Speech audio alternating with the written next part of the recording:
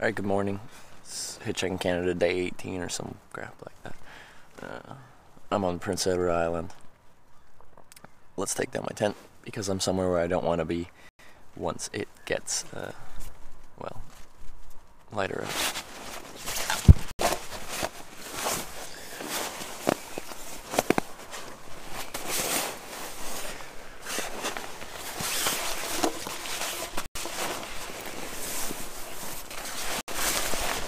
Morning the awfulizer.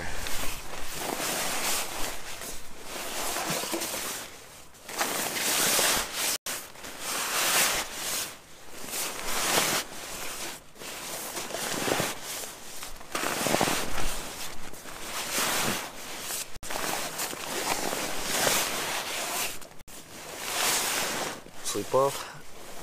Yeah, I slept. But it's kind of, I wasn't expecting it, but I think when I looked it was like 16 degrees last night. It was like 16 degrees and slack wind. So when I came out here, like there was a lot of standing water from all the rain we had. When I came out here, I was getting lit up with some bugs, like present black flies and stuff like that.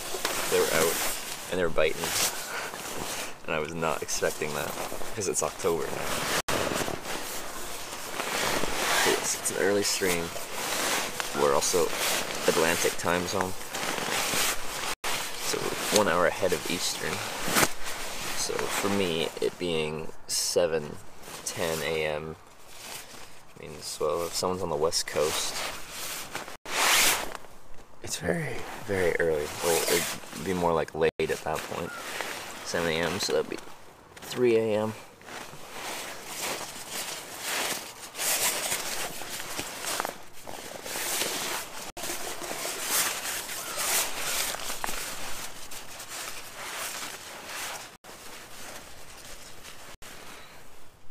Early start, yeah, it's about 7 a.m. here. But I slept pretty well. I didn't get out here till like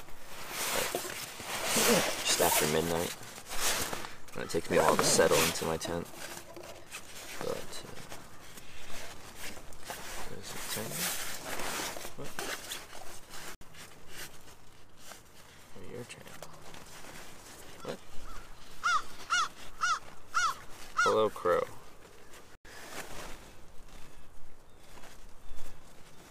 Where you at, Hitch? You're in Moncton? I'm just across the bridge from you on Prince Edward Island.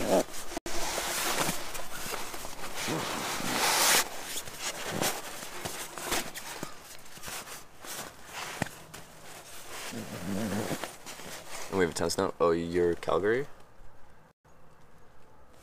Thomas Anderson? Yes, I remember. Yes, I did.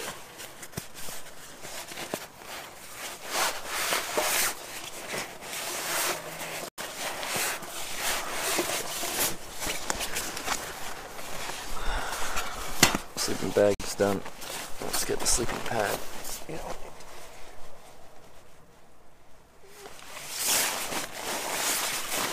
Of northern Manitoba. Like Churchill? That's the only, when I think of northern Manitoba, that's the only place I know.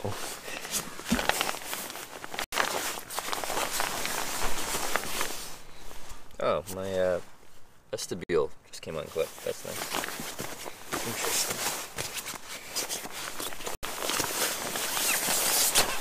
Let's finish this up so I can fix them. Well, I won't be fixing that because I'll be taking everything down, but let's finish up here.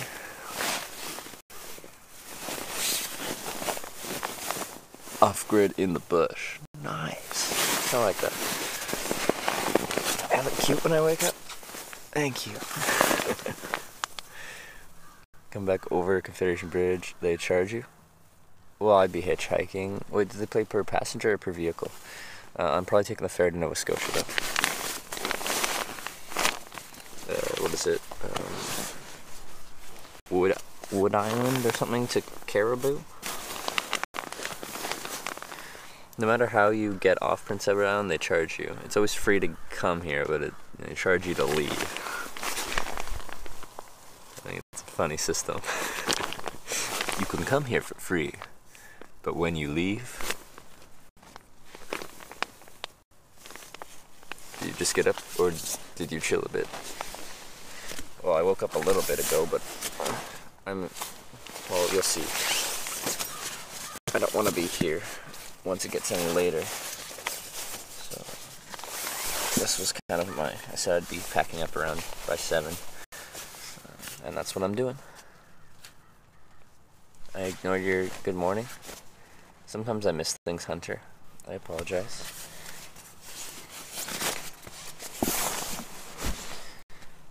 Okay.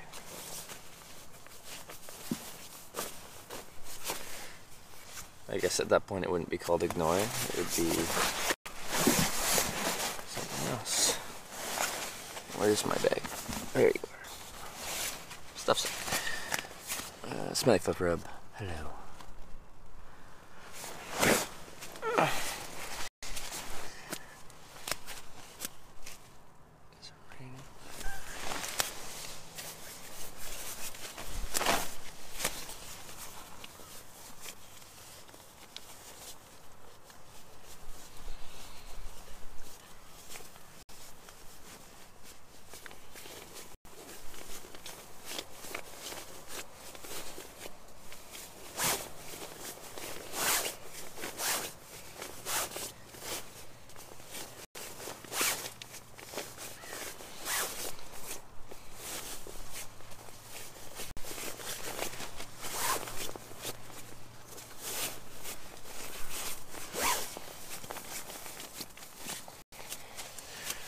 This is an awkward time for me to be starting for viewership and stuff. How did I sleep? Pretty good. Not that many hours though.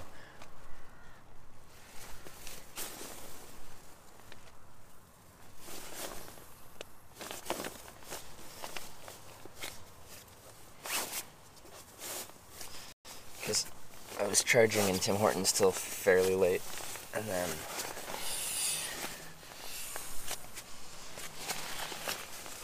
I had to walk, find a place, set down camp.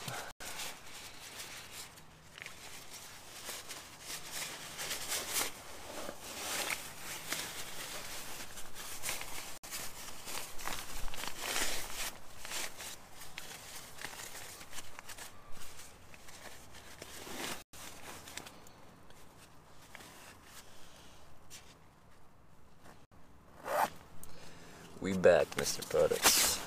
Alright, that's that. Alright, let's get out of here. Ow. Just gotta put on my directional socks. That's my left.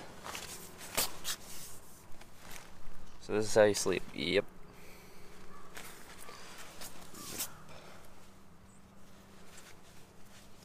This is my home. Welcome to my crib.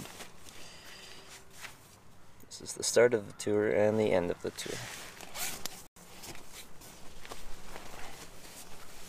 This is where the magic happens. My vestibule came uncapped. It usually stakes out. That's supposed to go up. Okay, that's annoying. Can you cooperate? Because I'm facing a wind facing this direction, so it's blowing it in my face.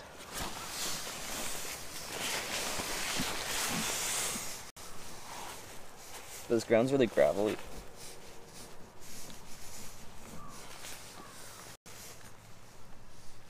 Okay, just stay there temporarily. Check the boots. Yeah, directional socks. We fancy. Nothing in my boots. And we're good.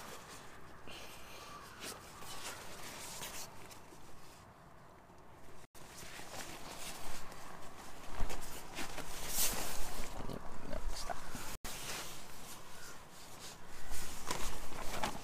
Okay, that's annoying. Stop being annoying.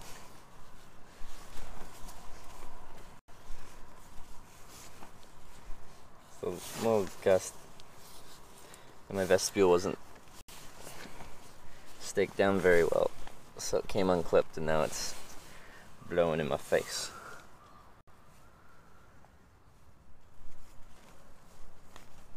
Does it get hot in your tent? Yeah, I'm in like full summer. But last night it was like, well, when I got here it was like 16 degrees, which for October is balmy. It's really hot. And that's why I got lit up by bugs. And bit me through my pants and through my boxers and bit my butt.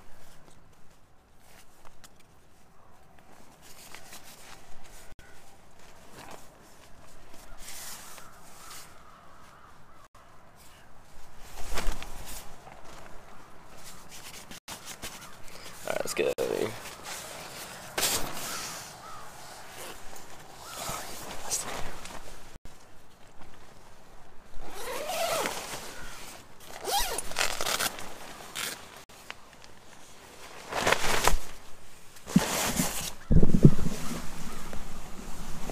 Let's get you out of here.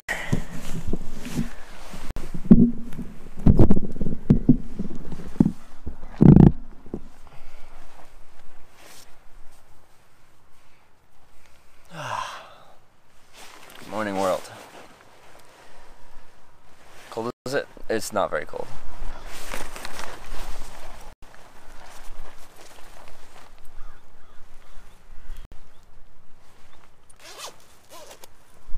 There's a decent breeze though, which is what I was complaining about. This is blowing my stuff around.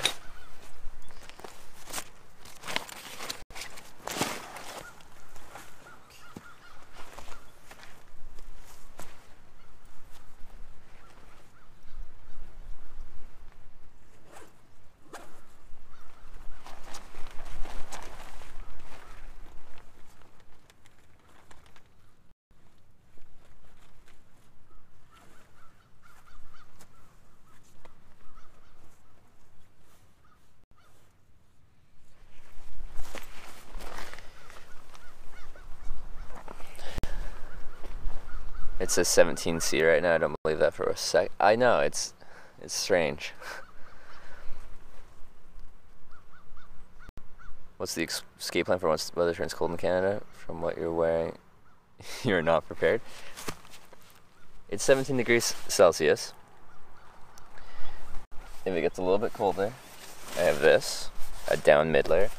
A little bit colder, you have this. This is a waterproof, windproof shell.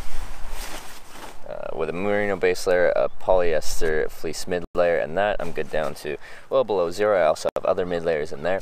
It's called layering. You don't wear a parka, you wear multiple layers. I've hitchhiked in the Canadian Arctic in winter on ice roads. I can manage cold.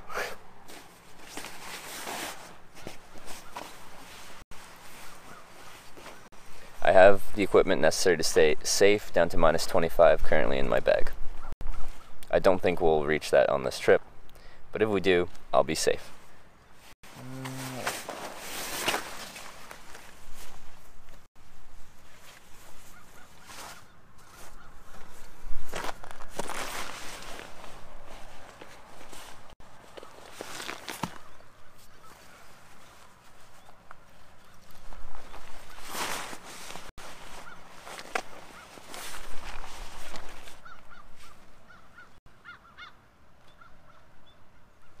Gonna do another ice road hitchhike again. Maybe. A lot of the places where you'll catch an ice road are not places that would have service as far as streaming it.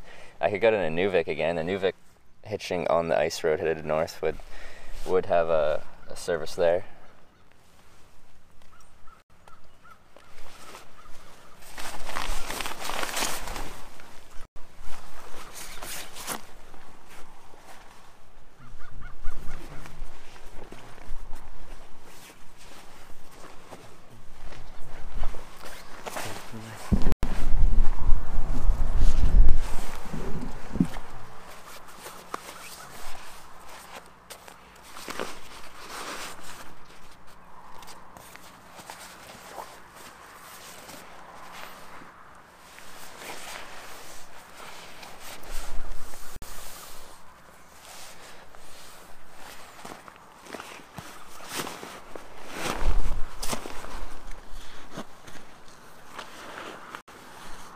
And the reason I answered your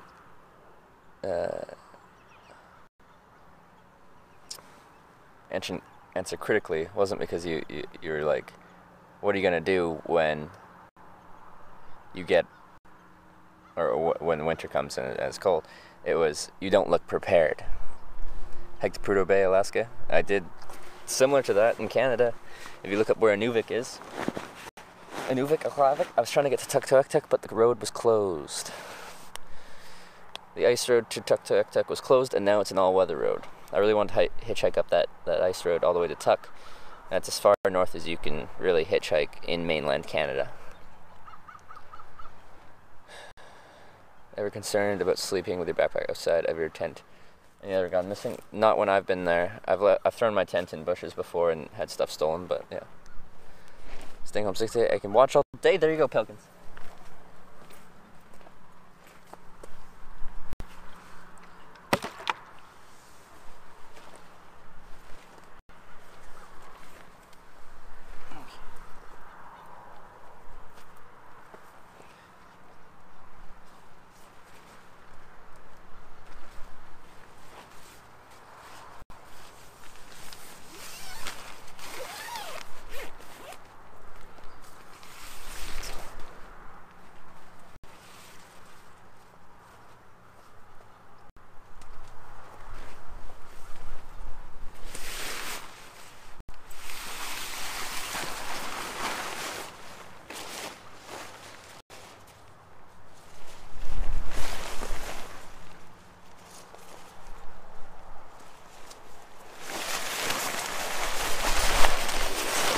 For now.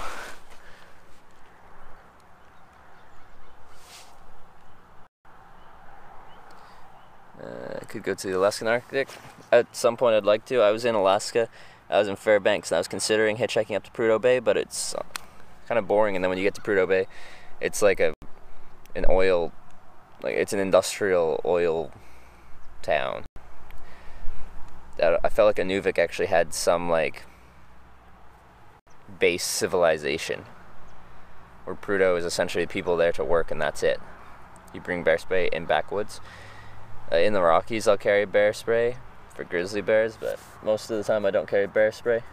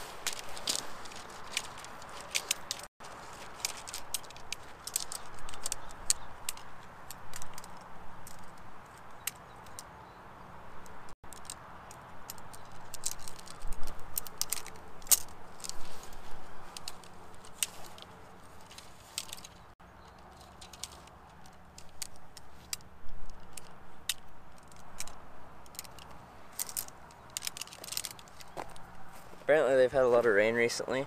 Like there's just a ton of standing water on this field. I was trying to go by a tree line. I was trying to pack up, set up my tent near a tree line. And am I getting bit again? There's a good breeze, which should keep them at bay a bit. Anyway, but there's like puddles of water over there. The grass is not draining very well. Opinion since you hiked across the U.S., which has better scenery, Canadian Rockies, U.S. Rockies? I went through prettier areas of the Canadian Rockies, but I didn't go through that much of the U.S. Rockies. I just went through a small part of them. On my way here, I went through like Revelstoke, Lake Louise, Banff, Canmore. In my opinion, where did I go through in the U.S. Rockies? I don't even know.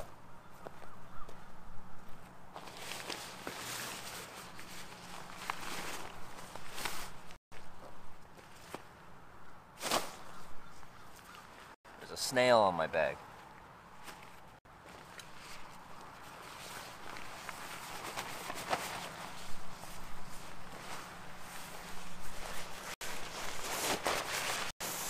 Oh, it's biting. Jesus. What time is it there? 7:30.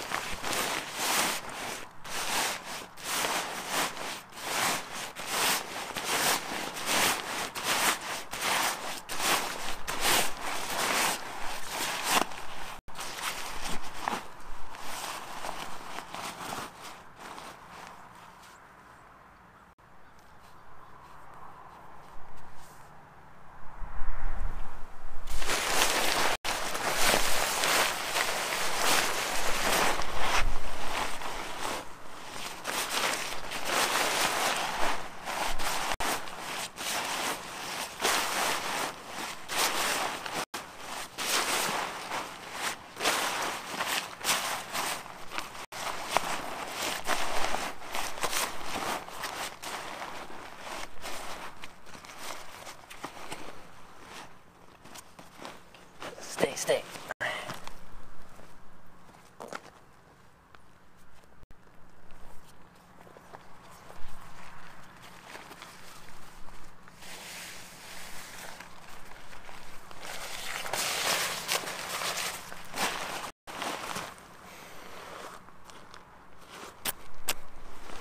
Yeah, get out, snails.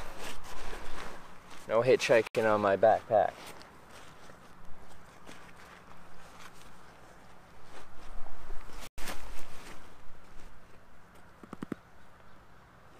So where did I go through in the Rockies? Like Montana? And I cut down. I don't think I ever went through like full Rocky Mountains in the US. I don't remember. I definitely went through some mountain ranges. In Montana I went through a couple mountain ranges. That must have been that. They're definitely nice. Where are you at? The sun is already up. Atlantic Canada, Prince Edward Island. Do you like escargot? I haven't had it in a long time, but it was okay. It was just like saltiness.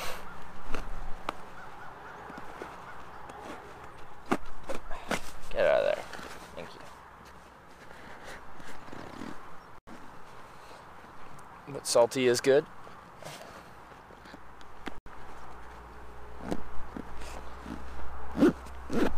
It's certainly not something I really order. You know, I'm like, wow, there's escargot on the menu? Fuck yeah, bud.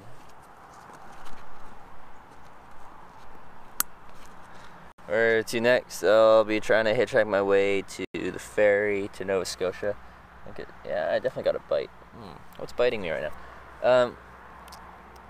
It was a Wood Island to Caribou, Nova Scotia. Okay. How's my frickin' hair? Jesus.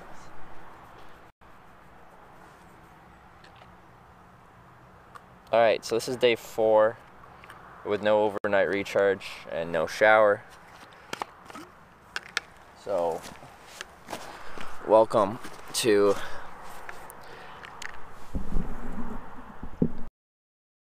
Hitchhiking. To Ontario. I already went through Ontario.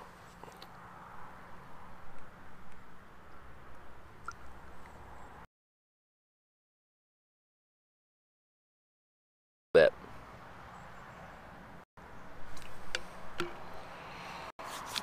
Now, what was good about the spot I picked right here is it's like when I was complaining about the stake not going in very well, it's really gravelly. The soil or the ground here is really gravelly. There's a trade-off there. It's annoying to stake down your stuff into like gravelly rocks, but oh yeah, they're out in full force. Even with the wind out there. I guess behind this bush here, the wind's actually kind of protected. Huh. Interesting. I might have to spray. I have a feeling once I walk away from this part, it'll be not too bad. Just right here, there's a lot of standing water, so they're probably in the last bit of breeding before the winter comes and they are no longer around. Nowhere else in Canada has any bugs anymore. but apparently Prince Edward Island does. Well, with it being 16, 17 degrees out, it makes sense that they're out. It's just annoying. Because that's one of the reasons why I like traveling in the off-season. You get to avoid the bugs. Any form of self-defense, I have a little tiny pocket knife that I use for utility. It's not for self-defense.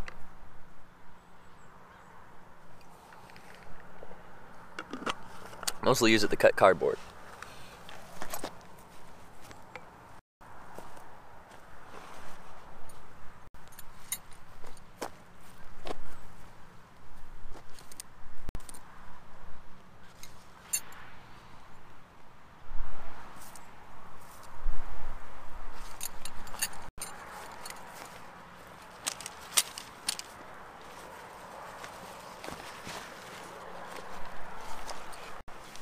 You look crazy? Yeah, everyone says that.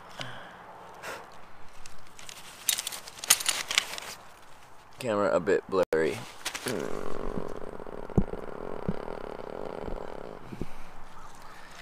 A little better. Lens might have not been on quite right. It's hard for me to tell when I first turned on the camera as, ooh, okay, no bugs there. There were spider eggs there, but either I knocked them off or they already left. What do you shower infrequently? You ready to Bear Grylls? I do drink my urine on occasion.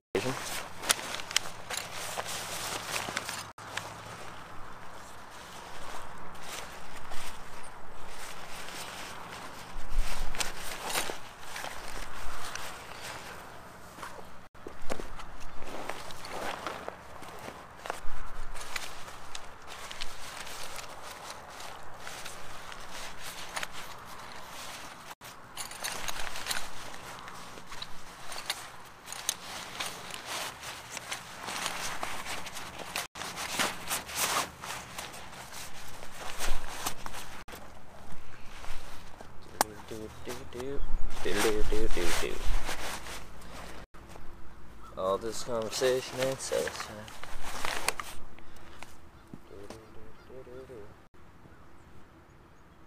Okay, almost done here. Just have to put my jackets away and then pack up my jetpack, which provides my internet, and then we're good. Good morning, biker. Does it taste weird? What weird? Nearest truck stop. Truck stops are an okay place to shower. Oh, I forgot. I do have that number for free truck stop showers at Pilot and Flying J's. I haven't seen any around here lately. We mostly have Irvings here. It's fair to say you're living life good on... Hey, thank you, McCann. I am liking what I'm doing. I don't think that many people would like what I'm doing as far as living my life, but I enjoy it. Alright.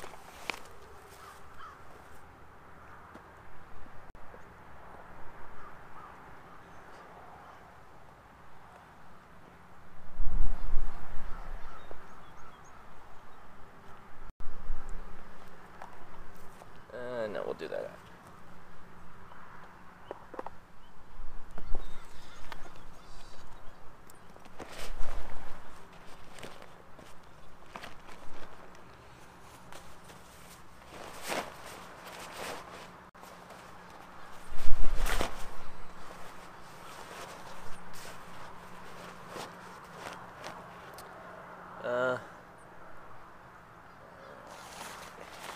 It's like such a weird temperature. So it's like someone's checked the temperature for me and they said it's 17. It's October, it's 17, but it's got this kind of cool ocean breeze. So I'm unsure what I want to be for layering. I'm a little bit cold right now, but once I get walking I'll create heat and I'll overheat real quick. So I think I'm just going to go with this light fleece for now. So once I start moving, things will get better.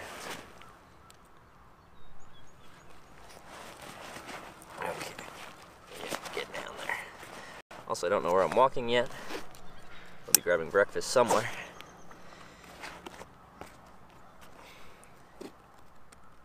Ideally somewhere with a place where I can plug in for the extent of my breakfast, because this is day 4. I tell everyone I only have 3 days of batteries. So,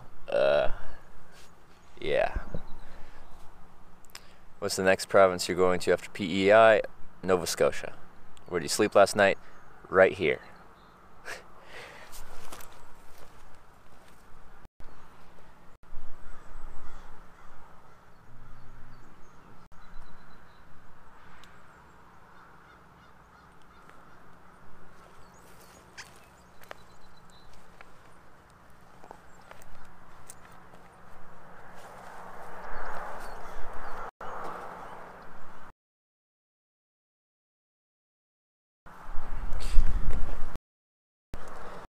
Put this battery away,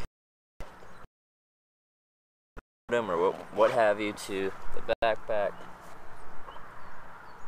and then we're good to go.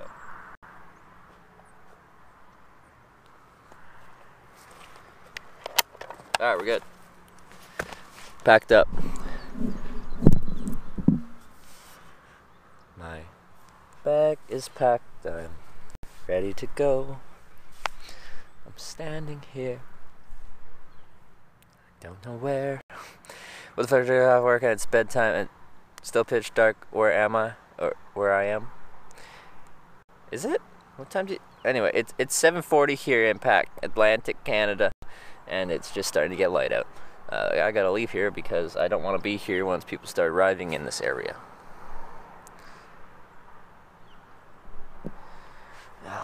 But the hair, man, oh my... And my Streamlabs is just freezing all over the place. I hate it. I still don't know where I'm walking to, but I thought of hiking Continental Divide or Appalachian Trail. I think if I was going to do a through hike, I'd probably do the PCT, Pacific Crest Trail, as I'm from Pacific.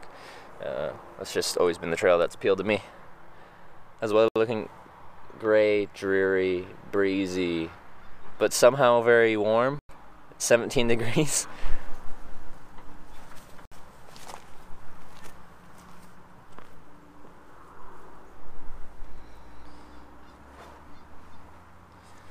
It's October and it's 17. That doesn't make any sense. I was getting snowed on in Edmonton like 2 weeks ago.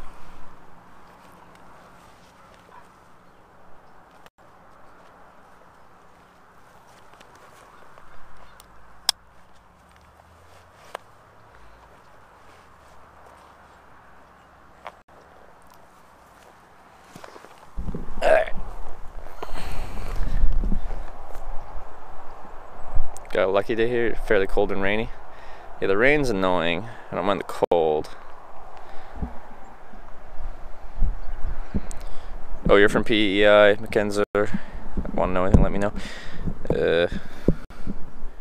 Yeah, I'll let you know if something comes up. I'm trying to figure something out. Morning, high time. It's next after Canada. We're going to San Jose for TwitchCon. And then maybe taking her international. Calgary on Tuesday got lots of snow. Yeah, people were telling me. I do get extreme weather updates from around the world. If anything weird is happening weather-wise, I will be notified. I'm not sure if you guys can hear. Probably not with the wind and stuff. Walking on this field here, it's like, you know?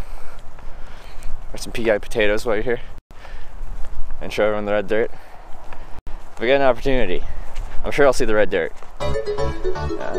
I'm just going to be going to, I think it's Wood Island. To catch ferry in Nova Scotia. I just have to navigate there. And a lot of these roads will probably be awkward to hitchhike on. Matthew Matical, thanks for subscribing. Welcome to the Twitch Hikers. Wipe the camera off. It's just gonna keep doing that, but I can. Because right now I've got a tailwind, so it's blowing it right into the mic. Times are even Atlantic. Eastern time +1.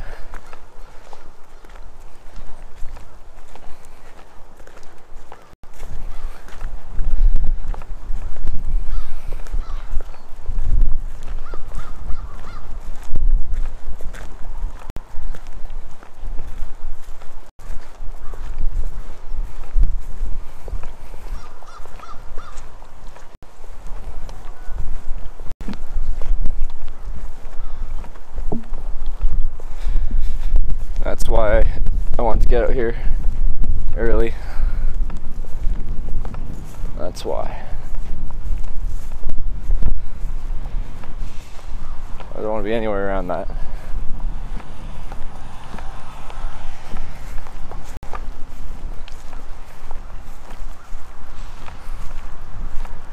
But I just stop and look at a map, figure out where I'm going.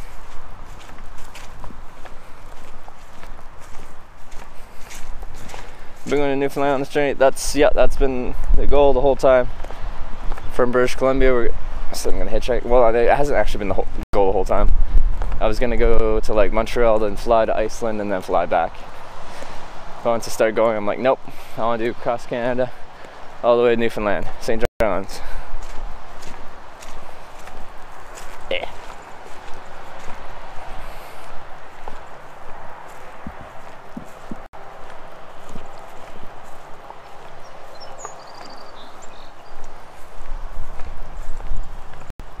Up so early, but yeah. I wake up based on my proximity to civilization. Closer I am to people, the earlier I can wake up. But it is 7:45 here, so it's actually not that early.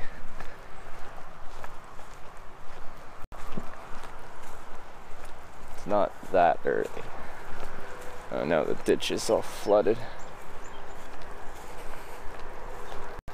Thank you, GP.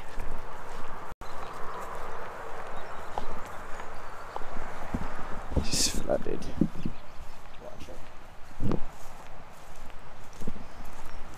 So I have to like hardcore. Fuck yeah.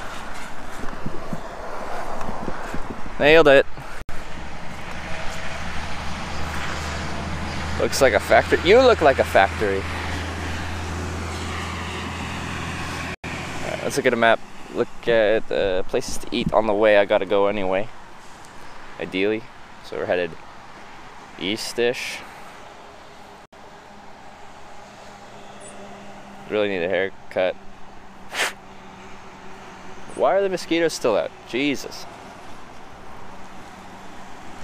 Mackenzie, that's my question. Why are the mosquitoes still out? It's freaking October.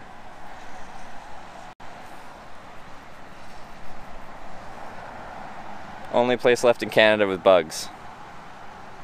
This man a hairbrush? I have a brush. The hair will not cooperate. It needs a shower. I need Tim's coffee to wake up. There's a Tim's near here, but it's in the wrong direction.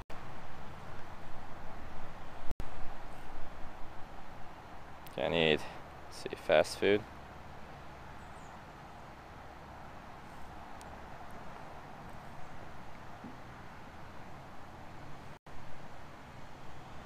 No, what's over that way?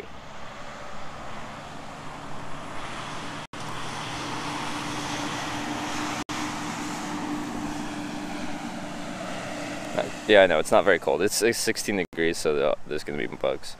Do I have to walk backwards and go back to Tim Hortons just to walk forwards again? I could just get a coffee at a gas station. Is there... What's there? Why are you hitchhiking, bro? Because I like it. It's been the past 4 years hitchhiking 25 countries, been picked up about 1,000 times. It's something I enjoy.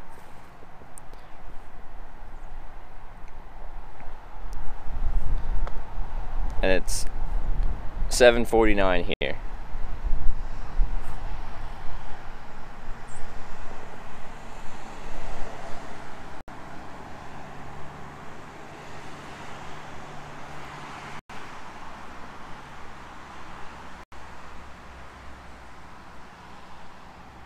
Looks very bright where you are. Yeah, we're pretty far east in Canada, so sunrise is in the east, so we catch it earlier here.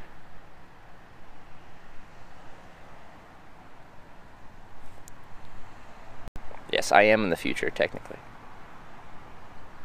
Well, depending on where you're based out of. I could be in the future. Good morning, Sandra. I am doing pretty well. Pretty well. I have a bunch of mosquito bites. Because I didn't think there'd be mosquitoes in October in Canada. Nowhere else in Canada has them, but Prince Edward Island does. Sketchiest story. Why don't we just link you some clips? Guys, can you link the sketchiest experience that we have clipped from our adventure? What's your favorite sketchy one? We got Shooter 1, Shooter 2, we've got Murderer, we've got the Chub and Blower. What's your favorite? Island, bro, what do you expect? There to not be mosquitoes in October? There aren't even mosquitoes on Vancouver Island, and we're always mild.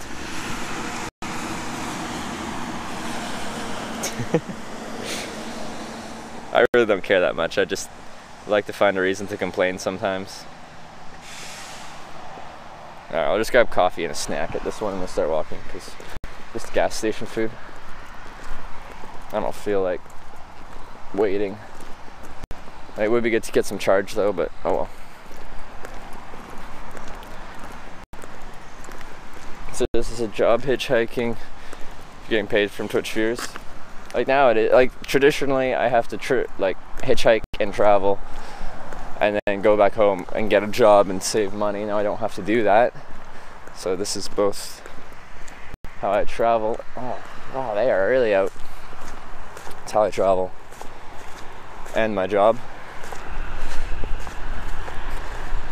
Didn't pass through Summerside, do you? I don't think so. It doesn't sound familiar.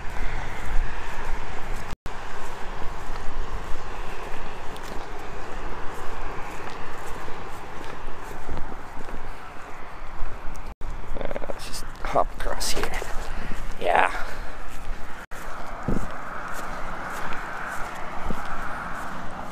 Jeez, these bugs though.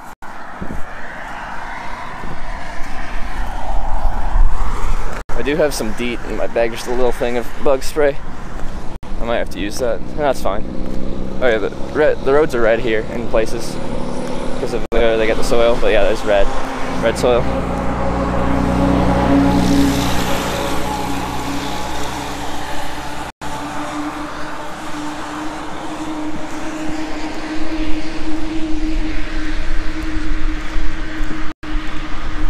Osprey make a better bag than North Face? It's going to depend on the bag and what you want out of it.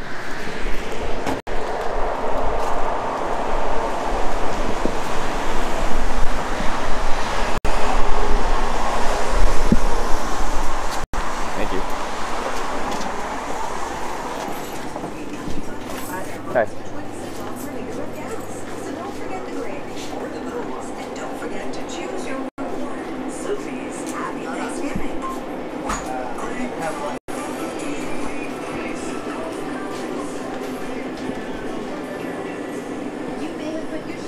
No, I've already got bug spray. I'm fine.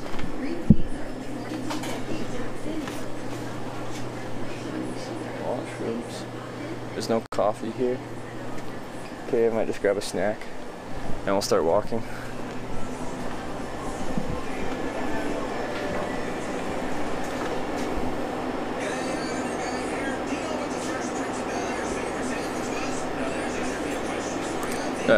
Cup and Dipper, you ended the sentence with a period and then didn't add a space, so it thought it was a link. Just $10 tonight and every Thursday night, which also happens to be the same night that Hunter says entertaining trivia with Darcy. He may even ask a Fresh Prince question or two. $10 Phillies and trivia tonight, only at Hunter's Ale House. Great food, great rock, lots of it.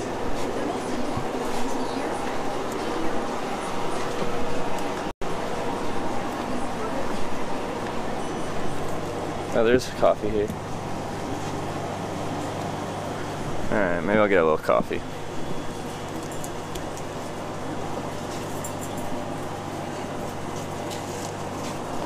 Got her figured out, pal. Down. Oh. Down there? Alright, thank you.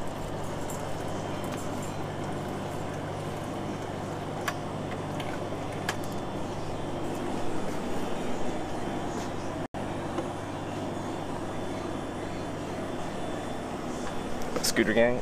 Yeah, that was a good stream, wasn't it?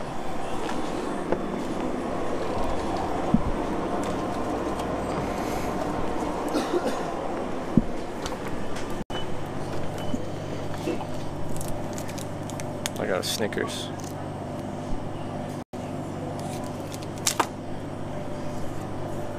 Just making a little coffee here.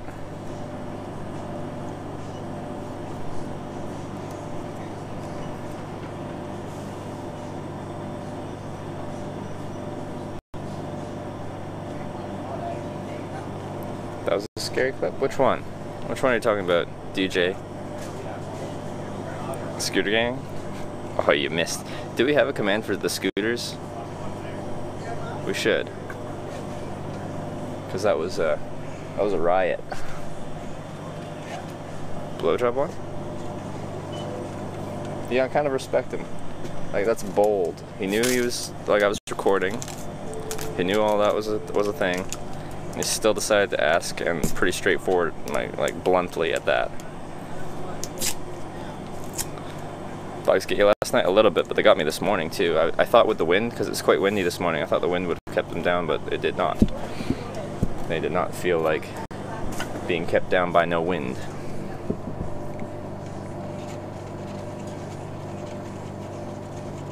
So what coffee do you get? Just a small.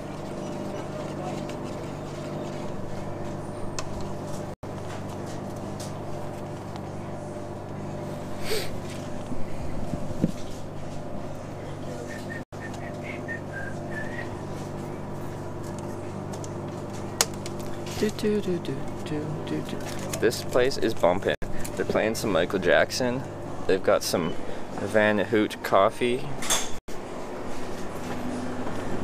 I asked if you had the camera. No, I asked for permission to film.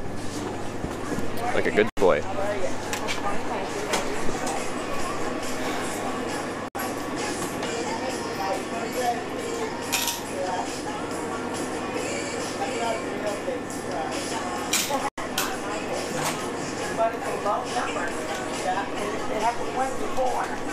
Yeah, we don't lose the rides that often because of the camera, but this happened.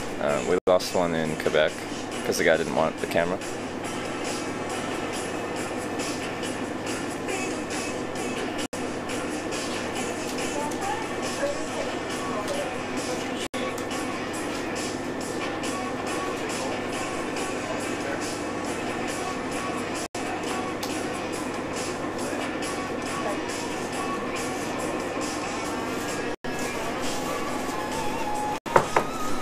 Morning.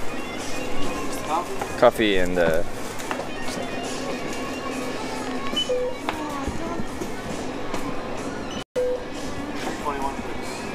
massacre.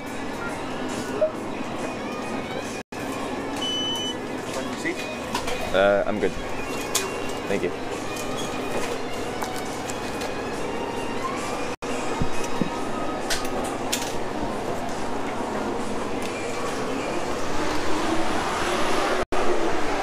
Why would someone ask to suck your dick? Yeah, sometimes you just have the carnal urge to suck a dick, you know?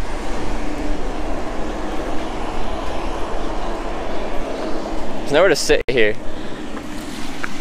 Oh, there's a bench out front. Maybe I'll just quickly snack there. Unless it's soaking wet. Nah, it's not bad. We'll sit here for a minute.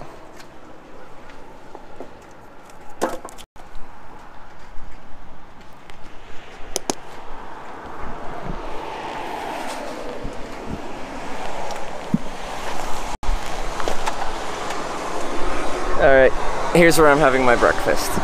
Out front a little gas station in PEI.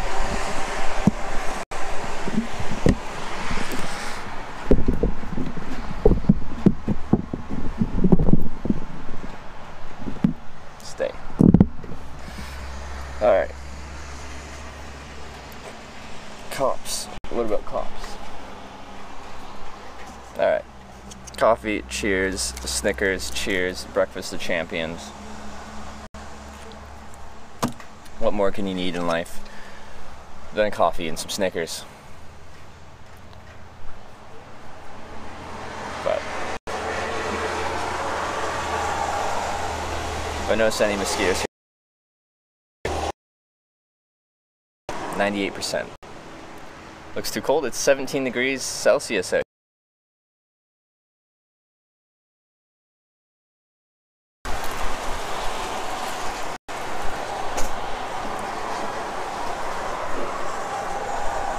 thought about getting that dry shampoo spray you can get for when you haven't had a shower for a while.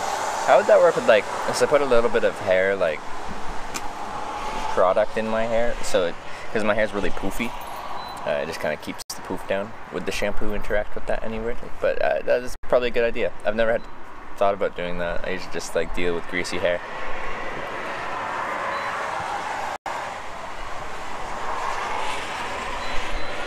There isn't anything to do here? Man, you're selling this place really well. I'm sure everyone's gonna come move here. Not that you want everyone to move here.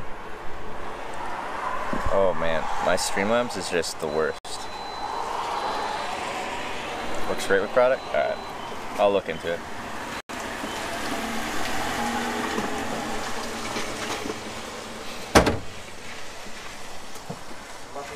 Make us pay to leave, I know. I find that so funny. It's free to get here, you gotta pay to leave. Is it $50? What, to drive off the island on the Confederation Bridge? Is it that much? I wonder how much a walk-on is. Last time I came here, it was free, because I took a ferry from Nova Scotia to PEI, and that was coming here, so that was free, and then I hitched a ride on the Confederation Bridge across, and it was, I was in a hitchhiked ride, so that was free. That's a lot for a bridge. I don't think I've ever heard of a bridge toll being that high. I didn't know. I knew it was a toll. I didn't know it was that high. I wonder how much, like, the truck that drove me across this bridge, like, commercial truck, 52-foot trailer. I wonder how much they charge those guys. It's probably quite a bit.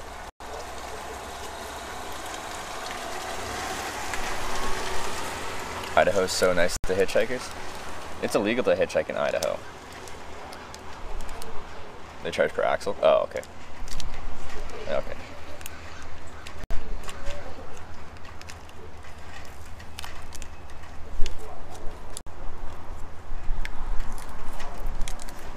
How long does it take you to set up your tent?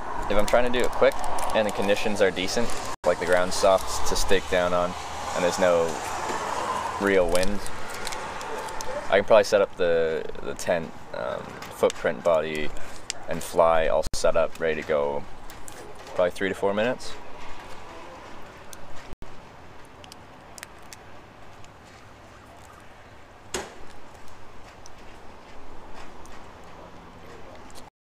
Yo, Ben P. I'll probably just start walking that way. Right? That's the right way. That's the way to Charlottetown, which is, I don't know how far away. Some amount of kilometers.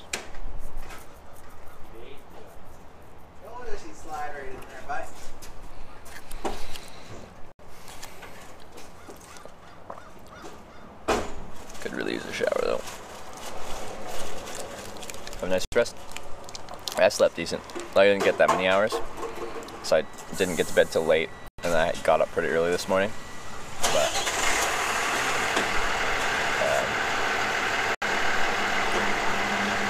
it's okay.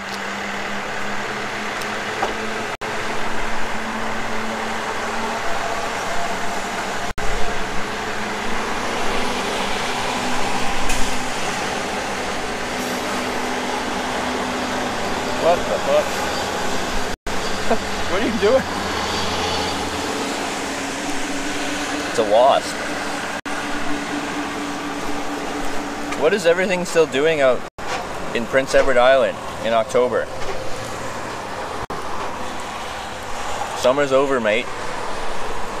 I was trying to climb in my coffee.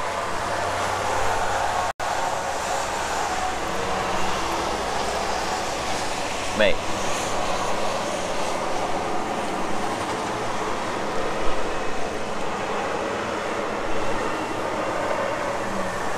I hate wasps in the fall because they get all dopey. They just act even more irrational than a normal wasp. Like they'll just land on something and start humping it. You're like, well, clearly if you land on me, you're just gonna sting me. So, can you please kindly fuck off?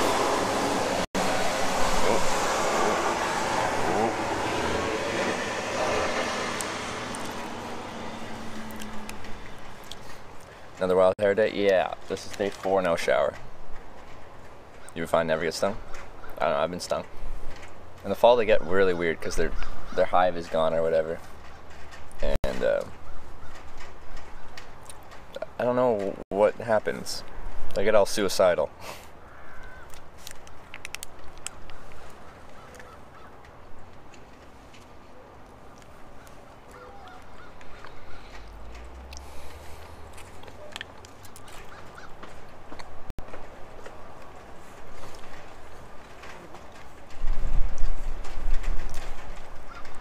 Still here.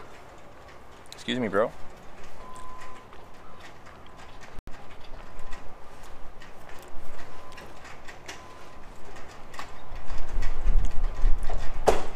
No. No. My Snickers. We're headed to Nova Scotia. Can you not? Hitchhiking senses is fine? As in pieces of cardboard? Yeah.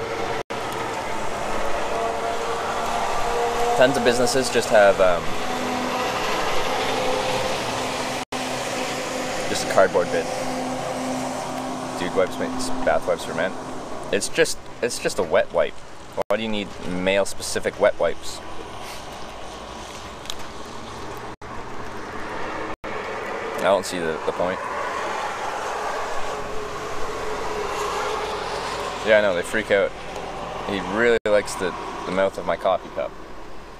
Okay, thank you for leaving. Yeah, I know, like, things are changing. It's time for them to die, and they go all weird.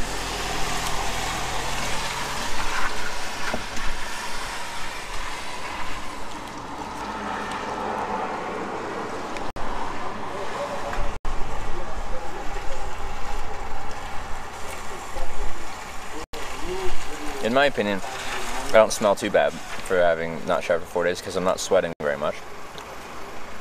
Because it's usually easy to manage my temperature. Excuse me, wasp. Jesus Christ. I'm gonna lay the smack down eventually. Oh, there's more than one. That's why. There's multiple wasps. Okay. No! You're crawling under my leg. That's not smart. You're gonna get trapped there and then you're gonna sting me. Okay, screw you guys. You're ruining my breakfast.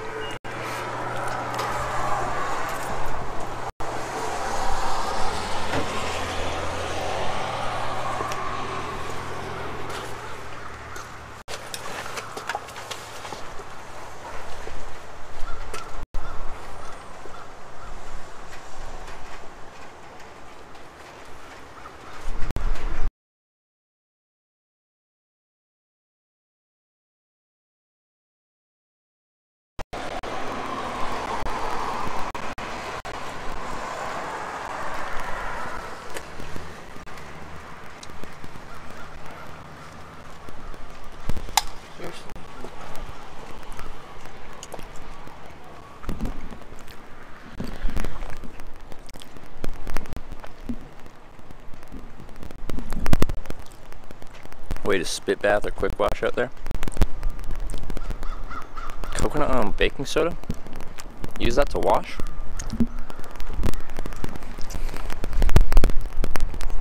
I'd usually just bird bath in a public washroom sink or use wet wipes. Kills the bacteria in your hot spots and then you're good to go. That wind though.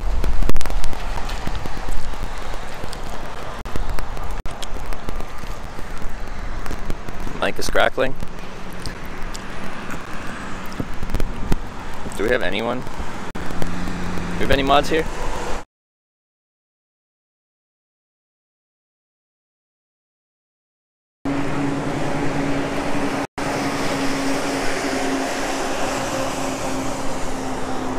Alright, reset it.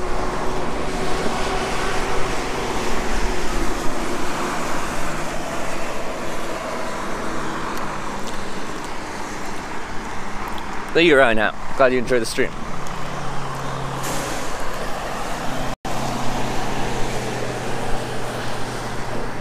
Well, Why so early? Well, it's 8:10 a.m. here, so it's not that early.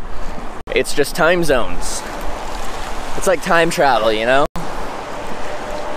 Where I'm from, it would be 4 a.m. But because I'm on the East Coast, it's 8 a.m. Frickin' magic.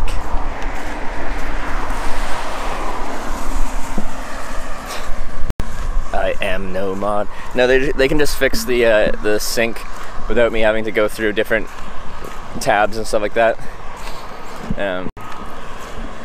So if a mod's here, then they can fix that. If not, then I have to. And yes, it is 8:40 in Newfoundland, as they're an extra half hour ahead, which is kind of funny. Everything's like hour. Newfoundland's like, you know what? Half hour.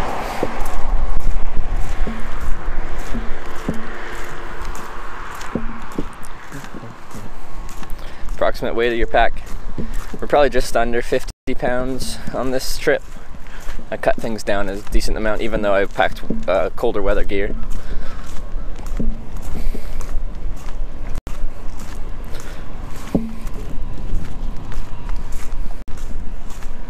Also going to depend on how much food and water I'm carrying, which on this trip is not very much.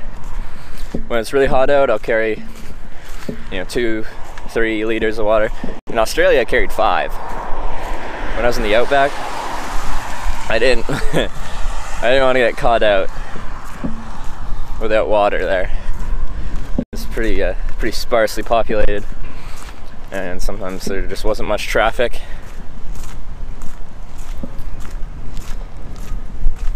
My morning hot Piccadilly. Boardwalk. Still 60 kilometers from Charlottetown? Really? Is it that far? Oh, there you go. Yeah, I should make a Charlottetown sign. Is there an abbreviation for Charlottetown? Charlottetown's a long word.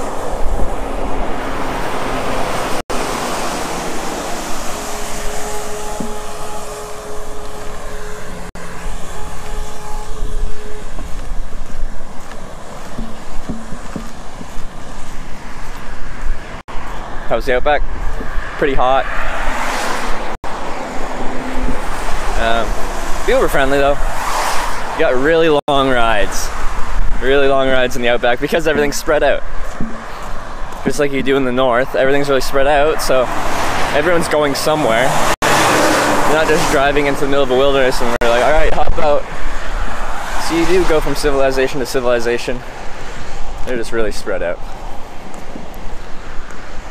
Charlottetown. We just forget the what. It's PEI like. Windy, kind of dreary, rainy, and mosquito-y. Plans for traveling next country. Oh, we're going back to the United States for TwitchCon.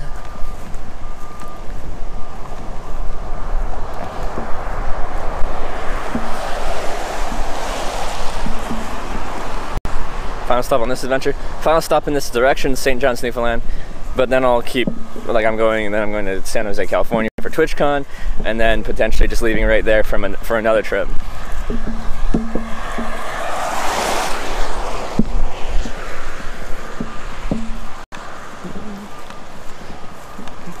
Come back to Australia? I would like to, at some point in the near future.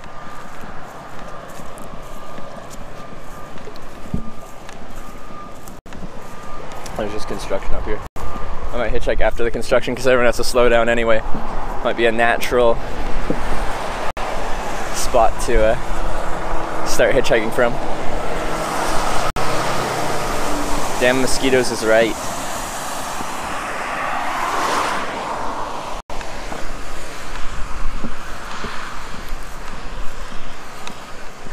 Winter's coming. Honestly, right here, I wish it was already here. I can handle the cold.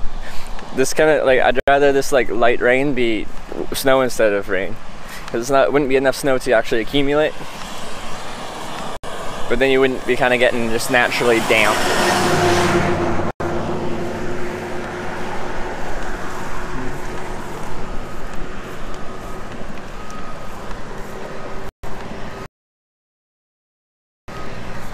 I checked the Mars, bro. We're working on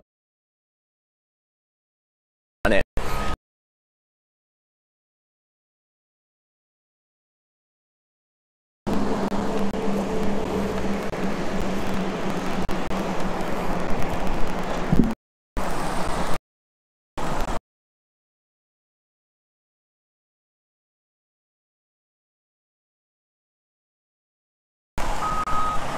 Call that drizzle rain. There you go.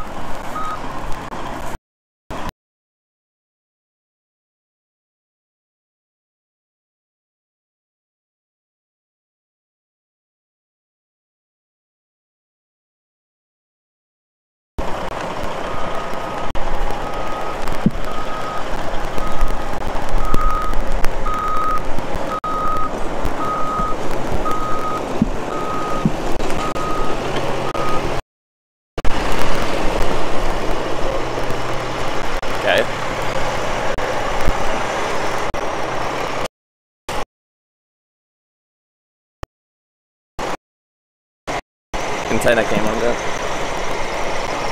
I hate this antenna so much.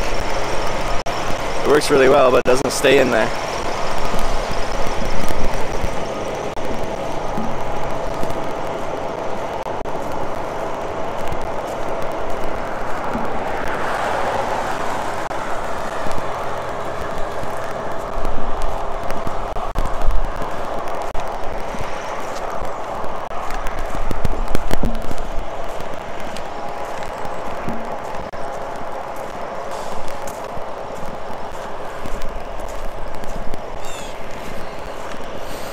Are we in sync, or did that little connection blurb knock us out?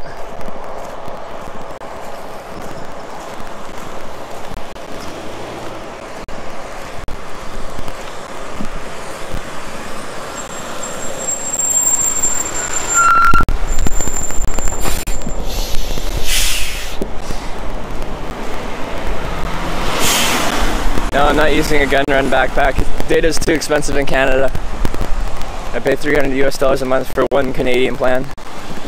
What you do with a gun run backpack is you tie together multiple network connections. I think gun run's just 4.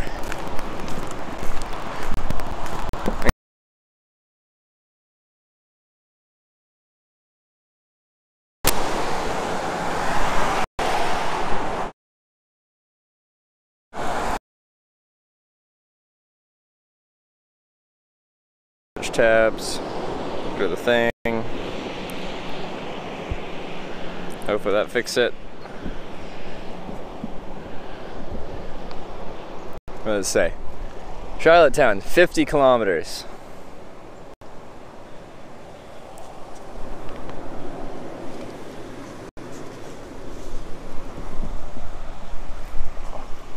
We're good?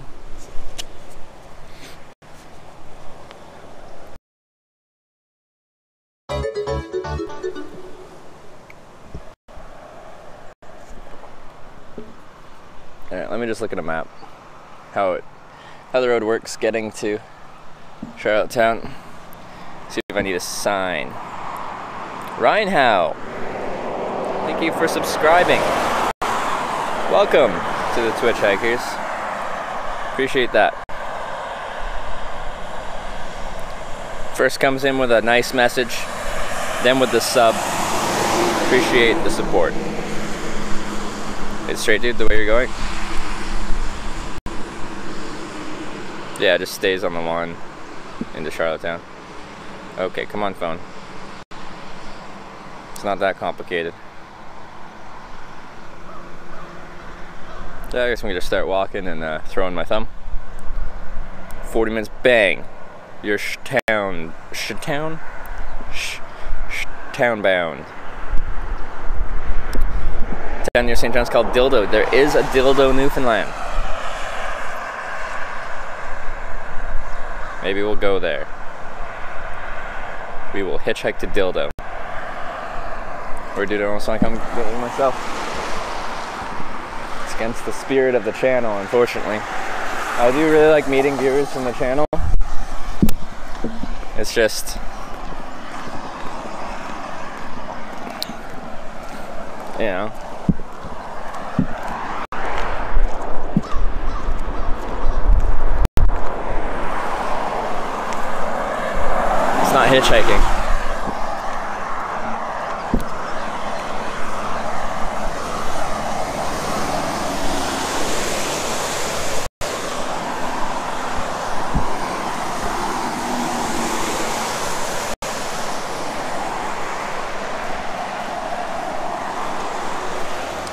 The traffic going to leave the island is like steady. There's car after car after car. Going this way, pretty sparse. Hitchhiking in this direction coming off the bridge, you probably won't get picked up by a local. Why not? Because there won't be many locals driving like this way.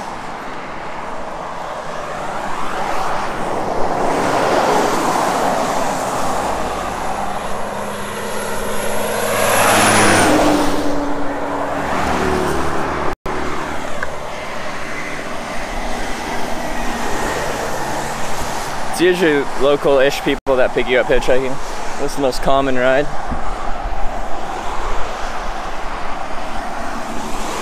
Once you come without a shower on a trip, probably, I think it was like 8 days or something like that. Not that long. I do try to stay clean. You're off to bed, catch you later, or see a brain freeze.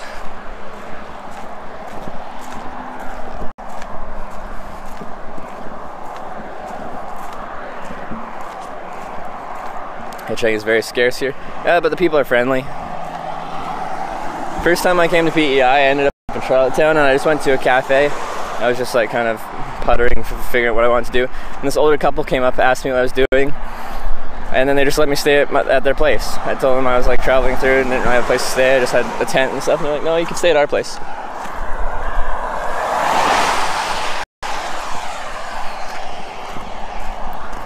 Hitchhiking is very rare to do almost everywhere.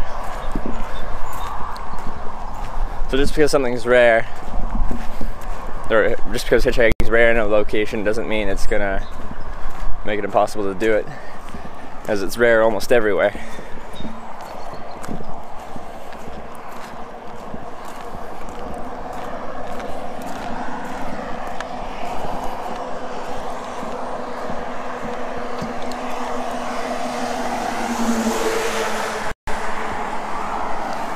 Probably just 150,000. Yep, it's just a wee little province. Go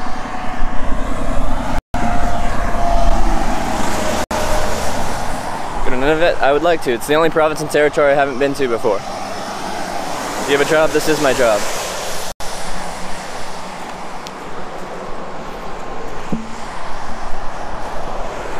We're at about 80 hours a week right now.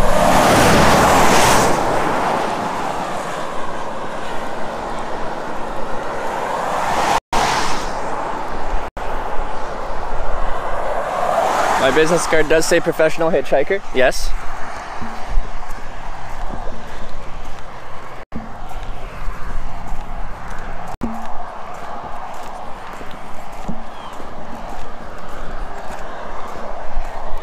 Isn't this a strange job though?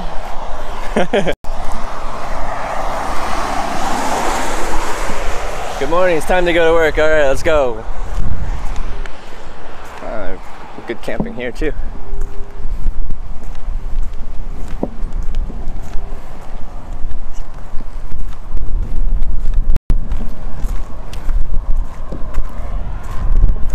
Sparse traffic. I hope there's some breaking in the clouds. I hope that kind of comes to fruition. I'd love to see a little bit of sun. I think I've only really had like 1 or 2 actual sunny days on this trip. Gas station coming up on your right. Is that a gas station? We'll see.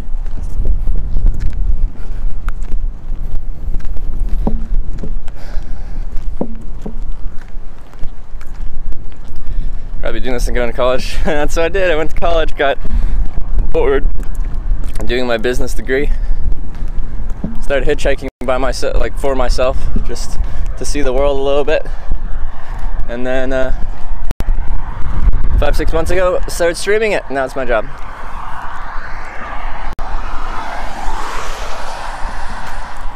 It's been raining for a while now. Here? Or where?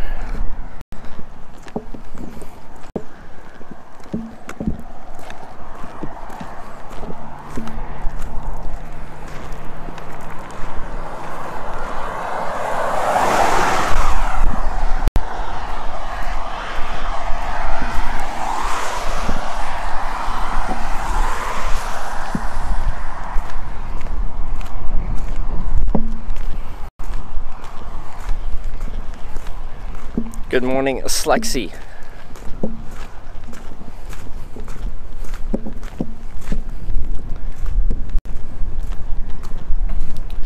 Pretty pinch tent wherever I find some free space. Ideally not private property. But I kind of have an ethical, I don't know the word I'm looking for. I follow the leave no trace principle. I don't leave any trash behind, I don't have a campfire. I'm just there to sleep.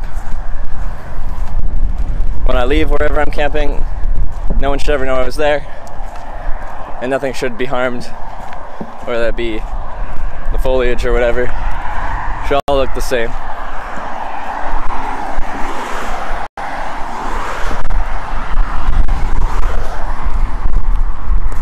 That's not a gas station, that's a seafood place. And it smells like it too. Seafood place.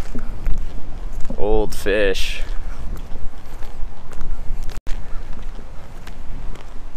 It's inspiring, especially in this indoor world we live these days.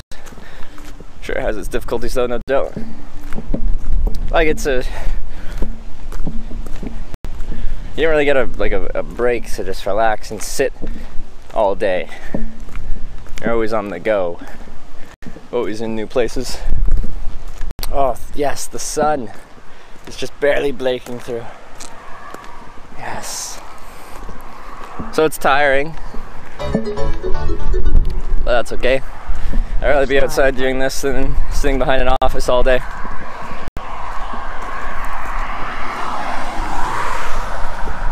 It's a shell. Alright.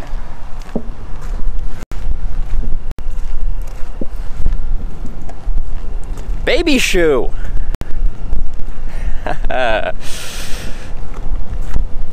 With the 3-month resub coming to Taiwan soon. We'll go hitchhiking, it'll be great. Thank you for the 3 months of support.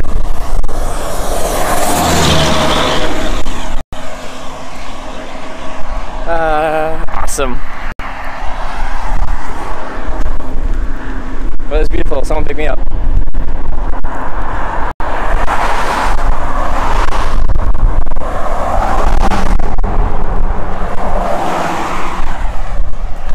Alright, Charlottetown straight.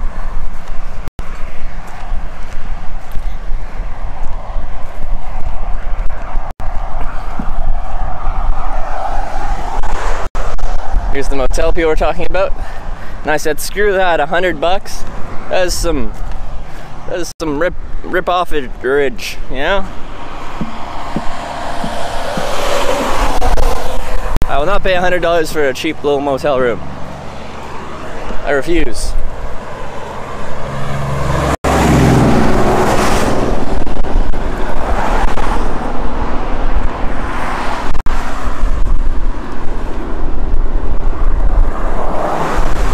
Fuck yeah!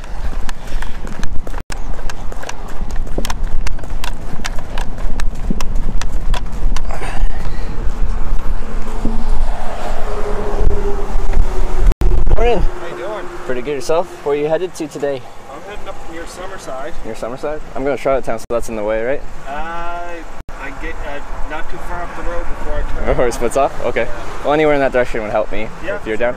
Yeah. Cool. Bag in the back seat? Or that's fine. all right.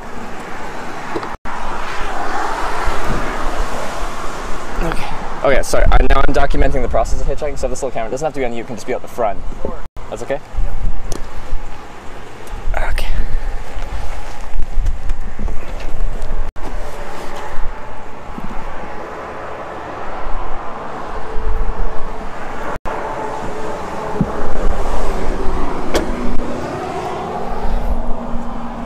There. Well, thank you for grabbing me. Oh, no worries.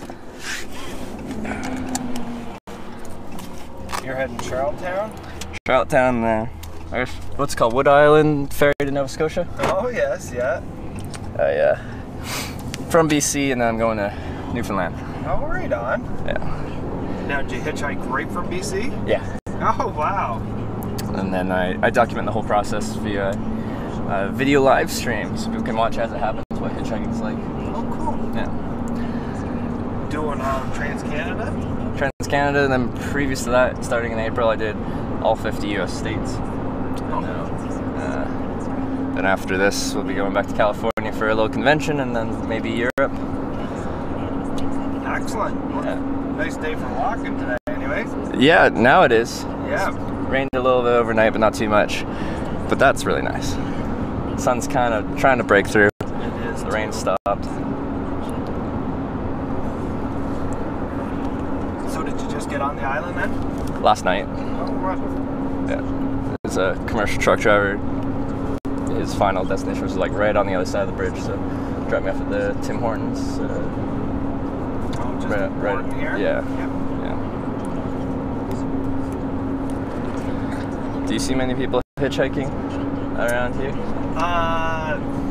On and off, more in the summertime. Of course, yeah. Yeah.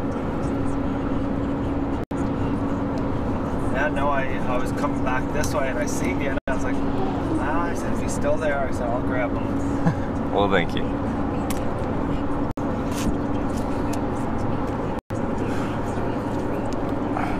Do you pick everyone up you see, or kind of a...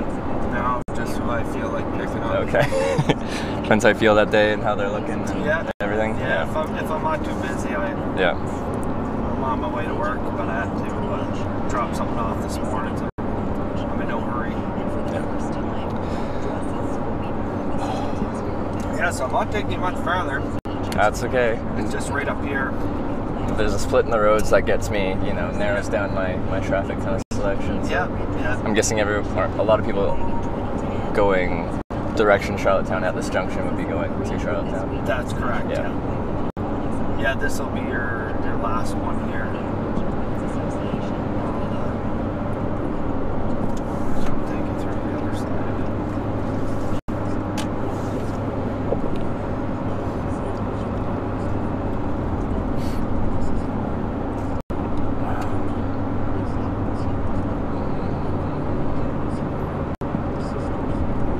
Do you used to hitchhike yourself, or? When I was younger, yeah. Yeah. Yeah, I did a little bit in Quebec City. Oh yeah.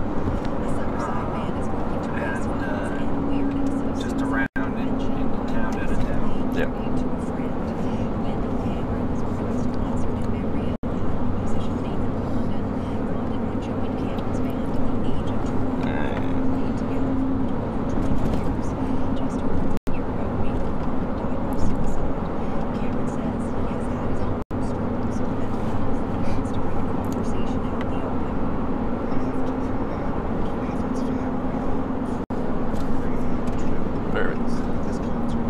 Looks good.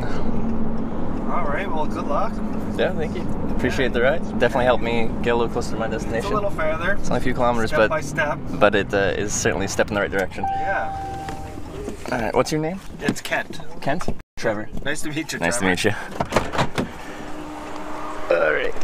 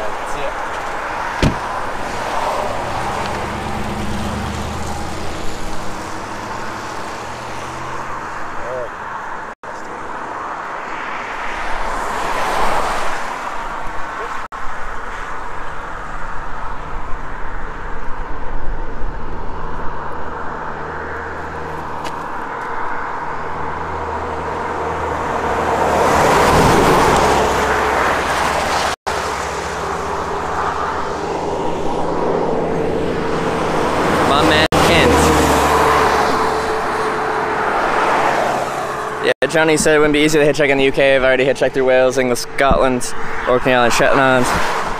It's pretty easy. It's easy in Canada, it's easy in the United States, it's easy essentially everywhere. Sometimes larger cities are a bit more difficult. Now he turned off onto a side road which loops back the way he was going.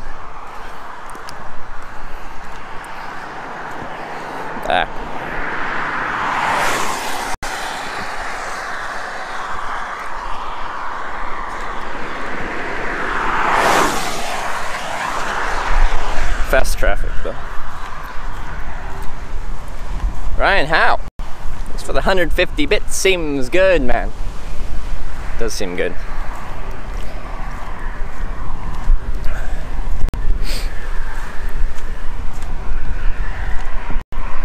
The thing where that's like, no matter where you go hitchhiking, people are like, oh, people don't really hitchhike there. It's not gonna really work that well. People don't really do that. And then you know what? It works just fine. Everywhere you go.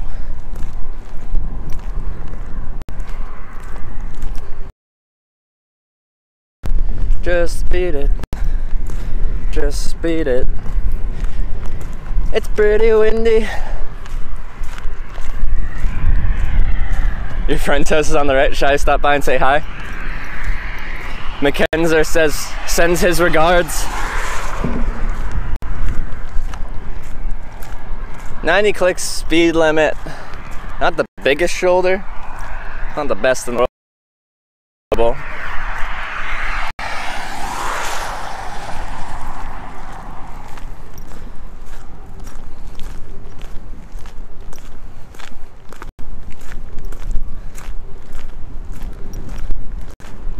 No. That would be the strangest interaction. Hello, I'm Hitchhiker. Your friend watches me hitchhike. Hi from your friend. Oh, it's his mom's house. What happened? Oh, we got a ride today. It was just a couple kilometers down the road, but it took me past the junction where the road split in two different directions, which helps me out.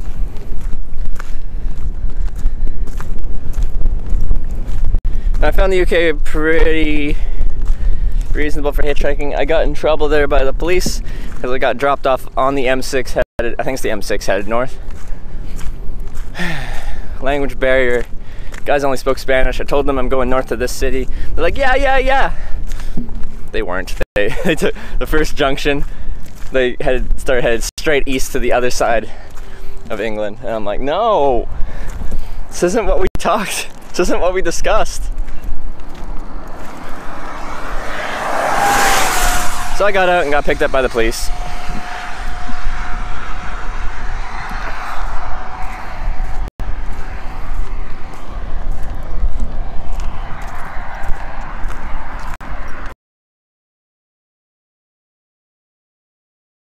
So we were before, it was Charlottetown 50. Now we're at Charlottetown 45. No pedestrians on UK motorways. I am well aware of that. I am intimately acquainted with that rule. But they dropped you off at a service station? No, they dropped me off at a junction between two motorways. That's why it was junk. I was on the motorway.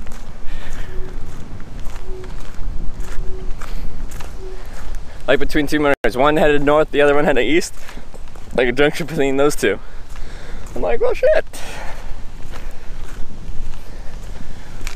Busiest highway on PEI? That makes sense.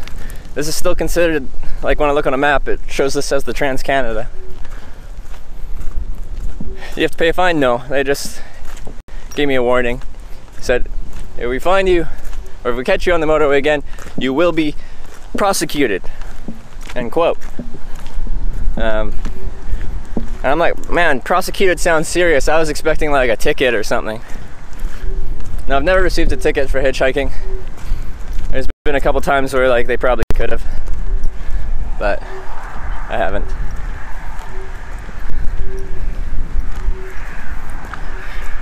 Like most, like on the motorways, you can hitchhike on the on-ramps. Some of them don't have the best shoulder, some of them have an okay shoulder. Regardless, it works. It's kind of similar to the interstate way of hitchhiking in the United States. You can't be on the interstate, you can just hop in, on-ramp to on-ramp.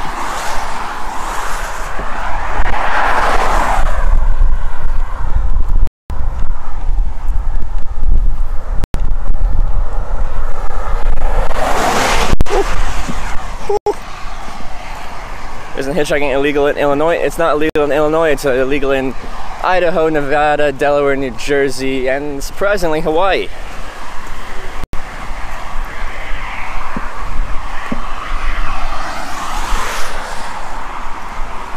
Hitchhike the Autobahn when? I don't know. Possibly this winter, if not next spring. Maybe.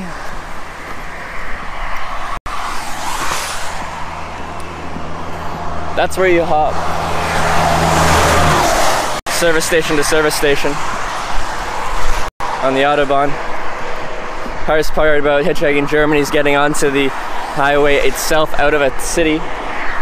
Once you're on the highway, then you just negotiate with your driver, see where they're getting off, and get off at a service station before they leave the highway.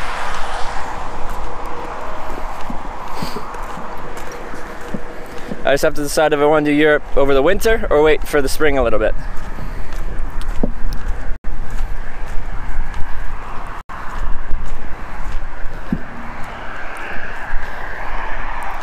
Let's hope for a Lambo with good trunk space. Is there a Lambo with good trunk space? Is that something Lambo, like potential customers for Lamborghini, are looking for? Like, this Lamborghini is nice, but how much trunk space does it have?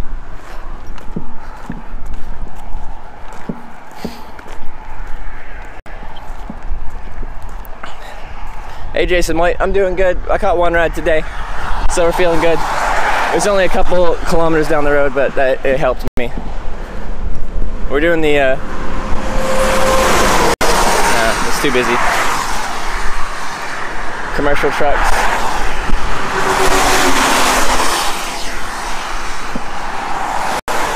Shoulders not very wide here, but when the cars pulled over, it could create a situation. So I didn't throw my thumb there. I try to keep it as safe as possible. Yeah. I'm doing good. I woke up I got up, I was packing up my tent around 7 a.m. Atlantic time, so it was pretty early to start my stream for viewers because, well, I'm further east, so like if someone's from the West Coast, then it would have been 3 a.m. there.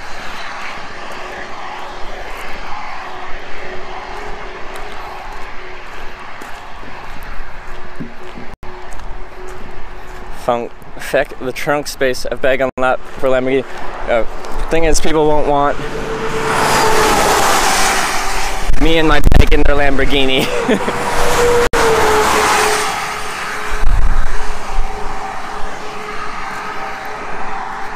If I'm ever rich one day and I get an exotic sports car, I'm gonna pick up hitchhikers because it will just fulfill their hopes and dreams. On lunch break here. Wait, where? Western Europe? Oh, you were talking about UK, so yeah, that makes sense. So are you 4 hours ahead?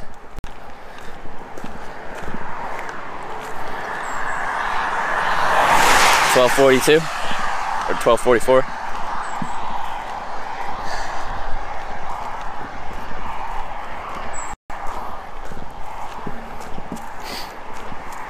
Yeah, 4 hours? Okay. It's strange, when I think of Europe, Western Europe time, I'm always on the West Coast, so I'm like, oh yeah, it's 8 hours ahead. It's a solid amount of time ahead. Now it's only 4 hours ahead. That's not too bad.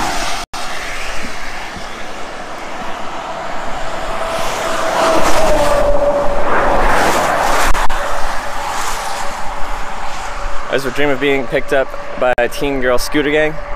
It was boys and girls.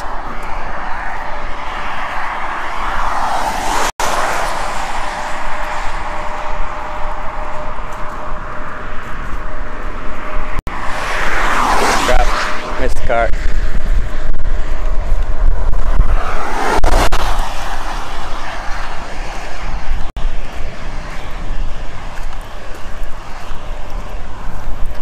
But go really fast on the Autobahn. Fastest I've ever driven was on the Autobahn, and it was in like a newer model Volkswagen. We went like 200, maybe 210. It handled the speed really well.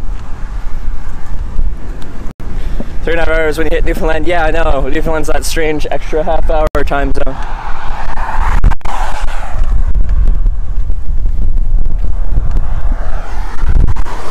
Got one, boys. That was Prince Edward Island's great. What a great place to hitchhike.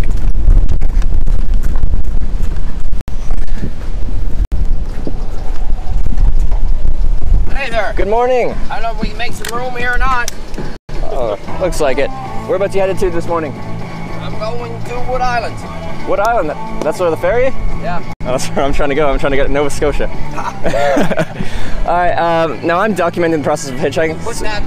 You're what? I'm documenting the process of hitchhiking, so I have a camera. It doesn't have to be on you, but I do have a camera. Is that something you're comfortable with? Don't matter, I guess. Don't matter? Alright, bag in the back seat or the trunk? Seat, that's fine. Yeah, alright.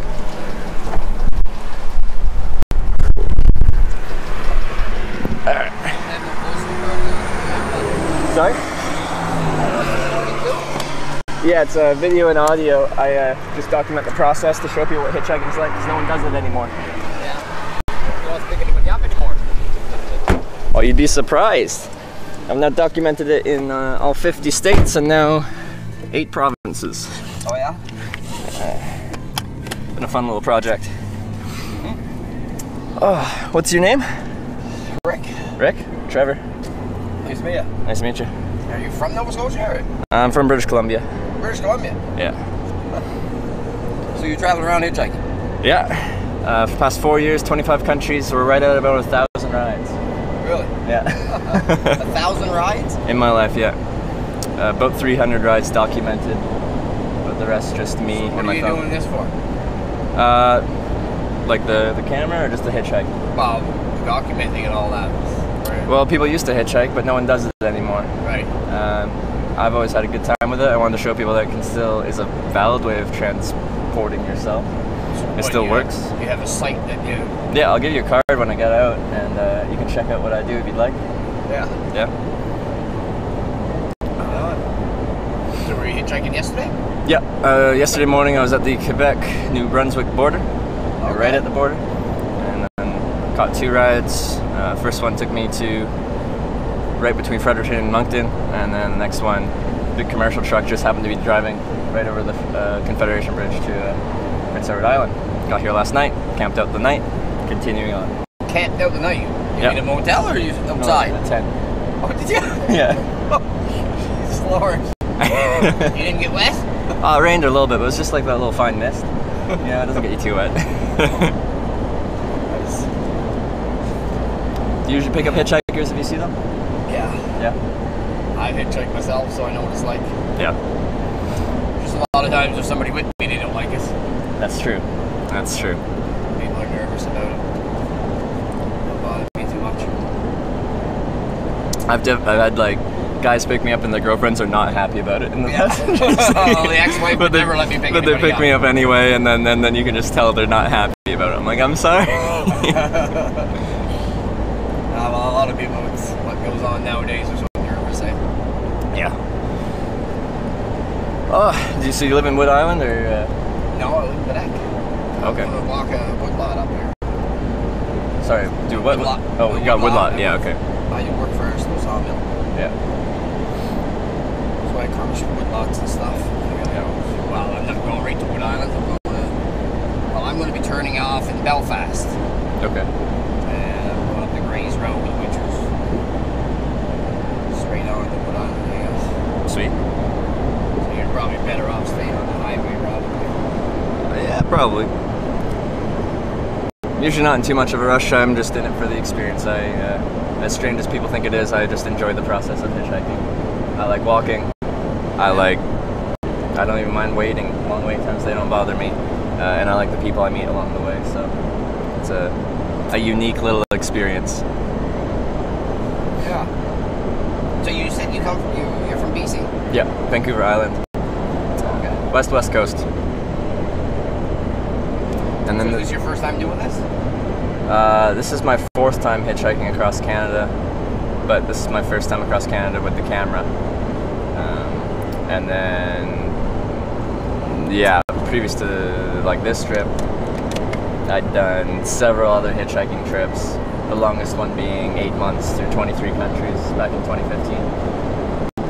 So like across Canada, across Europe for 4.5 months, across Russia from the Latvian-Russian border to Vladivostok. So what do? Do you work places and stuff? stuff, or Between travels, yeah.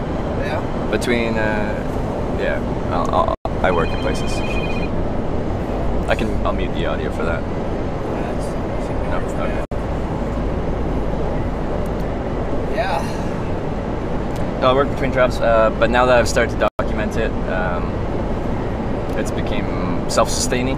So through the documentation, I make enough money to keep hitchhiking, like not a lot of money, but enough to sustain a hitchhiker, which is a fairly inexpensive way of traveling. You got a tent, so that's fairly cheap. Yeah, you got a tent, so accommodation's free. Hitchhike, so transportation's Were you free. able to stop for coffee somewhere anyway? Yeah, this morning, grabbed a coffee, grabbed a candy bar, and that was my breakfast. And A candy bar. a Snickers bar. Breakfast of champions.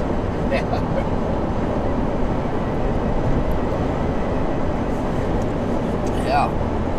So where do you charge that thing at now? Now I got about 3 days. This is actually the 4th day before I have to like do a full overnight recharge for these big batteries. Okay. So I'm stretching things to the limit. I really need to overnight charge something tonight, but we'll see. See if that How long happens. does it take to charge that? Like 8 hours. Because I got a bunch of these big batteries that are attached on here. These are like 20,000 milliamp hour batteries, about 6 times the size of your phone battery, and they just charge slow. It'll take a while. If I needed to, I could I don't know, do like 5 hours at a Starbucks or Tim Hortons and just plug in and draw power. But it just takes a long time to charge. What are you doing now? You heading back? Are you heading back home now? Well, I'm going to St. John's, Newfoundland. Oh, you're going to Newfoundland? Yeah. Okay. Yeah. Newfoundland, St. John's, and then I gotta be in San Jose, California. You should have been in Newfoundland earlier this year. It's going to start getting cool there. Oh, I got snowed on in Edmonton. I came here and it's like 17 degrees and there's mosquitoes out. I'm like, what is going on here? And you just got 25 centimeters of snow out west. I heard in Calgary they got a big dump of snow. You say you're going to California after? Yeah, I got a convention related to the video I make. Oh, is that right? So I'm going there to just a little convention thing, and then I'll probably be taking in this international, maybe go to Europe and document as well in Europe. So Where's the friendliest people along your travels? and everywhere I've been, people are always friendlier in small towns. So we'll narrow it down a little bit there. Like say you're in Ireland, people are friendlier in small towns out west than they would be in Dublin. But they're still friendly. Friendly. Newfoundland's very friendly. Is anybody that picks you up? That's true. It's someone that sees a stranger standing on the side of the road and decides to help them out. So the consistent thing with hitchhiking is you're dealing with very generous, friendly people. The whole Maritimes are always very friendly. So New Brunswick, Nova Scotia, PEI, Newfoundland, they're always very friendly. A lot of places in British Columbia are pretty friendly. So do you hitchhike at night now? Once the sun goes down, that's the end of my day. Good idea. Yeah. Yeah. So wherever you're at when the sun goes down is where you Yep. I'll pitch your tent. try and find a little tucked away place, pitch it, first light, get up, keep it going. It's an interesting way to live your day-to-day life. You're not going to get fat anyway, but it sounds good. No, I do not. I never eat enough, and I'm always walking.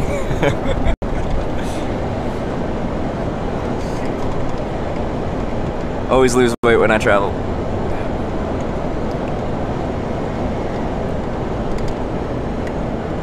You said you used to hitchhike? Was that locally around these parts? Yeah. Yeah. When I was younger. I have hitchhiked, but I mean mostly just around the area. Around town, yeah. You gotta get somewhere. They'll help you out a little bit. Oh, yeah. Was it pretty commonplace? I just find there's a lot of times it's hard to get a ride, to be honest. Yeah. When you were doing it as well? Oh, yeah. Yeah.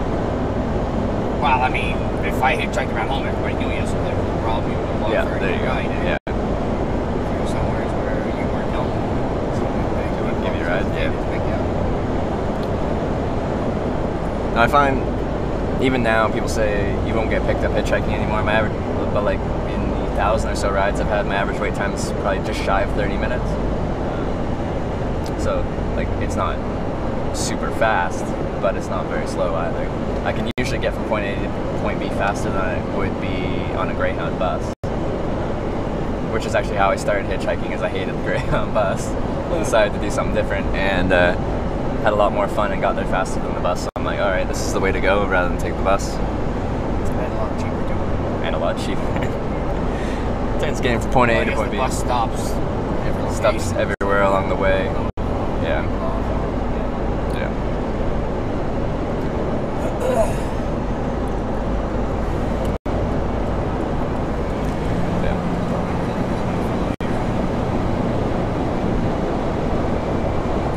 Turns getting from point A to point B into its own little adventure, rather than just getting there. A little bit, we're at like 85% guys, 15% girls. So vast majority is guys. But like yesterday, 2 girls picked. Probably not too many. You get a single girl pick you up. One person. Sometimes. The day before, actually, I had an 18-year-old girl by herself pick me up in Quebec. Yeah, I was surprised. Oh, Quebec, yeah. Yeah. I can understand that. Yeah. Yeah. It's supposed to be 20 degrees today. But it's going to need some clearing. The sun's running bad, though. Even without the sun, like the base temperature is like 16 or 17 already. It's just with the wind and the lack of sun, it doesn't feel that warm. Well, it was warm enough. I was at the gym last night and was sweating in there, and the guys were complaining it was too hot. They opened the door, so that was at 9 o'clock last night. I could tell it was warming up. Well, yeah, I'm used to crawling into my tent and being like, oh, it's cold, like crawl into the sleeping bag, like I need some warmth. But I was like, I don't even need the sleeping bag yet. Because around 16 degrees, that's almost room temperature. Like, that's just comfortable. Yeah. So what do you do when you work? Between trips, I usually sell outdoor gear and apparel, stuff to keep you comfortable outside. Like tenting stuff? Yeah, like tents, sleeping bags, sleeping pads, and then clothing as well, jackets, pants, boots.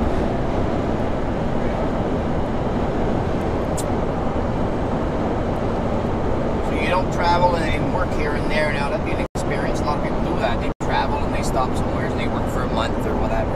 Yeah, I've never done that. You usually need a working travel visa. I always just have a tourist visa. But with that said, this is now essentially my job. What I've got holding here in my lap. So it's sustainable enough so I can make a little bit of money from it. So as I'm actually hitchhiking, I'm working. It's basically kind of a survey you're doing, is it? I don't know how to call it other than like a live video documentary on hitchhiking. So like as I do it, there's people watching and chatting and watching, and I get ad revenue, I get a little monthly subscription revenue, and people also donate, and that keeps me going. Okay. Yeah.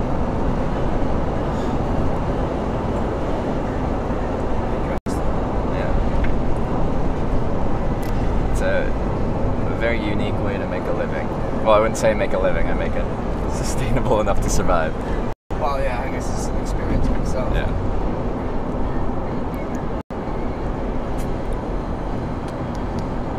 I was reading on the news the other day there. Lucky you don't have to buy a house in BC. Oh, it's outrageous. Right? Around Vancouver, Victoria, anywhere desirable in British Columbia. It's the most expensive place in Canada right now, I guess. Yeah. I believe it. Well, yeah, if you want an actual piece of land in Vancouver, like any piece of land, it's over $1 million. It can be the smallest, You mean like a building lot, you mean? Like, yeah, like any kind of lot. Wow.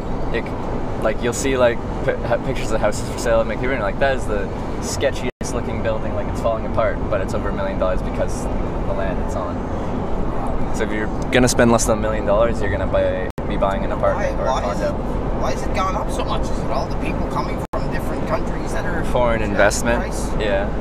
I think that's what it is. Yeah, if you look just in Summerside, holy smokes, the people that you see around there, it's just unreal. And the housing, the rent has gone up twice. 1%, 2%. Yeah. I mean, I know it doesn't sound like a lot, but it does to people that have a hard time making ends meet, you know? Absolutely. But you get the Indians that are coming here. I'm not prejudiced, but I'm just saying that our government's allowing them in here, but they'll live 4 or 6 of them in one house. Well, if you have 4 or 6 people working, it's the payment, taking the rent payment, you know. Where our local people here don't live like that. Yeah. No, it's tough to anywhere with a high cost of living, all your money goes towards just having a place to live. Well, it's costly enough to live without having to pay high rent or high mortgages. I don't know what's going to happen with it, but anyway. Yeah, I don't know how I'll ever afford a house. I'll just live in my tent. It's my home.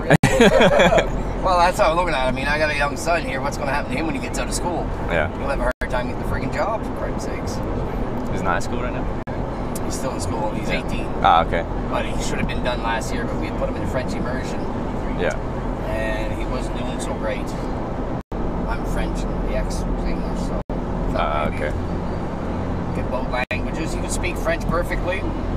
He would swear he was French, and he just kind of dropped it. Oh, okay.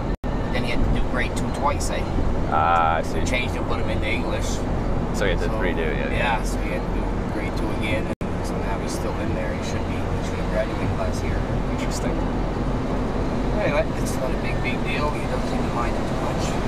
Does he know what he wants to do as far as a career? I didn't when I was 18. I think he's going to be a carpenter by the sounds of it. Yeah. I'm telling him it's maybe not a good idea. Freeze your nuts off in the wintertime doing carpenter. Yeah, exposed to the elements. Oh, well, I mean, it's a lot of it's seasonal, but if you are going to work year round, you're going to be working outside in the wintertime. Anybody you get on with now, the older guys that have been there for years are the guys doing the inside work. The young guys are going to be outside. They've paid their dues, they're inside now, yeah. I explained that to him the other day, and he didn't realize that part. But it's true. Everybody else. But if that's what he wants to do, I guess. I know the construction industry is booming right now. It is. It's anything like that is going to be cyclical. It's booming, and a very big shortage of workers too. Is it? Oh yeah. Good to get in right now, yeah. The next generation doesn't want to work. That's true. No offense, but it's true. They don't. They're in computers and they haven't done with real day's work. And You bring them back 30 years to do the work we used to do. I grew up in physical labor. I worked in the woods all my life, potato boats and stuff like that. Get the young kids to do that now. yeah, they don't want to. But also in schools, they don't want you to do that either. Like when I was in school, I graduated in 2012, and they're pushing university on you. Yeah. University, get a degree. Everything is pushing you towards an education, like a white collar kind of job rather than working in a trade. They've gone to college and everything else, and they're doing different jobs. They didn't even do them any good. Yeah. A lot of them. Anyway. But yeah, I was in the accounting finance major because that was the responsible thing to do, and then I got bored and started hitchhiking instead. A bit of a 180. I didn't want to finish my 4-year degree, get my CPA, my chartered professional accountancy designation, get a real job, real career, maybe a few responsibilities like a wife and a house and a car, and then I can't just disappear and hitchhike for a year at a time.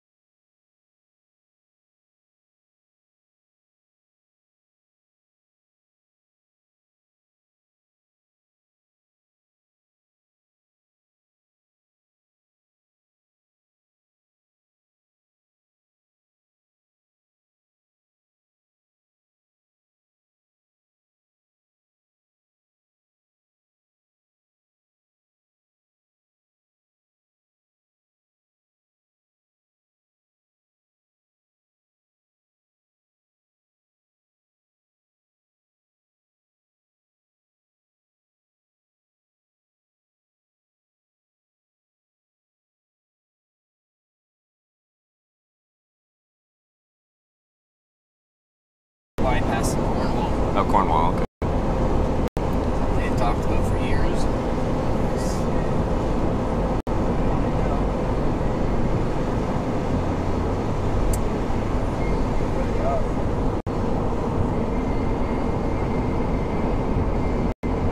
How long do you think it's gonna take? Do they have an estimated? When Yeah. It's supposed to be done. I'm not sure. It'll be done by next year, I guess. Looks like quite a project. Yeah, it is. Roundabouts. You got them everywhere now. Yeah, more and more common. I guess it's more efficient than like a four-way stop and everything. But if Yeah, people don't know how to use them, yeah. exactly. That's I don't think you gotta stop. that's the limiting factor. If people don't know how to use them, then it becomes a very like a liability.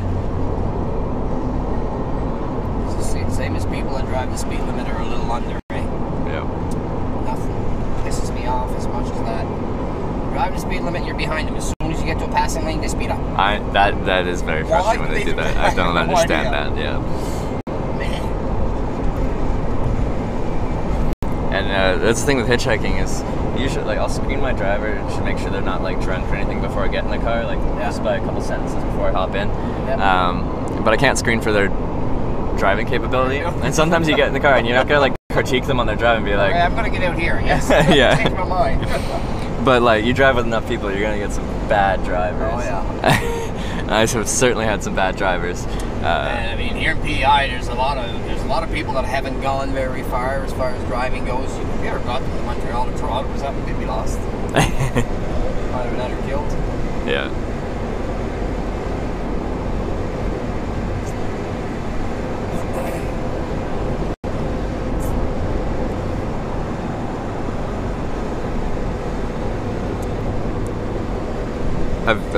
Have you traveled around Canada a little bit, or mostly stayed local out in these parts? In Calgary. I was in BC. Oh, Calgary, just at yeah. Christmas time in Longby, BC. Yeah. Okay.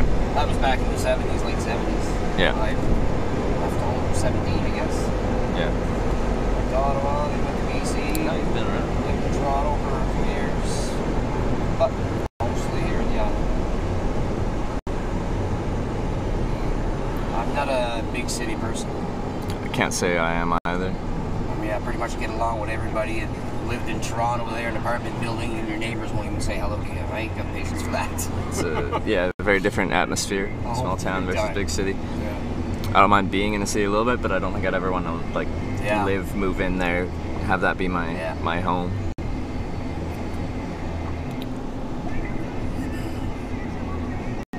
But now it's not like Toronto back in, I was in Toronto in 86. Yeah. I guess Toronto now is connected right up with Ajax, probably. Pickering, all them areas there, it's all part of the city now. Oh yeah, they all get slowly get bonded together. Believe. Yeah. Remember the weekends, everybody couldn't wait till for Friday, to take off and go to their country. Every Friday was a mad rush. I mean, where I worked at Lincoln Electric and maintenance. Yeah. But fortunate because it was really good money back then. Back in the 80s, I was making $18 an hour. Oh yeah. Maintenance. Well, you're lucky to get no that now. schooling or anything either.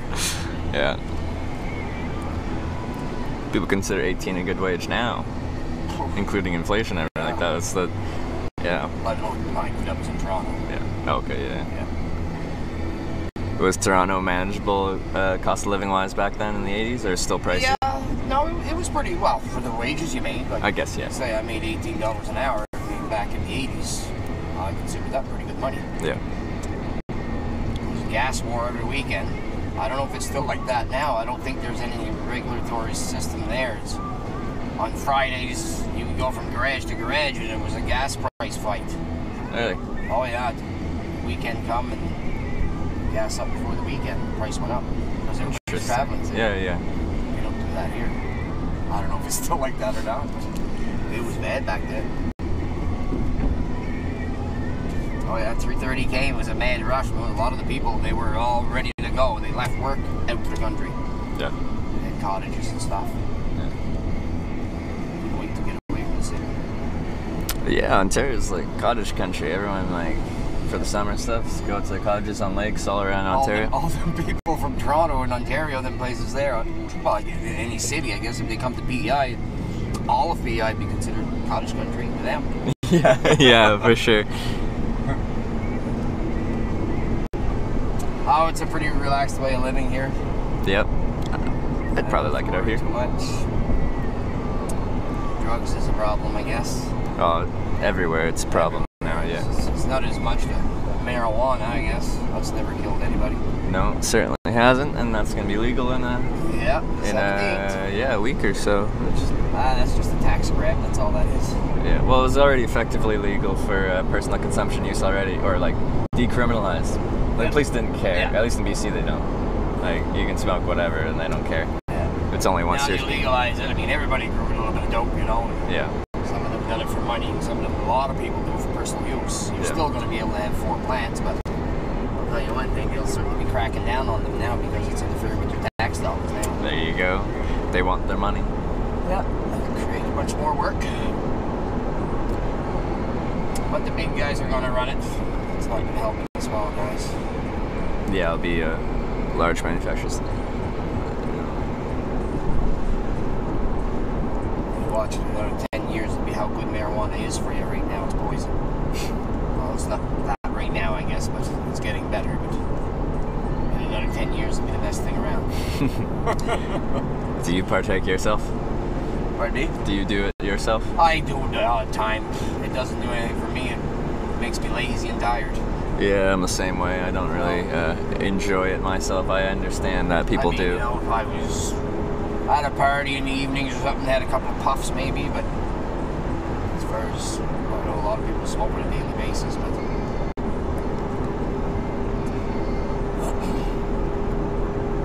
nothing against it. Yeah. It's not for everyone. Yeah, where I grew up on Vancouver Island, it was part of life. Everyone, you grew up doing it. Well, yeah. It's, Right back in the 70s, I mean. But you didn't have the friggin' fentanyl and all that shit. I mean, they had acid mushrooms and marijuana. You know, you didn't get people overdosing and dying like they do now. No, yeah, the fentanyl's a huge problem. Like Vancouver, there's usually a couple people die a day in the city of Vancouver because of that. The biggest thing is probably the pharmaceutical drugs. Well, that's how people get into doing heroin, and then the heroin has fentanyl in it because it's a much more potent opiate, and it's just you can't. It's a very fine line. And again, that's your government again that's involved in that pharmaceutical business. It's big money. Oh yeah, they'll get people on opiates after a procedure or something like that, and then at some point they're like, okay, you gotta stop taking these opiates, but they still have their pain, and then they find other means of helping the pain. So. And we're all addictive people in one way or another. Some are addicted to work, some are addicted to exercising. You know, we're all addicted to something. Yeah. Some of them just happens to be that. The thing is, don't try it. Like we say, in medical purposes, though, if you get operated on or something like that for pain relief or whatever, they prescribe it to you. Yeah, it's still like It's unfortunate. There's a lot of people. My mom, bless her heart, the old girl's passed away, but she was diabetic. And right for a while, I don't know how many pills she was taking, 10, 12 pills a day. Yeah. I mean, for no reason. Once, it was kind of funny because our family doctor, once he passed away, his daughter became a physician, so she took over his practice and took all the patients. Mm-hmm. And as soon as she became her family doctor, she took all her pills away from her. Oh, really? She has, and she never felt so better after that. Wow. It just goes to show that, you know, it wasn't what it was supposed to be. Don't always need a pill. It's that little bit of extra they get. They get money off of that. People don't think doctors do. They do. A little kickback for prescribing more, yeah? Yep. Money makes the world go round. Absolutely.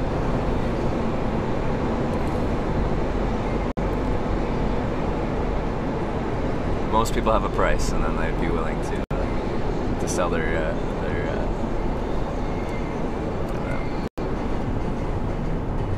go past their ethics for a little extra dollar. I guess you just gotta do the best you can to get through it all. We only go through once. Yeah. Right? That's true. Gotta do the best with the time you're given. Yep. Try to enjoy life, I guess, is basically what it is, and that's getting a little harder to do, you know. people are stressed out so much with bills, the cost of living, Yeah. even to eat. Try to eat healthy. It's hard to have a simple life. I feel like you're racing. And that's not eating chocolate bars every day either. It's best breakfast, my friend. Well, they say Snickers are supposed to be one of the better ones, I guess. It's got a little bit of something. It's Yeah. still not good for you, but it's got some nuts, Yeah. so you got a little bit of protein. Yeah. But like, that's my justification in my We head. all eat too much anyways. There you go. Really, when you think of it, we do. I always need a little bit more. Because I'm always losing weight when I'm traveling. Yeah. Oh, I can see that. Yeah. Chocolate bars. I got a couple of pieces of chicken in there. Do you want one? It's all Got good. An extra one, actually, to be honest. All good. Cooked a few yesterday. Some veggies. Yeah. Waste, that's for sure. No, I hate wasting food. Hate wasting anything. I got a dog, but he's not with me today. Oh yeah. Does he usually come with you? Yeah, he's usually always with me, but he's got something now. My neighbor down the road, her dog has the same thing. It's some sort of a skin rash. It's blisters. They get red raw, and then after they heal a bit, they turn black. Really? Yeah. Now, she went to the vet, and they say it's a bacteria infection. Yeah. Now, I know the foxes have something now that's kind of weird looking there. And I live in the woods. He does go to the woods a lot. I don't know. I think he might be friends with the foxes. I'm not sure. I remember one day there was a fox and two pups in the yard. And I'm standing there doing the dishes, and I'm looking at the roadway. My driveway's here. Yeah. So I looked out there, and there's the fox, and the mother, and I'm assuming it's the mother, and two pups. Anyway, so I went. The dog knew they were around because he was prancing around the house. So I let him out the back door. Okay. I know he ain't gonna hurt them. Yeah. Anyways, I let him out the back door, and I go back to the sink, and I'm watching him here. Okay, all of a sudden I looked, and I seen the mother look towards the house, towards. I got a side. It's paved on the side of the house too, so I knew he'd be coming that way. Anyway, she's looking that way. Next thing you know, I see the dog, and he put the run to her. Nowhere to lie. She went out the driveway, straight, and turned right, went the other side of the road, and probably maybe 50 feet she stopped. She knew he wasn't coming out of the yard. He only goes to the culvert. He only goes, yeah. Ditch, that's it. He Yeah. won't go any further. He likes playing ball. The ball goes across the road. He'll stop, and you Really? go get it. So she knew he wasn't coming out of the yard. Yeah. She stayed there, and she was, well, obviously that high-pitched noise or squawk they make there. Yeah, She was yeah. obviously calling the babies, eh? Yeah. Anyways, then he spotted them, and he put the run down too. But it's funny, how did she know he wasn't coming out of the yard? It's true. She had to know. Yeah. She would have kept on going. There's some level of intelligence there. Yeah. They've seen, observed. Yeah. So I figured, oh well, they know that. Yeah. I mean, there's always foxes around, raccoons. He got sprayed by a skunk. I've been there for 15 years. I built that house in 2002. And I've always had a dog, except for a year and a half. Yeah. I was without one. My other one passed away. Or down, I guess. But Yeah. anyways, about 2 weeks ago, he come in, man, his eyes were closed, he was frothing at the mouth, and everything. What the heck is wrong? And then all of a sudden, the smell was that strong, it just happened that I didn't really think it was a skunk, to be honest with you. I don't know if you ever smelled skunk right away when they spray. Not It direct. was on him, it was a yellow stain on him. Yeah.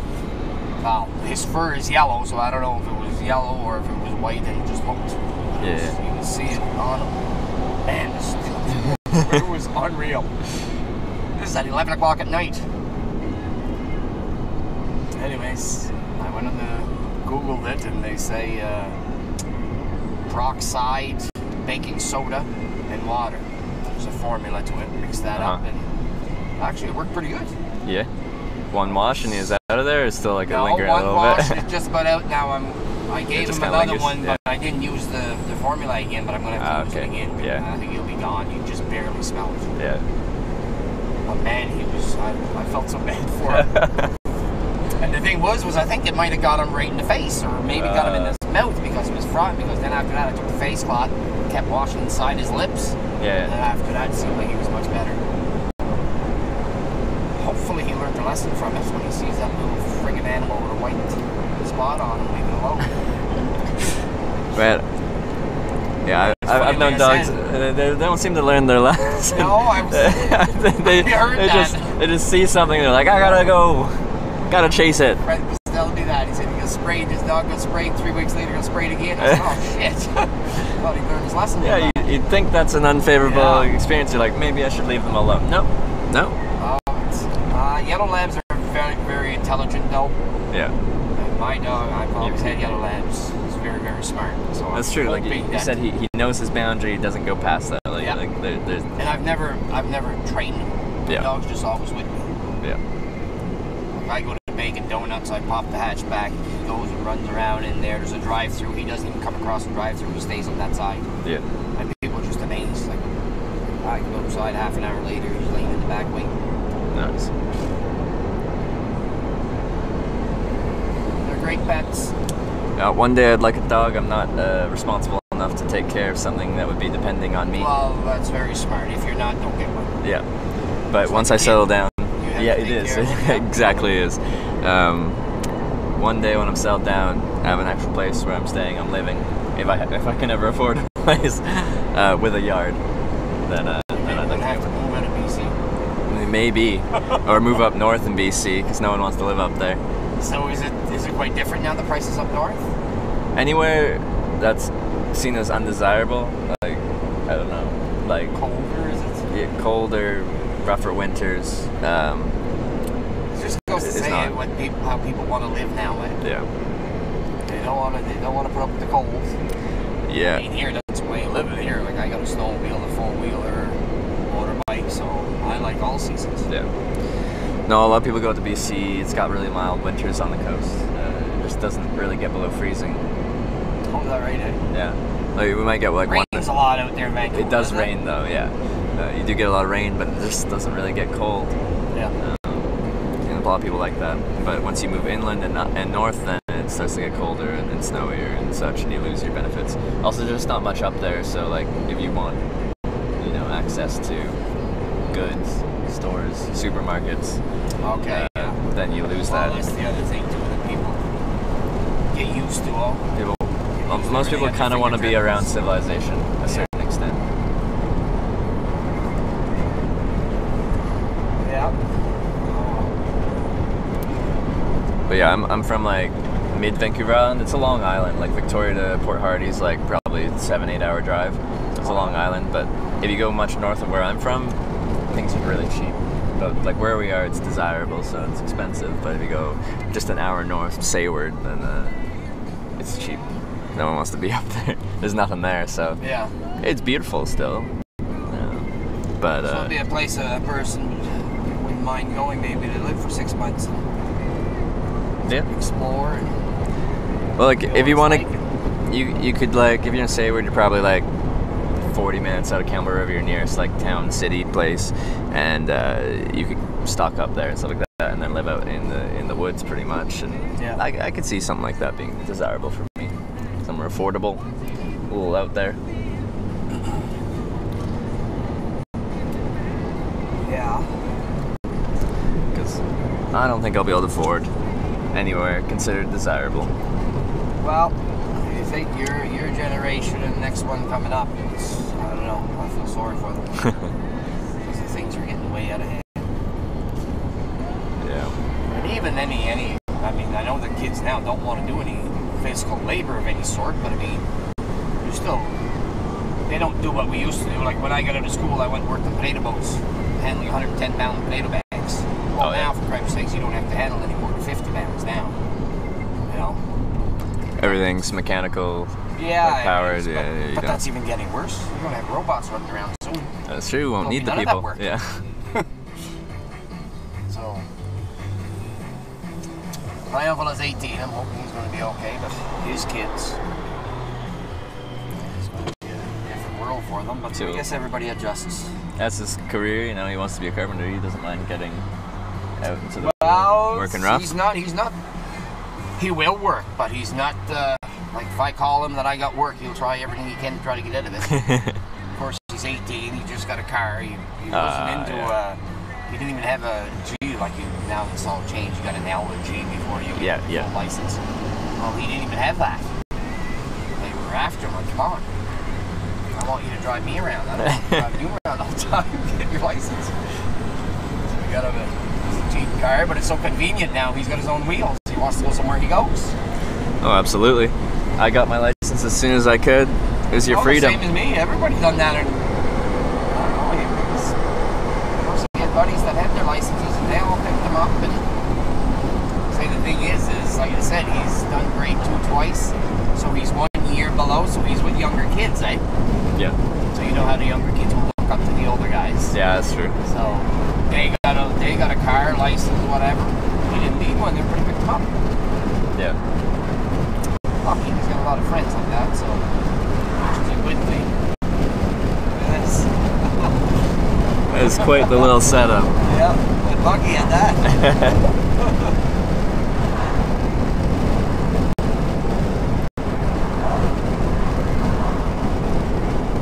Feel a draft coming on you there with that window open? Just a bit, but I don't mind the draft.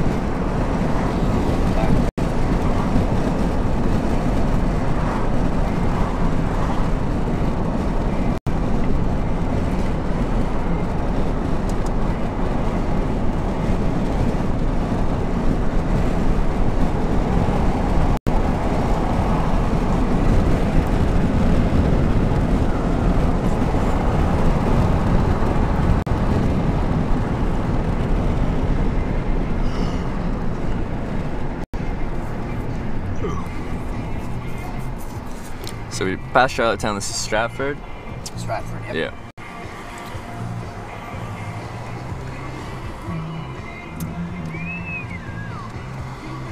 This is a place that's growing a lot too. If you go down this way here, you should see the homes up there. Yeah. Oh yeah. Like just big. New, Big houses. Yeah. Okay. There's a lot of Chinese people in Charlottetown now. Is it? Yeah. Actually, you wouldn't believe the older Chinese people. They've been here probably for 20 years. Interesting.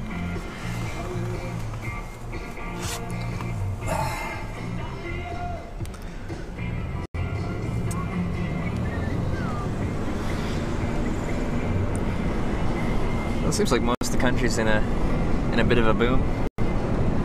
Here, the housing market, the construction business is crazy. Yeah. Oh, they don't have workers. They need workers for doing construction work, eh? Yeah. Oh yeah. Oh yeah, same in British Like I Columbia. said, they don't want to work anymore. That's true. It's true. Would that have rates gone up? Wages? Well, To- the minimum to wage has travel gone up, but I mean, you have to get experience. I mean, what do you say? The younger generation's kind of lazy, but anybody that wants to get into carpentry, there's still good workers out there. Yeah. See, but we're But now talking. the wage is pretty good. If there's a building boom, there's a lot of demand for labor, but not much supply. So Yeah. if you're talking about supply and demand and price, and I got a friend of mine that does construction, and he even had to put his phone number and everything on his truck. really, Oh yeah, you can't get workers. They come and they work for a little while and they're gone. yeah, oh, makes sense. No, he says it's very hard to get decent workers. Now, I'm not sure what he's like for a boss or what he pays. I don't know. That always has something to do with it too. Yeah, I mean, you can still make a good living at it. yeah, for sure.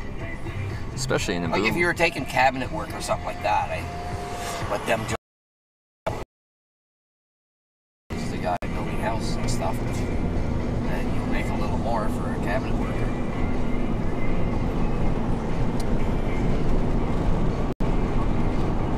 Plus, you'd be inside doing more work and stuff. It's true. Being inside is a premium. Well, it can get fairly chilly out here. Oh yeah. What's your like kind of average winter day at? Like high temperature, low temperature, like middle of winter? It varies from winter to winter, but I guess. mean, Yeah. I mean, you get your minus 12, 15. We hardly got any snow last winter. I had to go across to go snowmobiling. Oh really? Oh yeah, bit of a Bathurst. And you get a good wind going here as well, don't you? Pardon me? Do you get a good wind? Yeah, we get enough being wind next there. to you, We're yeah. on an island. Yeah. Like our weather, yeah. Farmers are digging potatoes if we get all this rain. Oh no. Got good. All summer was dry. We had a real dry summer. Oh well. Can't That's change the maritime weather. weather. Yeah. Can't control it. Which is tough with farming. Like your livelihood depends on the Farming weather. and fishing here in the island is a big thing. Yeah. We've been doing really good at fishing the last few years. With lobsters anyway, so that's a good thing. You ever go lobster fishing? Yeah, I have when I was younger. Is it fairly lucrative if it's a good season? Oh, they're making big money this year. Oh yeah. Oh. Like the first day, opening day, there was 4,000, 5,000 pound catches. Oh yeah. You know, I'd average that at $4.50 a pound. That's a lot of money. That ain't bad over a day. Oh yeah. And still, like, normally the south side is where they're fishing right now. We have 2 seasons. We have the spring and fall. Yeah. So right now they're fishing the south side. Years ago, for years too, for 15 years probably, the south side. I mean, if you've got, right now this time of the year, if you're, well, a lot of them would be hauling their gear in, but this time of the year, not getting 60, 70 pounds a day. Yeah. You know, and I hear now, somebody was saying here last week that one guy I was asking how the fishing was, so-and-so had got 1,600 pounds. And So then you're gonna somebody keep get going? First days. Yeah. Oh, they're making big money. Yeah. Big money. And the price is good too, so. Nice. I mean, for the ones that struggle to stay in there, it's great to see that they are doing good now. Yeah. That's a tough line of work because it goes cyclical. It'll Yeah. be good fishing, bad fishing.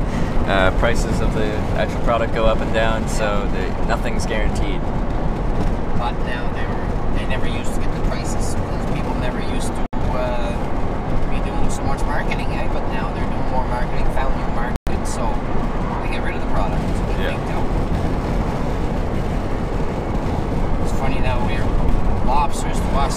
Me, if I have a feed in the spring, a feed in the fall, that's it. Just one. When you get to the cities and that, they're crazy over that stuff. Yeah, like I don't know. I'll eat lobster. I'll eat crab. I just don't find it that like I don't know what the Nothing craze to go is. for, yeah. Like it doesn't taste like that much. It kind of tastes like whatever you cook it in or you dip Yeah. it in. So if you dip it or cook it in garlic butter, it tastes like garlic butter, Yeah. which is delicious. I like me, I'll go and buy a lobster and sit on the side of the wharf and eat it right there. Yeah. Good. There's different ways of cooking it too. How do you cook it? Well, you just boil it like for 15 minutes, 17 minutes. Is there a way to tell when it's done, or you just gotta time it? Yeah, you gotta time it. Yeah. Okay. I mean, most people will go 20 minutes. Yeah. And you're sure. But now, I heard one guy say that a weak lobster is better than a full live lobster. You know, when the lobster's weak, because whenever you put him in the pot, he doesn't cringe as much. He's already weak, so the meat's not as tough. Now, I don't know how true that is, but he swears by it. What do you mean by a weak lobster? How do you? What does that mean? If you take a lobster that's well alive, I mean, he's there and you Yeah. go around him, you'll have his claws up. The other guy that's weak, you take him and he dangles a little bit. Oh, okay. You know, he's not dead, but he's weak. Yeah. He says when you put them in the pot, they don't cringe as much whenever they hit the hot water. Okay, so it's more tender. Yeah. So he said the meat is a lot tender. Interesting. It makes sense. Yeah, when you explain it. Yeah. Usually they don't sell you weak lobsters. This is a fisherman that does that, so he has access to his weak lobsters. Interesting. Never even thought about weak, strong lobsters.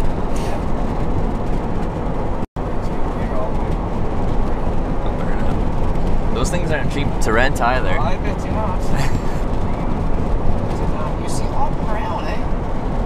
In rentals. The rentals, yeah. Yeah. And they're always the slowest one on the road. Those little smaller ones there, but Yeah. Canada. They're always the slowest ones on the road. You're on vacation, there's no need to rush. That's true.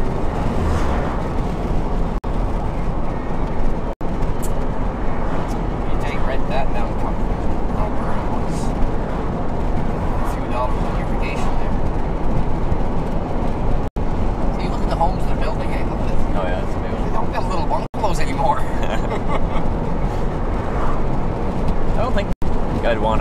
house. Unless I had, like 7 kids, then you want a few bedrooms. Nobody has 7 kids anymore. No, they don't. No. But it's just me, girlfriend, wife, a couple of kids. Just a little rancher will do. Yeah. Well, that's all I want. I mean, you take a big house like that. If you're 30 years old, when you start looking when you retire, what you got to take care of. Your upkeep and everything. That's the way I look at it. I don't want to be 65 years old and have to spend $30,000 just to put a roof on my house. Yeah, that's true.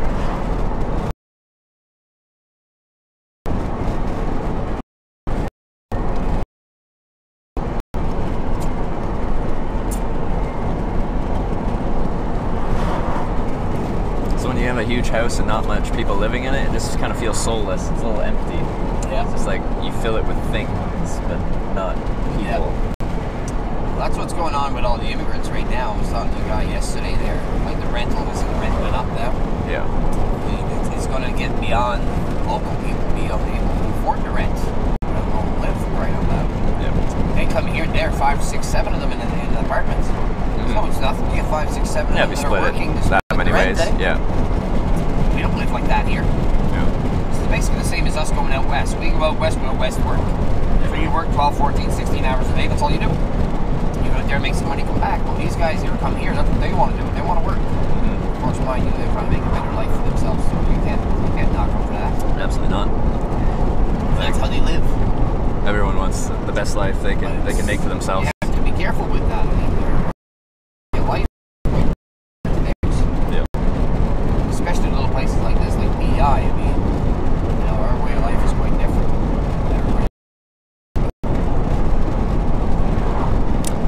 Which I think is nice. Yeah, it's the next generation. Like it wouldn't be as much my young fella, but the kids after that, when they get into school, and these guys here that are coming here, somebody's going to have to start some business.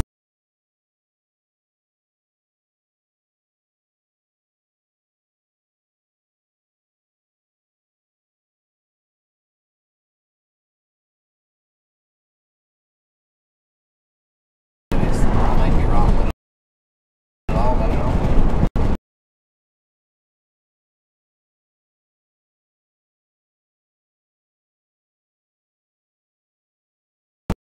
Yeah, I think so too.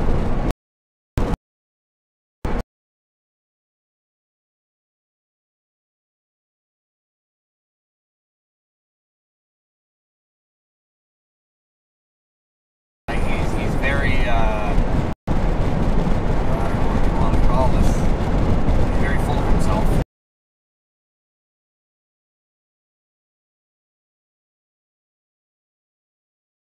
Yeah. Got any? That's going on out there. I mean, to me, I'm sorry, but I know a lot of people say if you don't ask Islanders here. Yeah. Well, like they have that reputation. I just went through the U.S. for 50 states, and with that said, as we talked about with hitchhiking, you're dealing with the nicest parts of society, the ones that see a stranger and would be willing to pick them up. But I didn't get that arrogance. But maybe that I'm just dealing with a subset.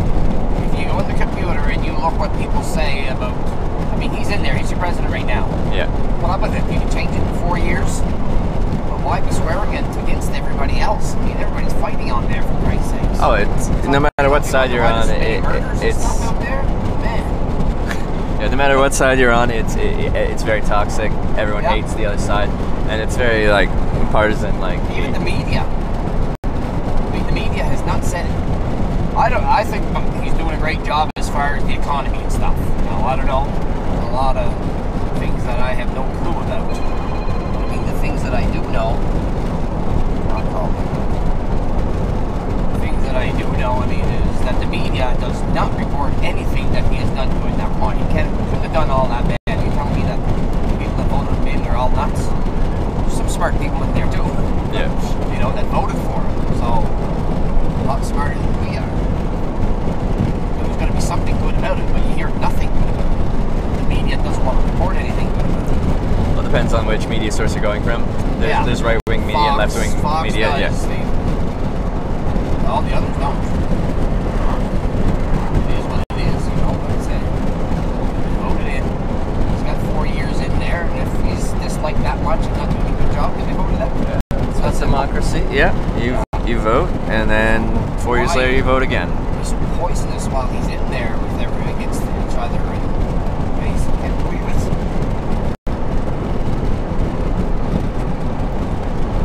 But yeah, for whether you like him or not, like a nation's leader doesn't represent their population.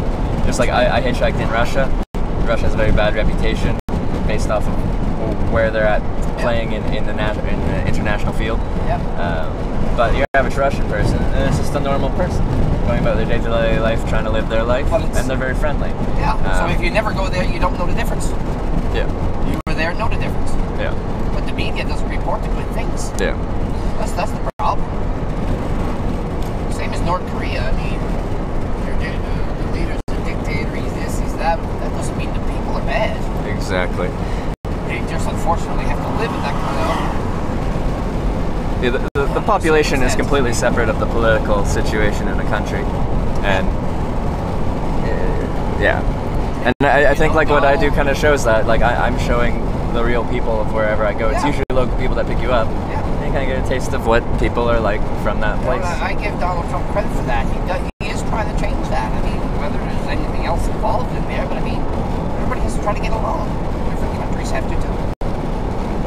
So, but yet, he's been drilled for that. You know, they're taking over.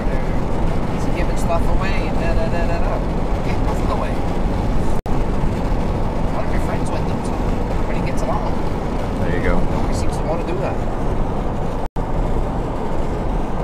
Follow this fellow all day and hope to get where I'm going. He's probably taking the ferry to Nova Scotia. Maybe I get ahead of him, you can hitchhike and get a ride with him. Just pass him, we'll make a sign, and as we're going past, we'll be like, Nova Scotia! You see a lot of people that are hitchhiking that do that, eh? Have the sign. You got one do, don't you? Yeah. I thought I seen a piece of card. Yeah, I'll use, well, since British Columbia, I've just used an east sign. It's very simple. They should pay attention when people get in. I pay attention when I see people getting in, too. No, both sides of this hitchhiking thing, people are leery of the other side, you know. Yeah. Hitchhikers, you know, leery of the person picking them up. What are their intentions? And same with the driver. What are the intentions of the hitchhiker? Well, a lot of people are scared of getting beat up, robbed, and stuff like that. Absolutely. Unless you got a gun, you're going to stick on me or a knife. Other than that, I can fend myself pretty good. Yeah. Well, there was one of the different things in the United States. It was very common for like someone to pull over for me and then they'll be like, just so you know, I got a gun, don't try anything because it won't end well for you, kind of thing. Okay, yeah. And I'm like, yeah, that's fine. I'm not going to try anything, so you won't need to use that. But And I know you guys are allowed to carry guns. yeah.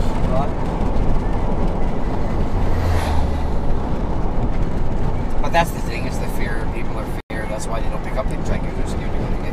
Yeah, I think people are more scared today than they ever have been before. But I mean, this is actually technically the safest time to be alive in human history as far as crimes but you committed. you don't look like anyone of that nature anyway. So Yeah, that's by design. I try to look as presentable as possible. Now I'm going 4 days without a shower and getting all scruffy and greasy. Usually I'm a bit cleaner cut than this, but that's the reality of hitchhiking. There's only so much you can do. yeah, I mean, you're still. I remember picking one guy up. This is about 10 o'clock at night. Yeah. I got to in the woods. This is back. Oh, this is back. This is back. This would have been the early 80s. Yeah. Bored. This guy's hitchhiking. I didn't realize how big he was. I'm driving this little Nissan quarter ton. He has to get in the back, and he just took the whole bag. And Mike's sitting in the front seat, and I can see he's just terrified. Pick this guy up, and I mean he's about 6'2", about 260 pounds. I didn't realize he was that big. I thought, I hope he's okay. Everybody's after he got out. Mike said, "You damn idiot! This is what you pick him up for." He said, "I'm just going shaking." He said. That was all right. And the thing was, it was even worse because he told me where he lived. And he lived way off the road, eh? Yeah. In a house way down, like a good quarter-mile off the road, like sticks, dark at night. And that's where Mike was really scared. Thought he was dangerous. So Mike is overreacting. Oh, Anyway, he was yep. great. He was fine. Yeah. Yeah, it's funny now. His last name is Payne. He lives out by my way now. Oh, really? Yeah. You still you Like, stay in contact with him? You know him? I know him just like that, but Okay. no one knows. Alright. I often thought of that. I should next time I see him, I can forget about it when I see him. Yeah. Just mention that to him.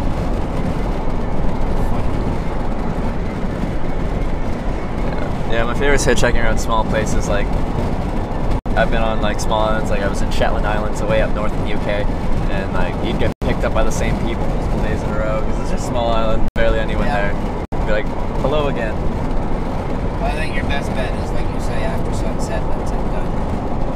At nighttime, that's. Stranger things seem to happen, and then as far as visibility and interacting with traffic, it's just not as safe. Well, People can't see you if as well. anybody's doing anything wrong, they think they can get that chance to get away with it at night. That's true.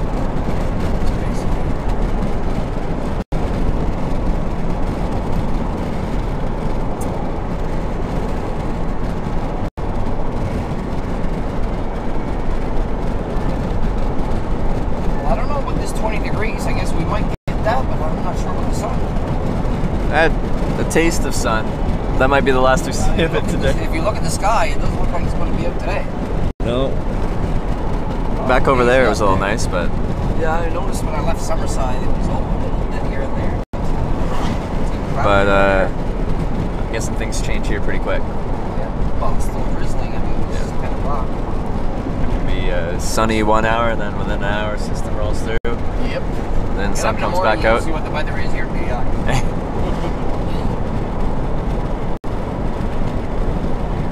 And you get used to that.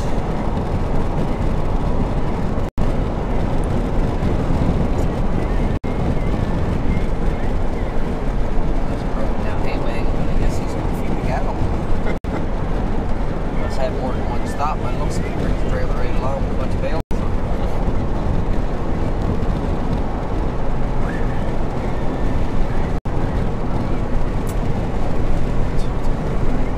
When was the last time you picked someone up? How long ago was that? Oh, a couple of weeks ago. A couple weeks ago? Yeah. Yeah. Guy up there, he was at a motel. I picked him up twice. He didn't remember me picking him up the first time. Twice in how long? Twice, probably in a couple of weeks, but I Okay. recognized him next time. He had rubber boots on. Oh, yeah. He's, I don't know what he is. And I heard he might be a thief, so. Interesting. Like, I don't know, we got all kinds around here. To me, as long as you don't steal off me, I guess. yeah. You ride, I'll still pick you up. That's always annoys me. There's a small percentage of people that hitchhike ruin it for the rest of the people. Yep. Like, I've talked to people that picked up hitchhikers and they're like, yeah, they stole like this little thing from me, like in the car. Like, why do you gotta do that? Oh, they wouldn't get away with that in my car unless I got out with some person who did it. Yeah.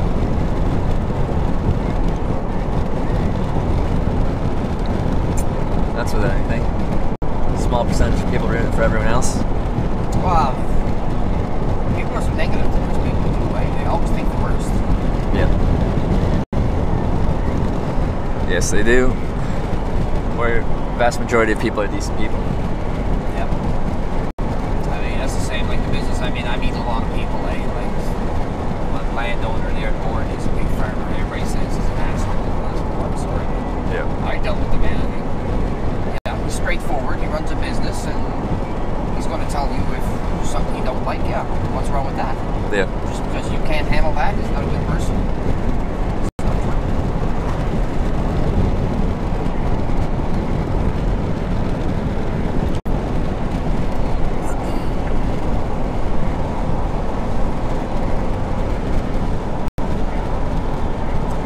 Big potato for everything, this one.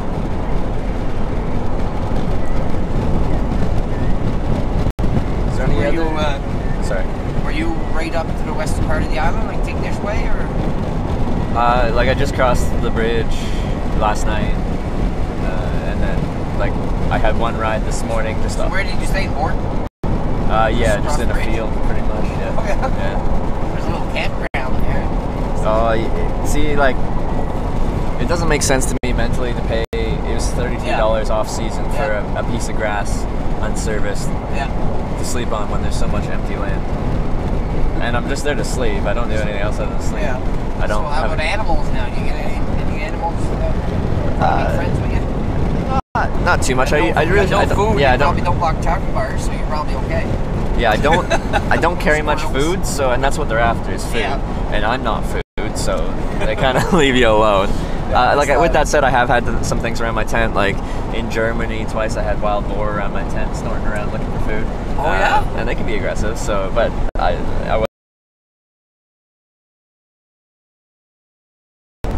again, they'll leave you alone. They're looking for food. Actually, I was. Say they're not as hungry when there's like.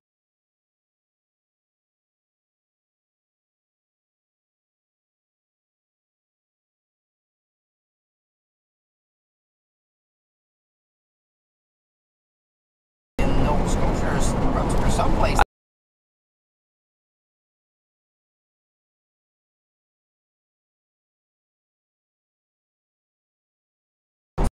Sometimes that will things, you know.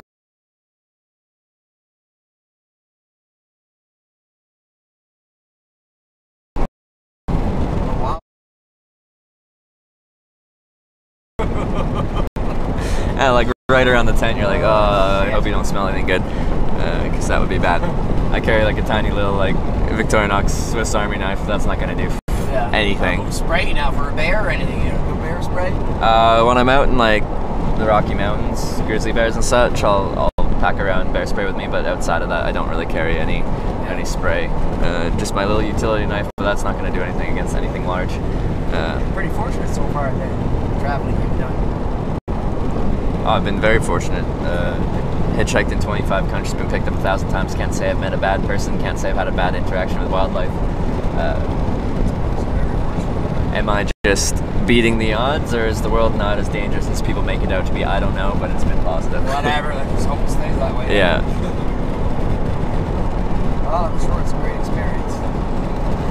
So I always wanted to travel, but not on foot.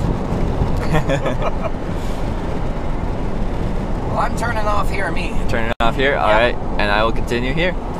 So we can part ways. Got a store here if you want to go in for another Snickers. Sure. Snickers number 2 for the day. Here we go. Food markets. Alrighty. All right, sir. Alright. Well, it was great meeting you. You as well. I do really appreciate the ride. Not a problem. I kind of lucked out. You got me like right through most of the... Yeah. How much further do you think it is to the ferry there? Oh, it's only 20 minutes. Oh, okay. I think. Nice. Something like that. It's not that far. Sweet.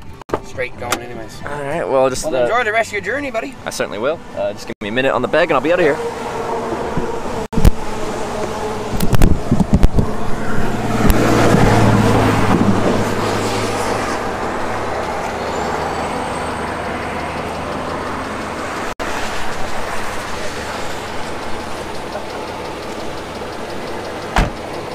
All right, sir. Enjoy the rest of the night. Thanks again. Yep. Enjoy the rest of your day. Hey, where's your card? Oh, the card. I totally talked about that. And I...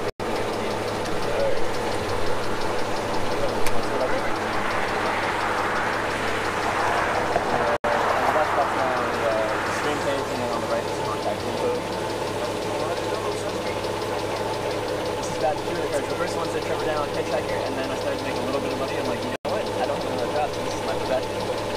So can you change it to professional hitchhiker, please? Yeah, really. Perfect. All right, I'm going. Take care. See ya.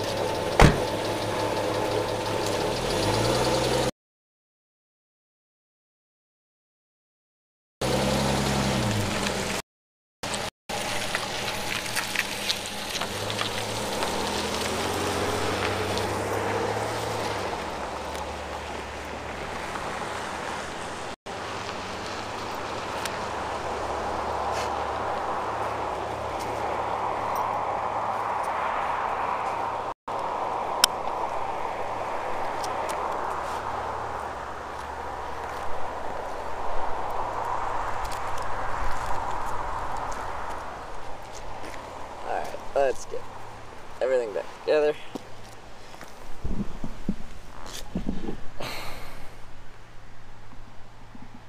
Hello everyone.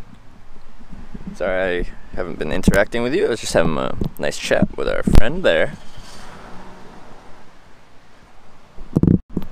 Damn those boots pig-skinned tight. What does that mean? Where are you from? It's an interesting way of describing something. I like it.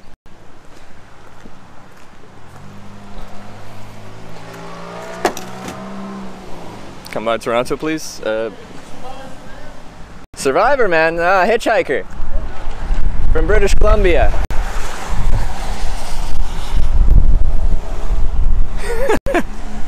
Are you Survivor, man? I like that.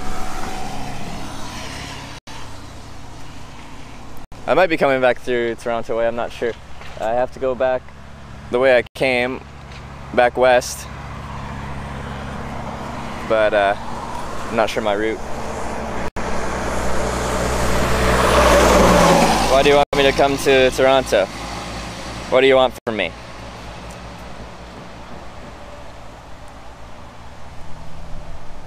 Probably just hitchhike here. Road bends.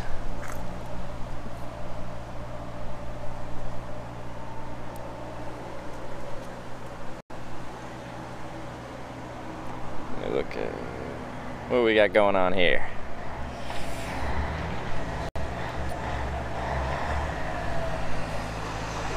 Get North Face sponsorship? Sure. I'd take a North Face sponsorship. Are you a North Face rep?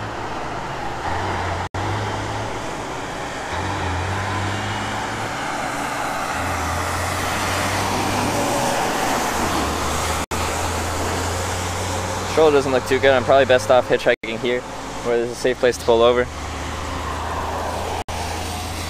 Mumtex, good morning. How's the rides been today? 2 rides. They've come quickly. People have been very friendly. It's been a good time. PEI is a great place to hitchhike. Snickers and North Face sponsor. Sure, I am 100% down.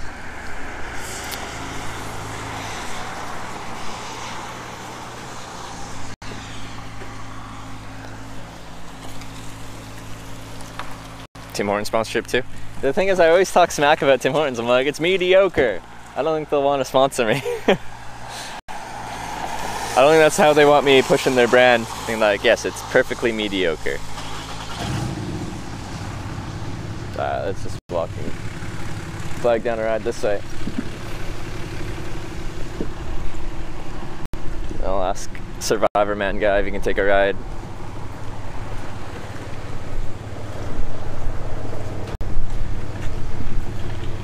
You guys heading that Wood Island way? No. No? Would you guys even be allowed to take anyone anyway? No, you're like city workers or? Yeah. Actually, country work. Do all the highway stuff. Oh, the highway work? Yeah. Alright, cool. Alright, have a good one, man. Have a good trip.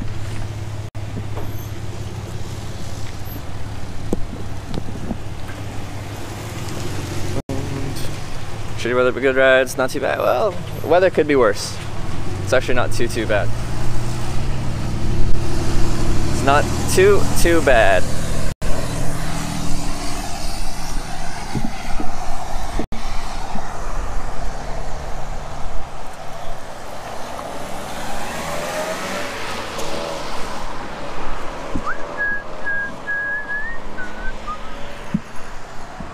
Oh, actually I gotta plug in battery, yeah. Let's do that. It's actually fairly reasonable now. It's not raining, it's a little breezy. Mix of sun and clouds, mostly cloud. That's not too bad. I won't be sweating, and I won't be cold. So, can't really complain about that. Can you get in there, please? No? Not gonna do that? Not gonna get in there? Can you? Are you in? Oh yeah, there we go. Battery's on. There we go.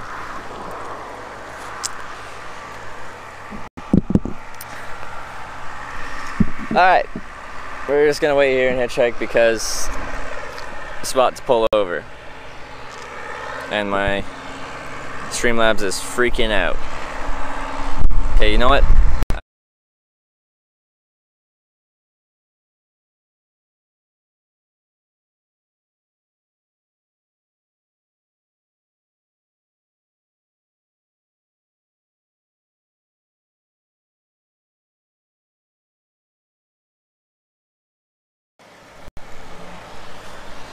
Alright. Should be back. should be back.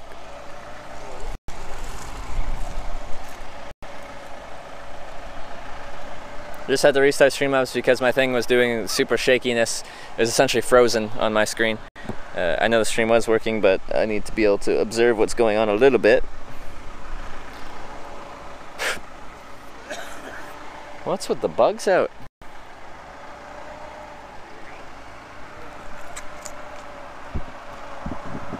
It's frickin' October. It's not supposed to be buggy. Yes, it is.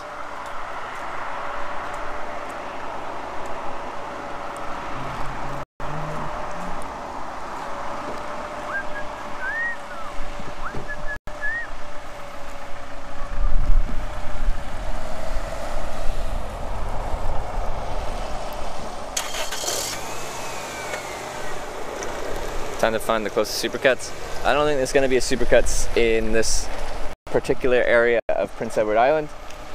It's not big on commercial chain businesses.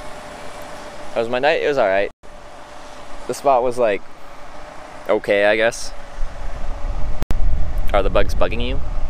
Well, yeah. Nowhere else in Canada has bugs right now. They've buggered off for the season. And they'll be back in the spring, but this is the only place I've run into that actually still has bugs out. What's up, Prince Edward Island? Yeah, that would be the worst part of last night, was setting up my tent, getting bit. Mosquito bit me in the butt, through my pants, through my boxers.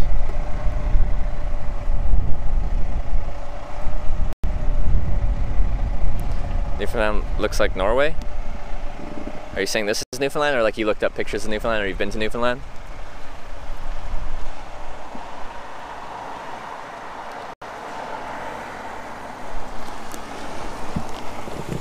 Hey man. Hey, whereabouts you headed to? I'm going to this ferry there to the The other Wooded side. Island? Yeah. To Nova Scotia? That's exactly where I'm headed. That's where you're heading. Yeah. So come, jump Cool. in. Now I'm documenting the process of hitchhiking, so I have this little camera thing. Is that something you're okay with? Let's do it. Let's do it. All right. Sounds like Scandinavia.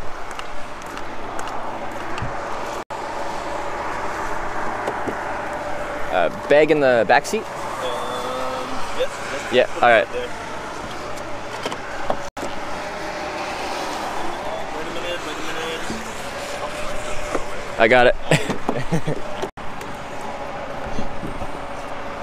was hiking and my clothes get wet. Oh, you were hiking this morning? You were hiking this morning? No, yesterday. Oh, yesterday. Yeah, we got some rain yesterday. It was raining yesterday, right? Yeah. And I was a bit surprised of this rain, so everything's get wet. Ah, yeah. Just need two things, this and this guy.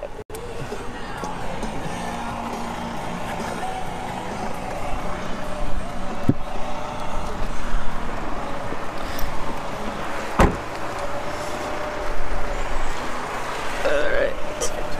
Well, thank you very much for grabbing me. No problem. You're very welcome. Where are you coming from? From Germany. From Actually. Germany. Okay, there you go, Germany. So Just start. how long have you been in Canada for? Nearly a week, 10 days, something Okay. like this. Yeah, actually. Doing a vacation. Was before in US, Oh, okay. Whereabouts in the U.S.? New York, and New then York? went to Boston, visit some friends. Oh, yeah. Yeah. Nice. All in all, it is nearly 4 weeks that I'm here. Is the total? How long are you gonna stay for? Or in total 4 weeks? In total 4 weeks, yeah. Okay. Nice. Headed So- back to Halifax. So Halifax, and then you drove down, like took the bridge to Prince Edward Island. Yes, And I then came ferry from back. Montreal to Yeah. Quebec, Yeah. and after that I go back here to the bridge, and then Okay. so I landed here. Where are you from? I'm from British Columbia, British Columbia, West Coast. West Coast. Yeah, that's my home. And I document the process of hitchhiking. So I've done that in 50 U.S. states, all 50 U.S. states, and now we're going across to Newfoundland, Canada. Okay. And So- does it work well? Yeah, works great. Yeah, good. How long did you stand there, actually? Like 5 minutes. 5 minutes. Yeah. Actually, hitchhiking in Prince Edward Island has been pretty quick. It's my third ride this morning, Okay. and it's pretty early. Just throw your thumb up for a couple minutes, eventually someone will stop and give you a I ride think to where it's you're easy, going. and normally I really pick up people, no problem with this. So, and then yeah, it's just that when I'm in a hurry or when I have Yeah. something special That you want. then I don't do it because I don't know. It's, Yeah. you know, maybe it takes some time, and Yeah. now actually we're good in time to catch the ferry at 11:15, I think. It's close. Okay. So everything's good. Enough time then. Do you know how this? Have you taken this? You know, you haven't taken this ferry before. No. Okay. I was curious what their payment procedure is. Because it's free to come on to Prince Yeah. Edward Island, but you gotta pay to leave. Yeah. And if you have no money left, you have to stay here. Yeah, you're stuck here. You're stuck here. Oh, Prince. Forever. Unless you want to swim, but I don't think that would be very fun. No. Yeah, it was interesting to go through the bridge, and there was some signs I couldn't read that fast, and I thought, oh my god, there was something on for penalties if you don't pay. Yeah. And then I said, okay, I haven't seen anything to pay for where I can pay the ride through the bridge. Mm-hmm. And then I went into a gas station and asked the girls there, hey, how much is it and where can I pay it? I don't want to pay the penalties on this. Yeah. And then they said, no, it's okay, it's just pay when you leave. Yeah. And then I said, okay, I will leave with the ferry. And then she said, yeah, it's no problem, it's included in the ferry. So that's why the ferry is Okay, yeah. more expensive than other ferries actually.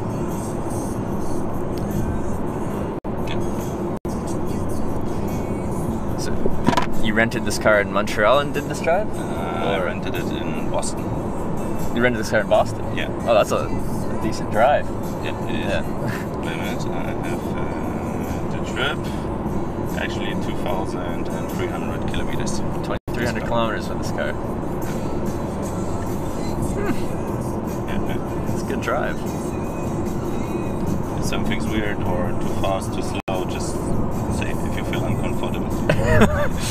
No, as far as driving goes, you're a good driver. I drive with a lot of people. I hitchhike all over the world, and you get a wide range of driving capabilities. Mm-hmm. Some people are good, some people not so much. You're good. Thanks a lot. Yeah.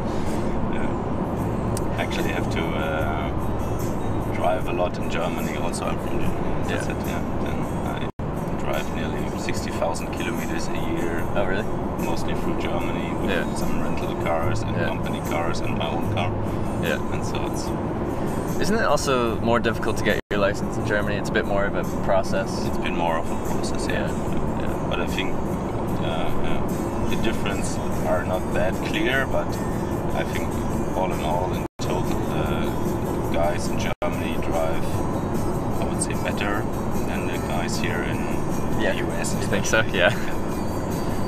Yeah, I'd say that. And then all these stop signs, you're in a small city, Yeah. and then they're standing stop or arrêt for French people. Oh yeah, stop Yes, signs, and yeah. on all four sides, and it's in the middle of nowhere, and it's in the dark, and nobody's coming, nobody can come even, and no matter why, nobody's coming, stopping, waiting, looking, oh, nobody's coming, and then driving again. It's totally annoying for me. If there's a forward stop in Germany, you kind of just like check, make sure it's safe, but keep coasting. But we have less stop signs there. Like that, yeah. You're Okay. just stopping when it's necessary. Yeah. And otherwise, you come in slowly, see, okay, nobody's coming, and rushing through the corner. Well, I think that's why they're slowly transitioning into roundabouts or rotaries, whatever you call them, as you don't have to stop. It's a more efficient system. More efficient, you have more flow, Yeah, you It's not don't like, have to stop unless there's actually and actively a stop it. car. Yeah. Yeah. So, quite nice. Is this your first time in North America? It's my first time in North America, yes. Nice.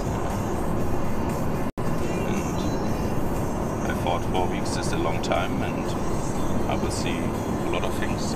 Yeah, you've seen quite a bit for 4 weeks. You have to hurry a bit to see everything. It's not that relaxed as it's supposed to be in my imagination. Because you're moving? I'm moving, Yeah. It's hard to relax when you're doing big days of driving, constantly moving, never staying anywhere. I try to hold it slowly with the driving, you know. Yeah, 4 take your hours, time. 5 hours a day maximum, and then just stop where it's nice. But sometimes it's quite annoying.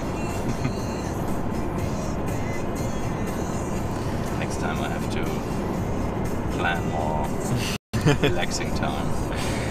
Yeah, I travel in such a strange way. It's always just like go, hitchhike, kilometers, new people, new places. I rarely ever stop anywhere. It's something I enjoy, but yeah, it's tiring.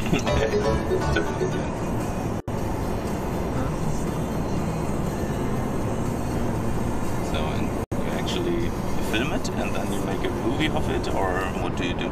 So what I do is, what this is here is my internet connection, and it takes the signal and broadcasts it, and people watch and they chat and they talk. So it's like a live documentary on hitchhiking. I'll give you a card when I get out and show you what I do. Perfect. I've been doing it for about 6 months. Caught about 300 rides on stream with this, and now it's my job, kind of. Make a little bit, enough to keep going. Rob Clark, thanks for subscribing. I have to, Yeah, you can wave. Actually, hey, Grandma, how are you? Yeah. She's probably watching right now. No, my grandma has no internet. Oh, never mind. She's not watching. She's not watching. What's your name, by the way? I'm Sven. Sven? Trevor. Trevor. Nice to meet you. Nice to meet you. Yeah, very good. And what type of work do you do in Germany? I'm a paramedic on a rescue chopper. Okay, rescue chopper. Okay. So, interesting job there. Yeah.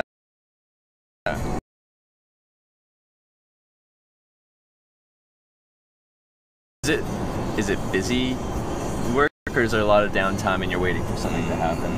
Normally it's, especially in the region where I work,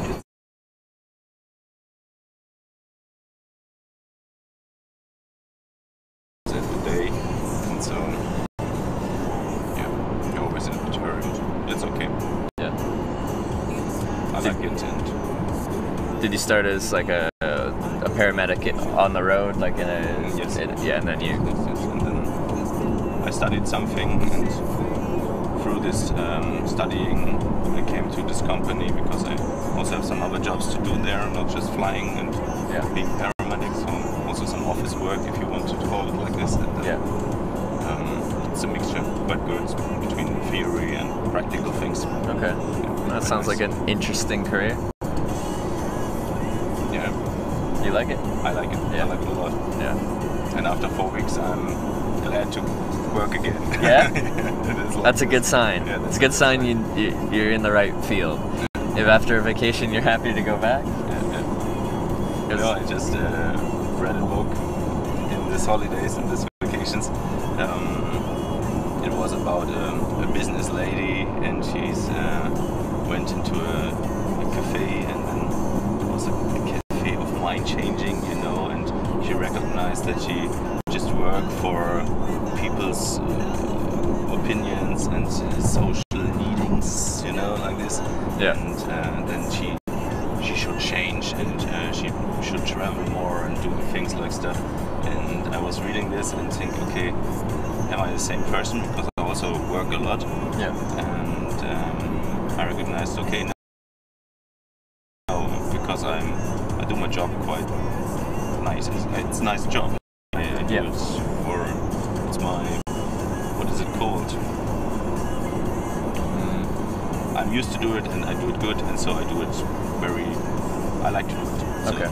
it's no need for me to change everything, to to Oh, yeah. left everything behind and start a new life, just traveling. If you enjoy what you do, that's the most important thing. Yeah. Whether that's I working enjoy or what I traveling or whatever, Yeah. if you enjoy it and you can make that work in your life, then do that. Because there's no one right way to do it. If someone changed their life and traveled, and that's not what would make you happy, then why do that? Yeah. This is like this. It's the mixture of both. So everything's cool, but Yeah. and it's no 9 to 7 something office job. So everything's good. What type of shift? A few days off. Yeah. And the helicopter where I work on, it's a helicopter for just working in the daytime. Then it's at 4 p.m. and the day is not that long. Yeah. But also even in the winter times, the sunset is at nearly 11 p.m., 10 p.m., something like this. So you have very long days in this case. Yeah. Depends on the length of the day. And which part of Germany are you based out of? I'm in the northern part of Germany. Like Hamburg? I lived in Hamburg for a couple of years, but actually I live in Rostock. Okay. It's in the northeast. It's Northeast. directly to the coast. Okay, right. on the So coast. what you have here on Prince Edward Island, all these beaches and a lot of tourists came. Yeah. This is also a region where I raised up in Germany. Okay. Interesting. I like this song actually. It is a good song. Very great. It's my holiday song.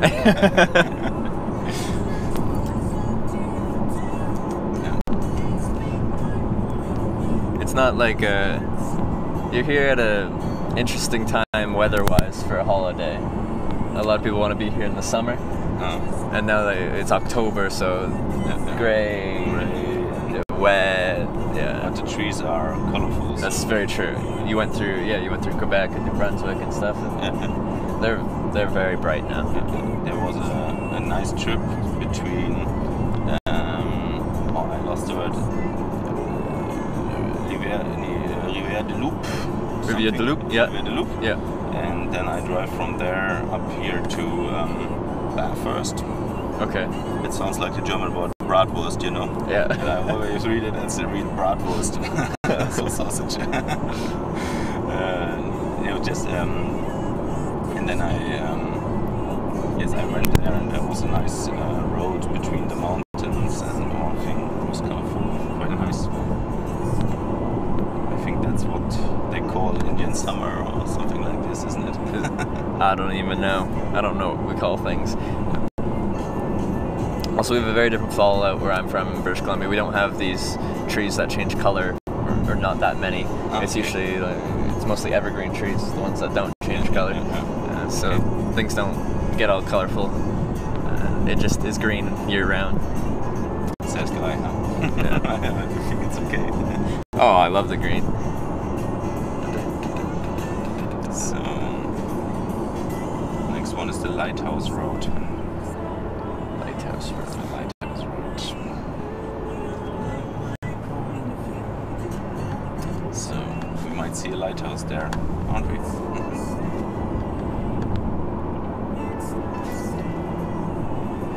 Have you picked anyone up on your trip from Boston to here? Actually, no, because there was nobody. There was nobody? There was There you go. actually nobody. Not that many people hitchhike anymore. No. It's a uncommon thing. A friend of mine in Germany, she do it very often in every vacation she's in, and she also do it in some strange countries. Like where? Poland or something like Poland? this. Okay, yeah. It was not that nice. She even does do it in India, Yeah. and there she was a bit afraid as a girl, you know. Was she by herself? She was by herself. Oh, man. And she's 22 actually, and do it quite often. Yeah. Never heard something happened, you know, but Yeah. it doesn't matter. That's But- cool. Yeah. So I have a reservation. You have a reservation. Okay. Do they pay per passenger, or Because I don't want you to have to pay per car. Yeah, Oh, that's convenient. So otherwise, I'd have to pay for a walk-on. We'll see. Let's see. Well, if they charge you extra for me, then I'll pay for me.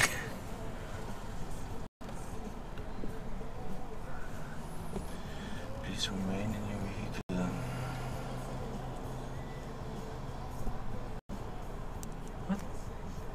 Foot passengers, please remain in your vehicle when purchasing tickets. If you're a foot passenger, then you're not in a vehicle, are you? We're in a vehicle, actually.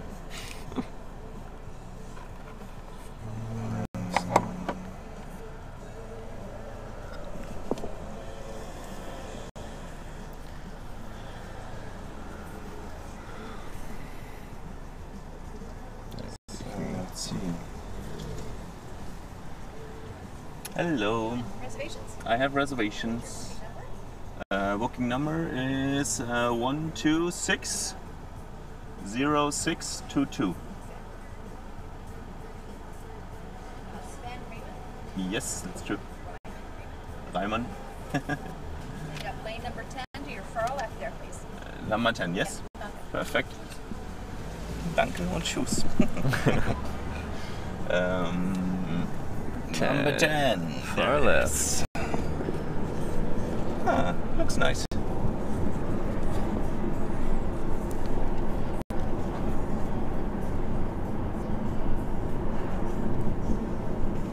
During your trips, where do you stay? In my tent.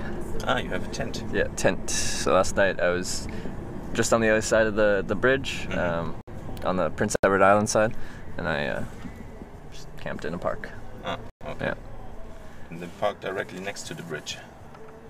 Yeah, well, I was near like a school park thing. Ah, okay. So I got up early because I don't like being around schools. Kids, it's not a good idea. So the ferry was 15. 11:15. 11:15. So we got 45 minutes until sailing. Yes. I thought about going somewhere here and looking for stuff. Looking for stuff. Yeah, looking for stuff. Sounds like a good idea. Look for stuff. I'll probably get out. Ooh, cafeteria. I haven't eaten. Yeah, we'll just go to the lighthouse, I think. Are you gonna go walk to the lighthouse? Yeah. All right. I'm gonna get some food. Yes. Is it okay if we We meet here. meet back here for when it tells us the board? I don't know. Actually, where is the reservation? Oh yeah. Where? Up there. Yeah. Dash. Perfect. I put it there that I not forget it. You know. It says nothing. Well, I'm gonna be right there, so I'll You see. right there. Okay, I will go right there to the lighthouse. Perfect. And we meet here when I'm doing this one. You know. You're just Yeah. waving The arms. secret sign. Yeah. All right. I'm just gonna bring my backpack with me, just because I always bring my backpack everywhere. That is okay for me. And then I'll meet you back here. Perfect. Alrighty, let's do this.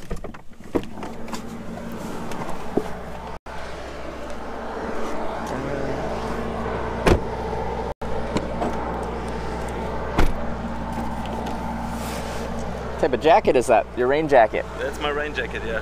What brand is it? North Face. North Face? I like the color. It's nice. It's nice when you're in the forest. Oh yeah.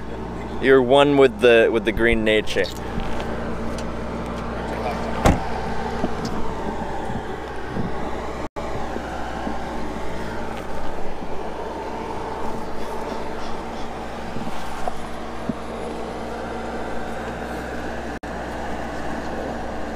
I'm holding that.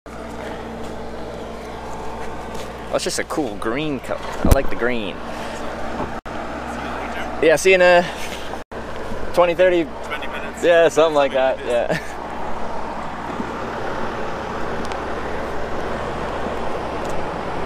There's a cafeteria. I'm hungry. I don't have a North Face jacket. I've got a...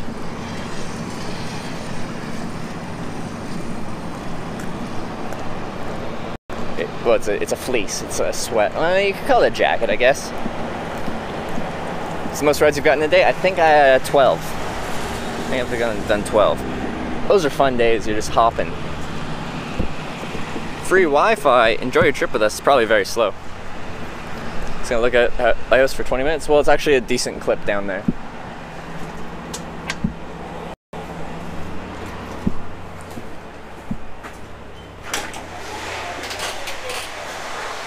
Yeah, what's wrong with lighthouses?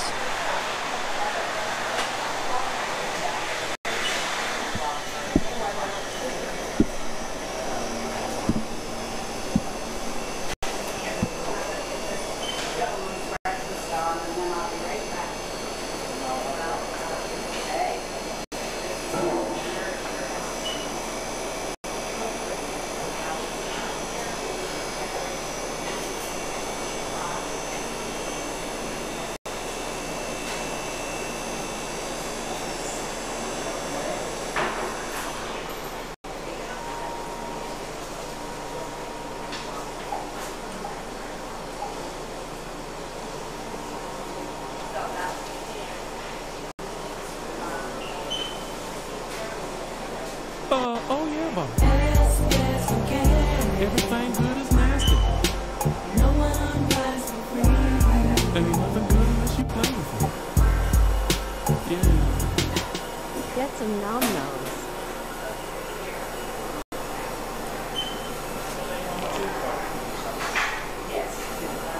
Rob Clark. Rob Clark? Thank you for the $10 donation. Get some nom-noms. Working on it.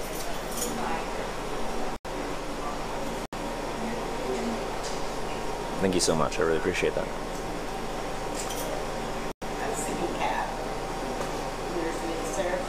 Oh, and you subbed 16 minutes ago. Thank you for that. The sub and the donation. I really appreciate that. I think did I miss that? Maybe. I don't know.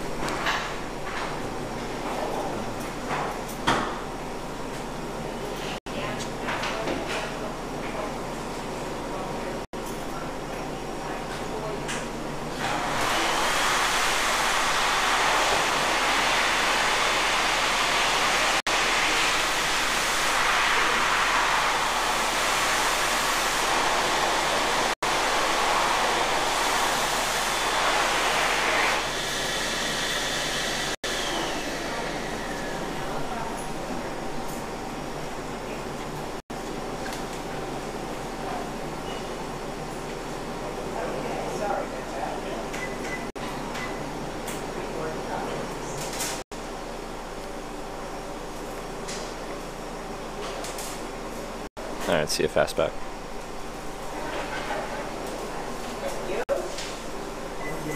Oh, you're just waiting? Alright. Thank you.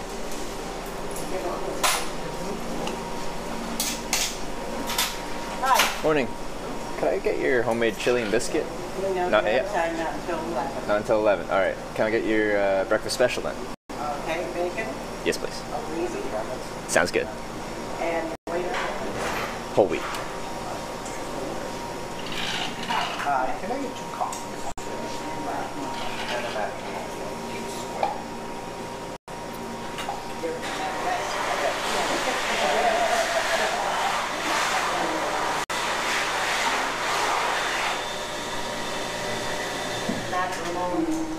Yeah. Well, somebody told me the other day because I served them at a lot of breakfast. Thank you. And it is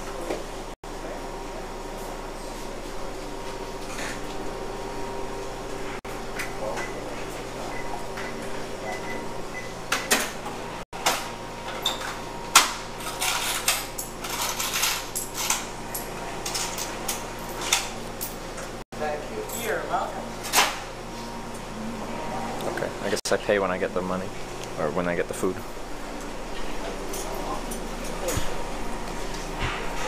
Man, it's hard to get chili in Canada. They're either sold out or they haven't made it yet.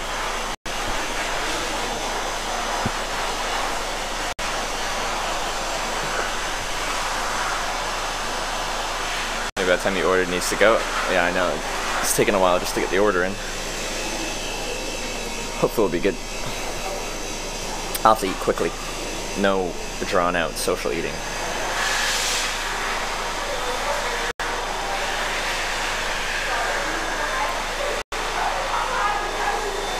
You've wandered into a retirement home? It's a ferry. Canadian change sounds different than US? The sound of the change?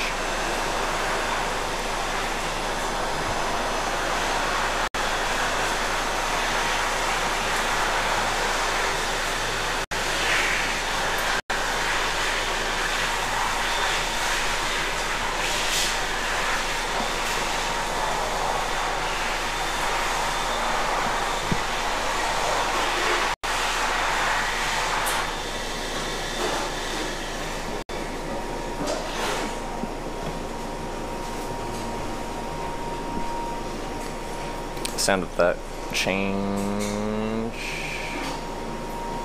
It's the Canadian hands that change the sound. There you go.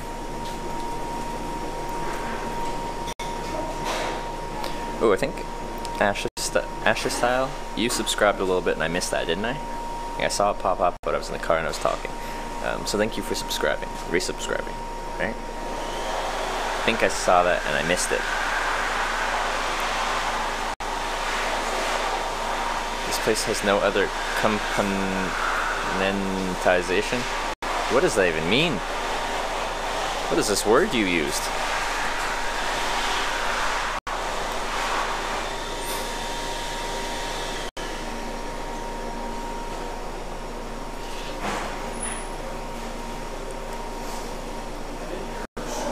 Componentization.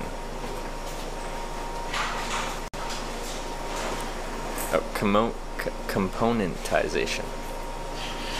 Why am I struggling so much with that word? Componentization. I still don't know what that means, but I think I've figured it out a little bit more.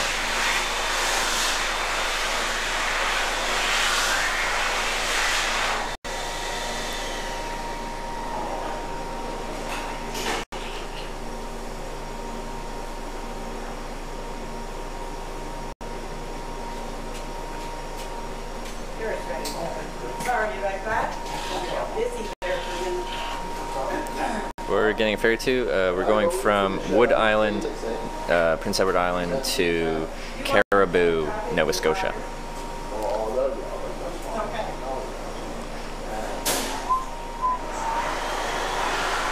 So I think maybe with our German friend, Sven, might be able to get a ride from Caribou to the Trans-Canada, a little bit inland.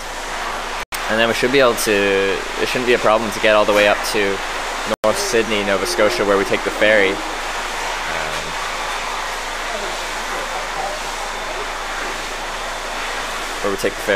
This evening. And take the night ferry to Newfoundland and be in Newfoundland tomorrow morning.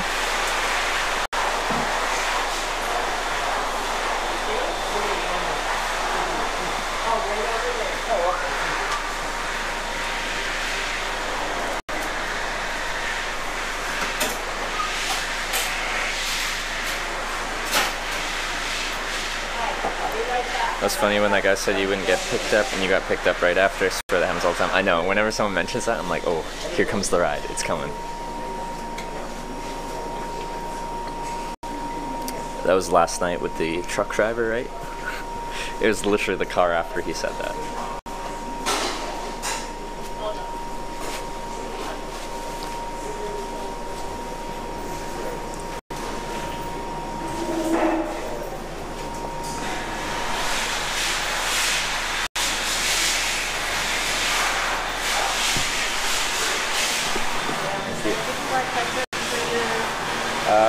No, I'm okay. I still haven't paid you though.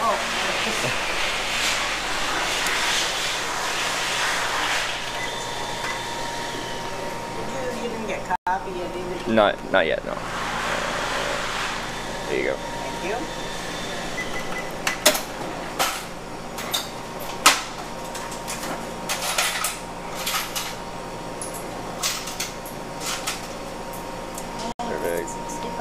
Thank you very much.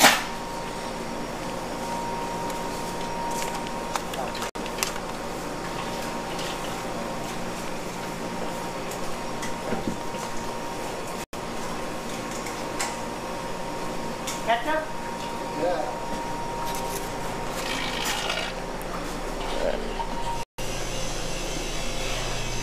Should do hitchhiking racing one of these days? Yeah, they do organized ones in Europe. I don't think they do anyone in North America.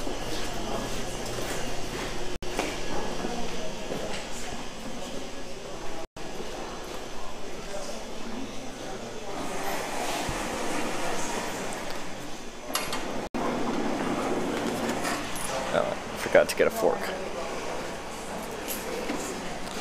She just handed me my thing and I hadn't paid yet, and then I'm like, okay, I still haven't paid you yet though. I could have got my meal for free, but that would be dishonest, wouldn't it? This is Canada of A&W root beer. Yeah, that's in Canada. A&W's all over the place. Now I'm gonna go grab a fork and stuff like that. We'll see if someone steals you. I don't think anyone will. No one looks too shady around here. But if someone steals you, scream.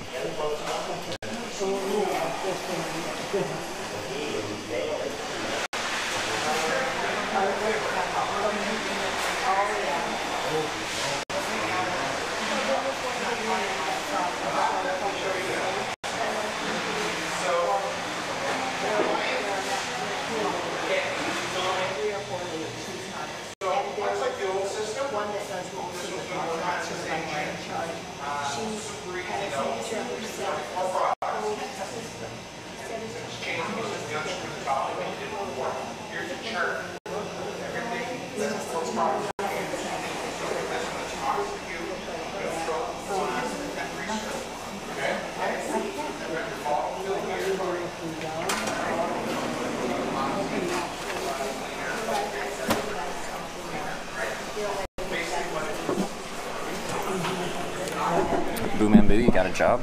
Congratulations. What type of job did you get?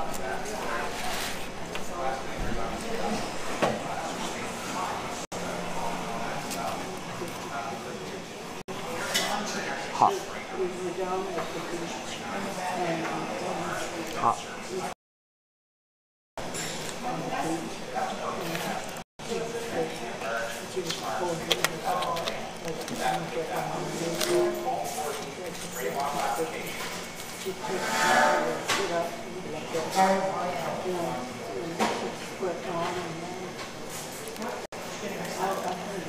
But man, the hitchhiking has been so easy on Prince Edward Island.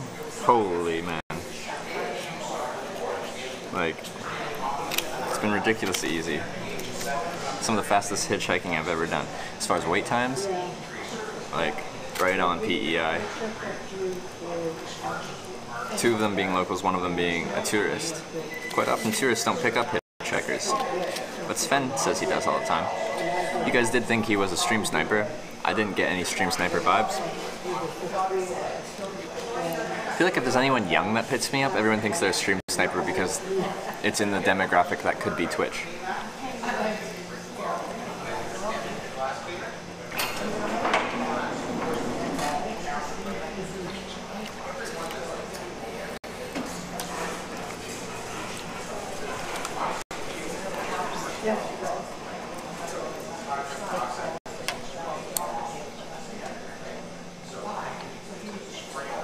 White House from 1876, that's cool.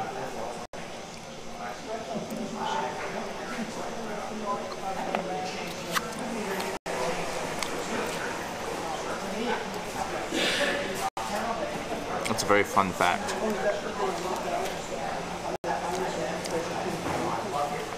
Now dressed like a transient in Hitchback. Just compare wait times. I look pretty greasy right now. Am I not transient enough for you?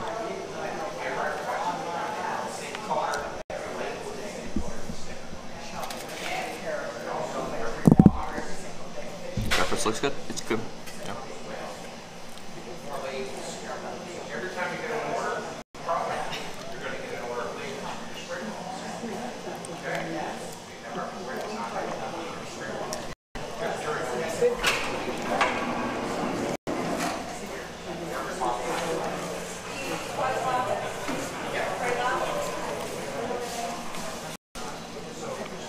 An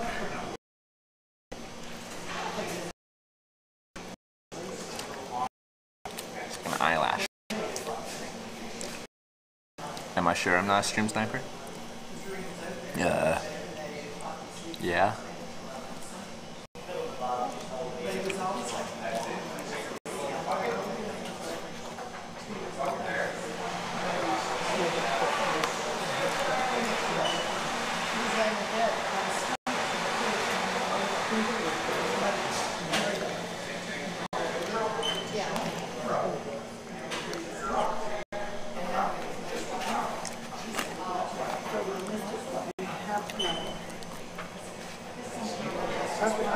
Real food.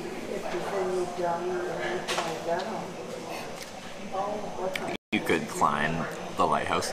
Man, that was such a controversy when I climbed the lighthouse in North Carolina. Like, it's not climbing.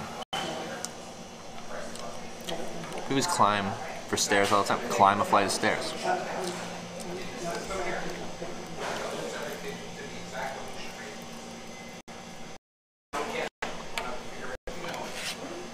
People are so nitpicky.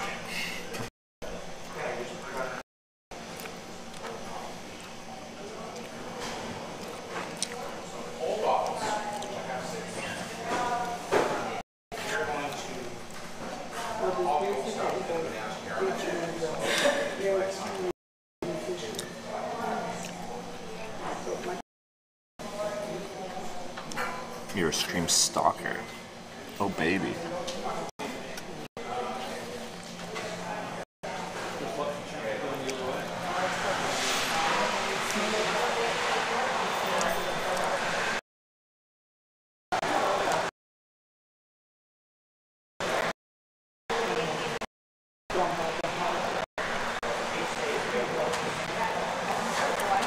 It's definitely a touristy place. Everyone's taking pictures. Everyone's dressed like tourists. I'm a tourist. I'm not saying anything bad about tourists. It's very touristy.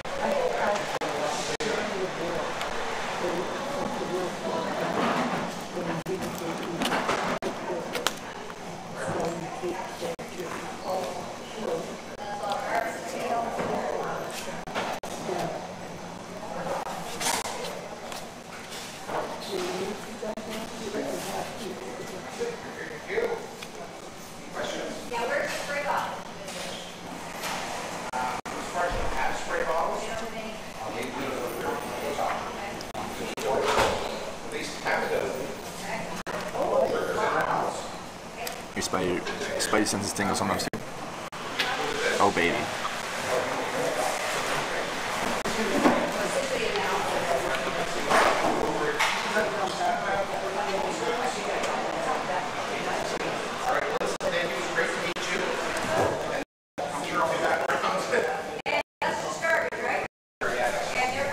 This is ferry from Prince Edward Island to Nova Scotia. Probably tonight we'll be taking the ferry from Nova Scotia to Newfoundland.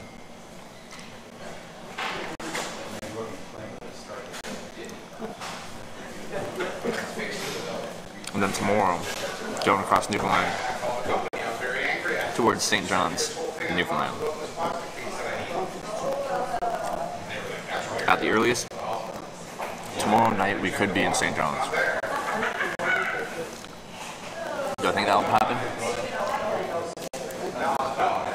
Not really, but it's possible.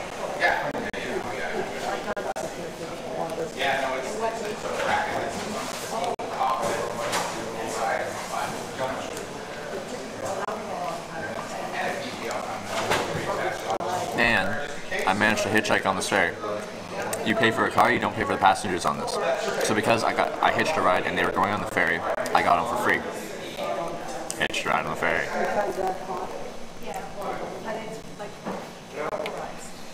How much is fair? I don't know. It's based on a car costs X amount of dollars.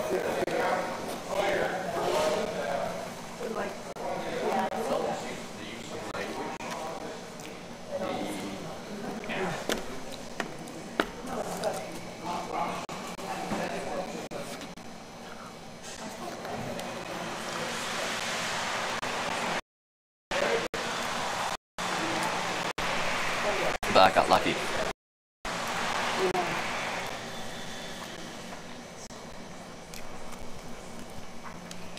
You're eating breakfast now too, Pilgrims? I feel like I'm on a date with Trevor. I feel the same way too. I feel like I'm on a date with myself. Audio's crackling? Yeah, we just had a connection blip.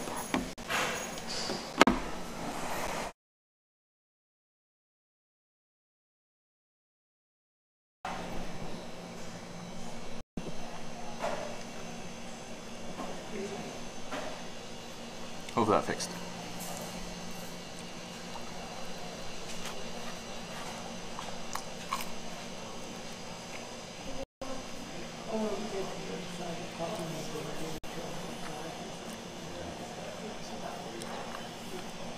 Did that fix it? It's okay? Alright. The tax-free shops on ferries, not here because they're between provinces and it's still within Canada. There's a tax-free shop on the ferry from Victoria to... why can't I remember the ferry from British Columbia to Washington State?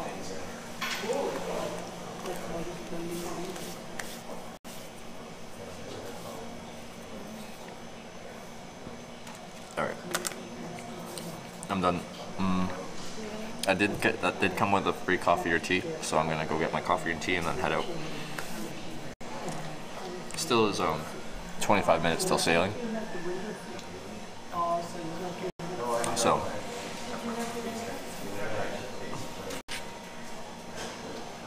probably don't have to head out yet.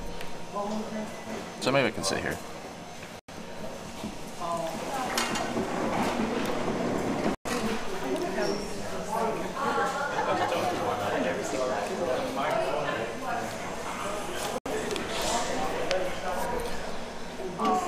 We love your journeys. I'm glad you like my journeys, Demo.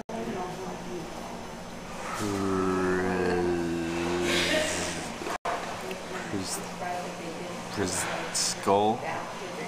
I'm sorry that I... Your attention please, all passengers, please return to your vehicles, all passengers. Yeah, we'll go to the your vehicles in preparation for boarding. And thank you for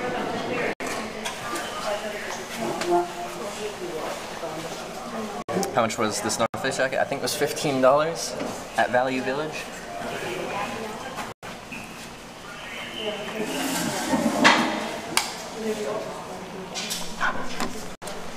It's Polish nickname. Alright, I didn't know how to pronounce that. But that's my bad. I just... Sometimes I struggle with pronunciations, you know? Let's just quickly make some tea.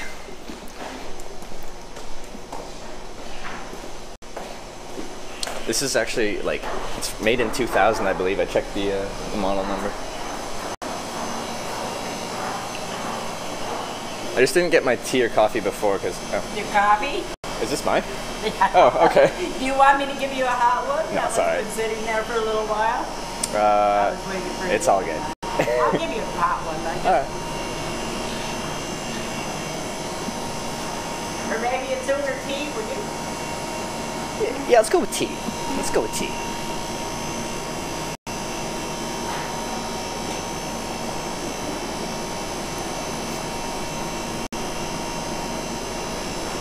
Just Domo? Okay. There you go. Thank you very much. You're welcome.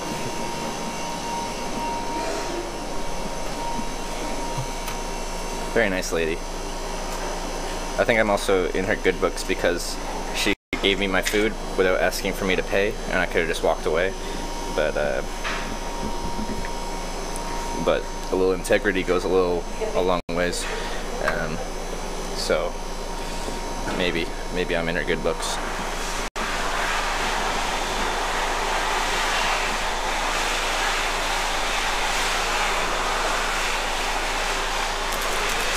Wonder why the lights buzz? I don't know. It just sounds like a ferry. It sounds like we're on the ferry, but we're at the terminal.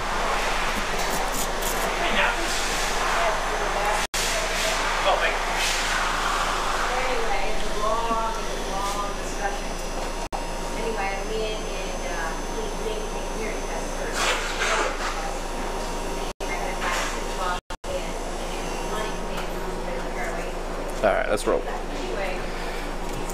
To the car.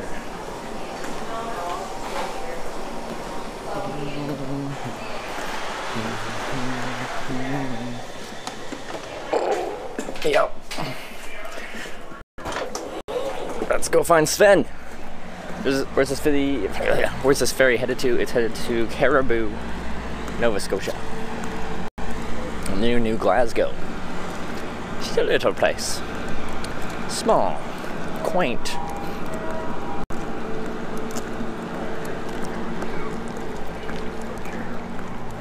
Alright, let's see if we can find Sven. Is that him? I forget what this car looked like. Was it silver? No, I think it was that one. Is it a Chevy? Oh, they're both Chevys. Oh, I see the green jacket.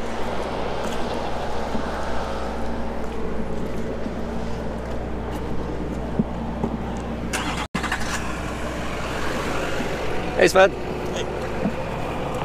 Are we boarding right now? Oh, we are. I don't want to crush your camera.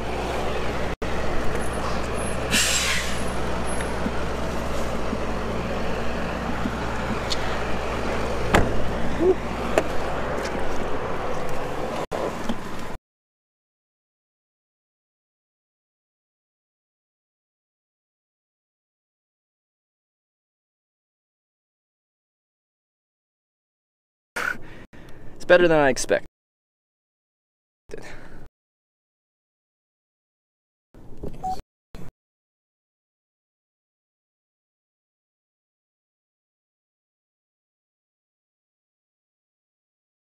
Because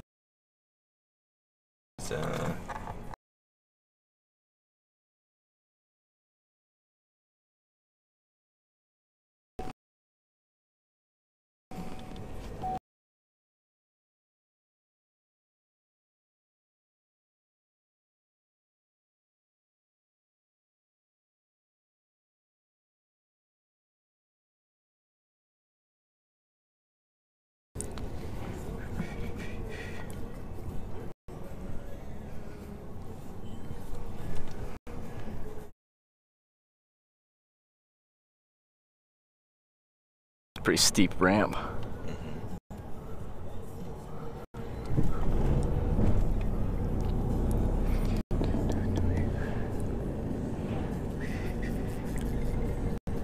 Oh, there's a wasp in here.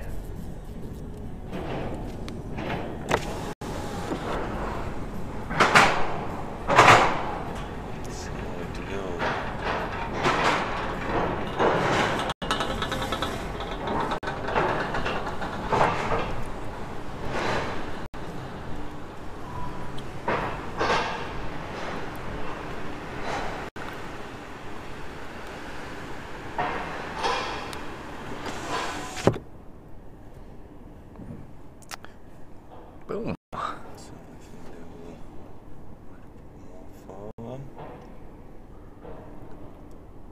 Yes, like this. Have you driven on a ferry before? Uncountable times, I would say. Uncountable? From where to where? Germany to Sweden. Ah, okay. Germany to I guess, yeah, you're Denmark. by the coast there. Yeah, okay, lots of ferries. I'm quite into ships, I know. You know. No, same where I'm from. I'm from Vancouver Island, so island ferry to mainland. Right. All right. So. Oh. Nice one. Ferry. I'm guessing there's an observation deck, like a passenger deck. Yeah. Are you gonna go up there? I will go up there. Yeah. Definitely. All right. Then I have to book some stuff for the next days. Okay. Just had the room now in Halifax. So you're going to Halifax after here? Yeah, yeah. Could you take me to, like, we get off in Caribou, then we go kind of through New Glasgow. Could you let me out, like, take me to New Glasgow, and that's where I'd split off, headed north? It's kind of just where New Glasgow is. Okay. Or pretty much wherever the main road. All right. Normally I don't drive the main roads, you know. Oh, you take them back. Oh, okay. Yeah. But New Glasgow is right there, yeah. Yeah. Yeah, so no problem. Okay. Yeah, I will leave you there, and then just have to tell me where you Perfect. want to be. Sounds good. Yeah. Yeah, it's just my type of cruising that I not take try not to take the main roads. Yeah, well, if you've got time, might as well. Yeah.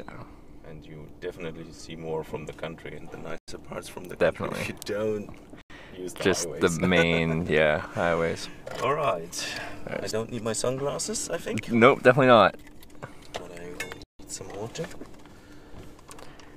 And then I will need my camera and a book. How long did this? Do you know how long the crossing is? 65 minutes. Oh, okay. That's not too bad. Something like this. All right. All right. I think I'll leave my bag this time. No one should run away with it too much on a ferry. No, I don't think. And I won't go without you, so. All right.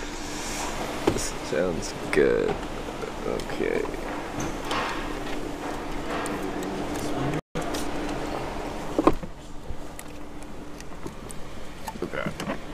Okay.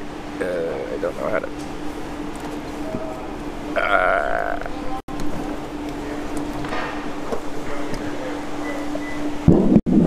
Tight fit.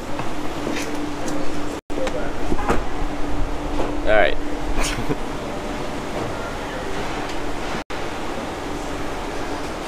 All right, let's do it.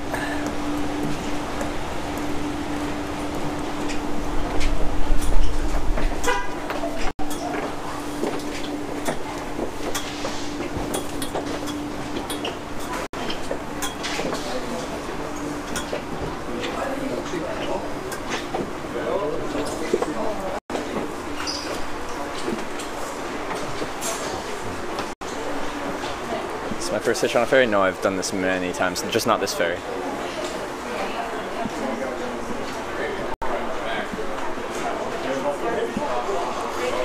What did you do to save money for hitchhiking? Was able to pay for it, so I would work normal jobs and then quit my jobs and go travel. And now I stream on Twitch, which is my job, and it's sustainable. Got the exact change, you can put it right there.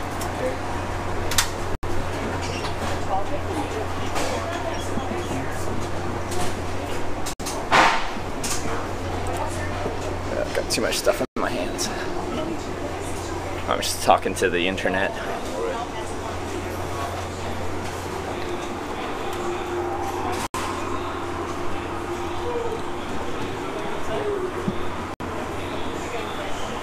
I'm gonna check out the observation deck. Let's go. Oh, you gotta turn the handle. Wait a minute. Thank you. Yes.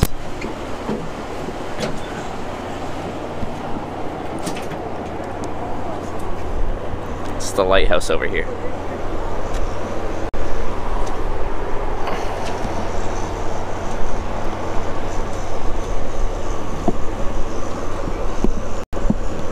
Talking to the internet. Classic talking to the internet.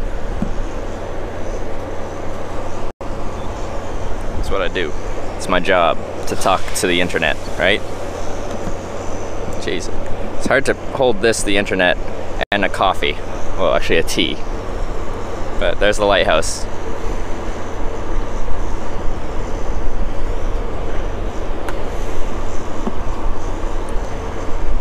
Permission, please. If there's a mod here, then they can.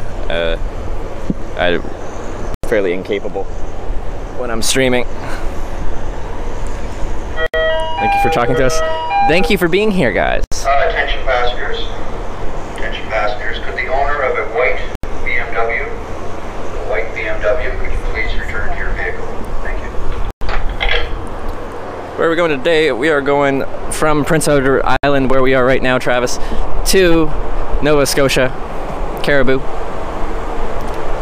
and then we'll be hitchhiking up north to Cape Breton and up to North Sydney, where I take the ferry to Newfoundland. When's the next trip outside of Canada? We'll be going to San Jose for TwitchCon.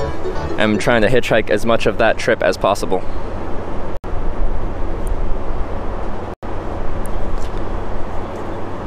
Builder Gush, thanks for the 4-month resub. Appreciate the 4 months of continued support. Thank you very much for the support, everyone. God, okay, I need to drink this tea. because I'm just holding it and it's just annoying to hold.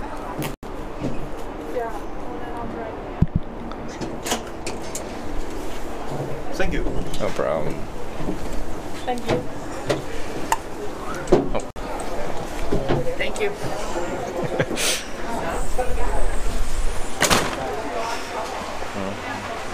Any Europe streams anytime soon? Yeah, probably pretty soon. Potentially after TwitchCon. I'm not 100% sure.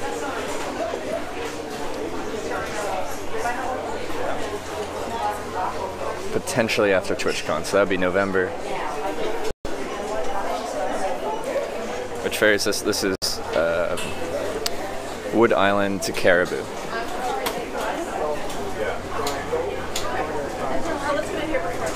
Try and find a place to sit and drink this. Okay. New Finland? What are we talking about?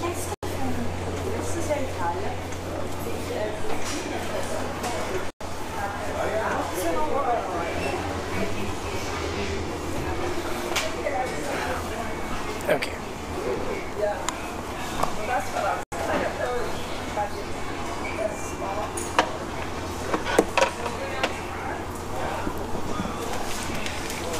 Alright, let's just quickly drink this because it's really annoying to carry this tea.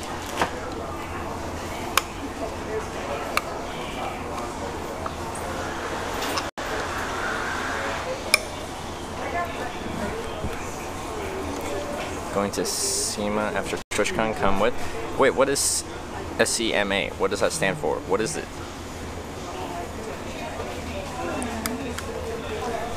Maybe. I like going places. Have I done hitchhiking in Norway? Yeah, I hitchhiked.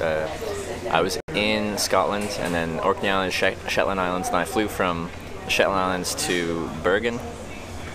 And then I hitchhiked from Bergen up to Trondheim and then went east into Sweden that way.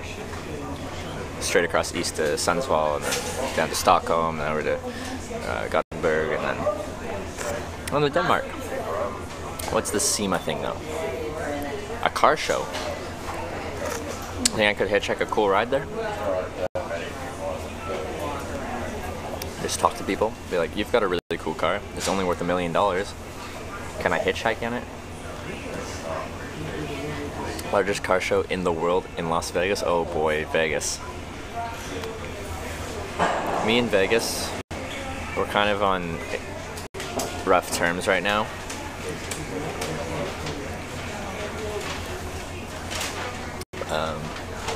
I went there late August and being sponsors for the world's fastest motorhome. Oh yeah, you're showing me that. That'll be really cool.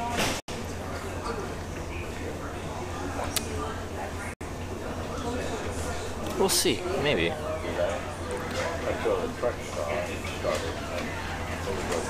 But I can't hitchhike in Nevada, which makes me sad.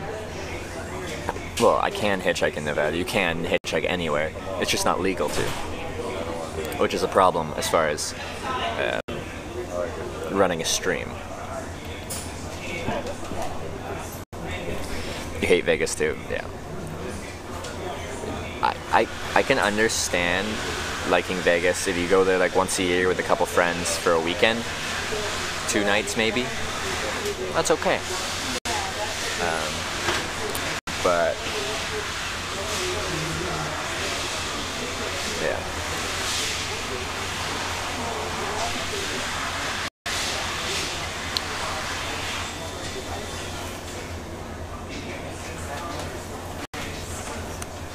What do you guys think? Next time I get a shower, should I keep the scruff or should I shave? Should we keep the scruff going? It still gets a little patchy right in these sections, right in here.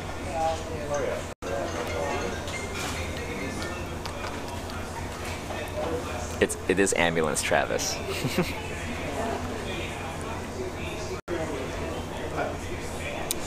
Going to stream the entire build of the world's fastest motorhome on your channel. There you go. How long do you think that'll take?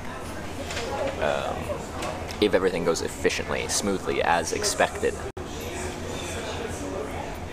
type of timeline are we talking about? Grow beard?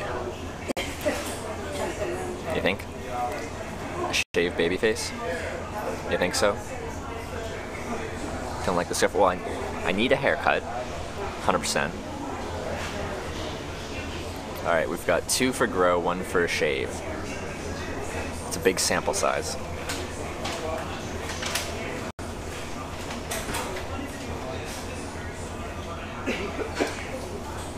Hotel tonight to recharge stuff. In theory, if I get to the Newfoundland ferry, then it's a 7-hour overnight ferry, and I'll be able to recharge on the ferry most likely.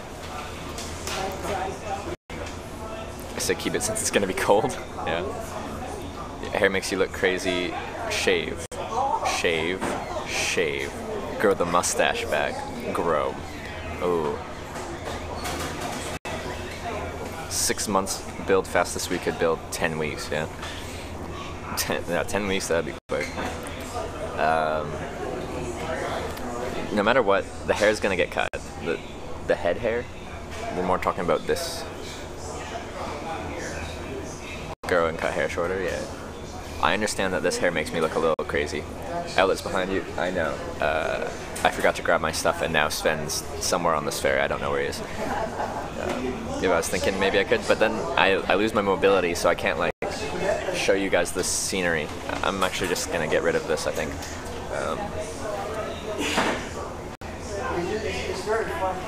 Just the goatee. I'm not gonna keep just the goatee. If that's the only facial hair I can grow like successfully, then I'm not gonna have facial hair. I don't want a goatee. Right, let's just get rid of this tea. I already had coffee, and I can't drink much caffeine. Young Einstein, that's what I'm going for. Actually, it was Einstein for Halloween one time.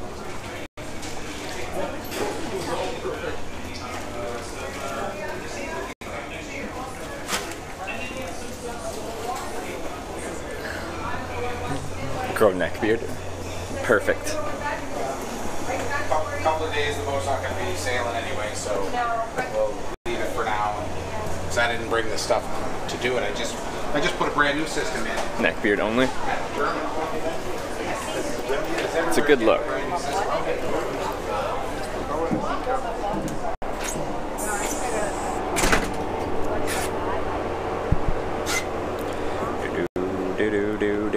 Do. I only want to be with you. Alright. So, this is Prince Edward Island. And then way over there, we've got there's an upper deck. Interesting.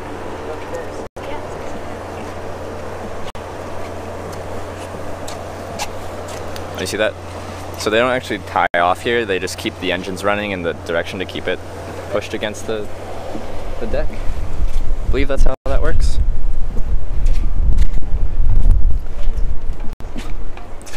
You're blessed with nice pilosity, take advantage of it. What does that mean? What's pilosity? I'm learning all these new words.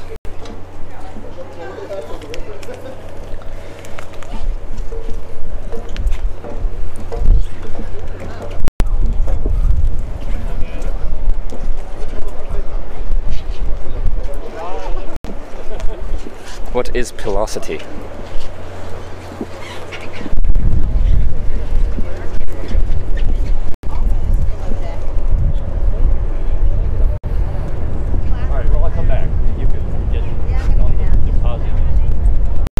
Most likely the wrong word. No, it could be the right word. I just don't know. I haven't heard it, so I don't know. But my vocabulary isn't like legendary or anything like that. I'm known to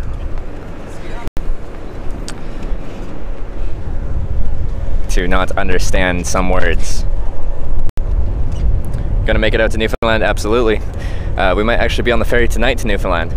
Right now we're taking the ferry to Caribou, Nova Scotia. I'll be getting dropped off in New Glasgow. Actually, that's one place where I stayed. I stayed in a homeless shelter in New Glasgow back in 2014. I stayed in a homeless shelter there. But I'll be hitchhiking north from there once Sven drops me off, and then I'll probably make it up to North Sydney today.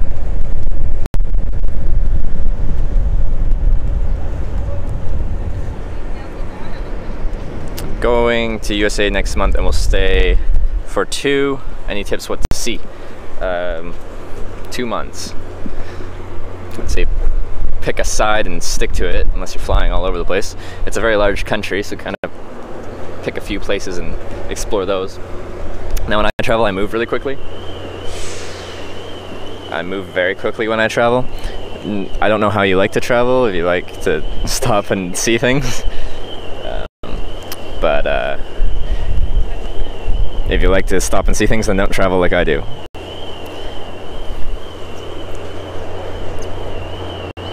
Are you talking about the facial hair? No, it's still patchy in places. I wouldn't say I have good facial hair. Pilos or pilosti means processing long soft hair. I have processing long soft hair. My hair is processing. I like it.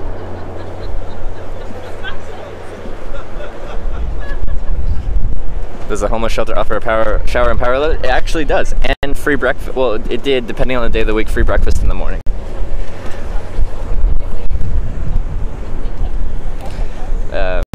But I won't be staying there tonight.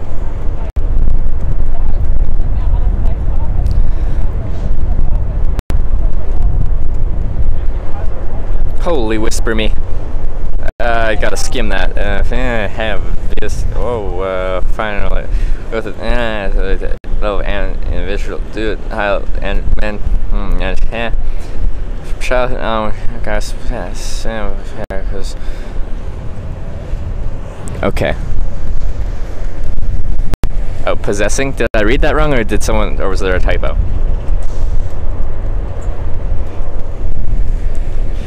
It's just a lot of information. I didn't know what to do with it. Has a lot to do with genetics? Absolutely. Some people just can never grow a beard. I have scruff. I don't have a... Oh, just a little toot. The one on Vancouver Island, to and from Nanaimo and stuff, is much louder.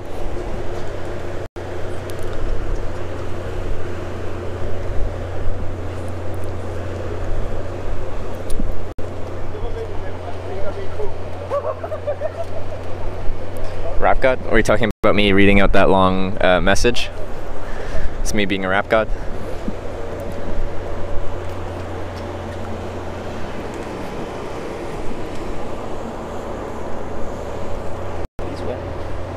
Very wet. We will not sit there. It's just a little toot. I wanted the big toot. The startle all the children and hurt your ears kind of toots. Channeling your inner Joe Dirt. That's what I'm going for. We're gonna rock the mullet soon enough. It's getting long. We gotta let it get longer. Oh, here we go, boys. I think we're setting off any minute now. What a shitastic day in the Maritimes. When I was on a ride, and the sun came out for like 5 minutes. It was wonderful. I loved it.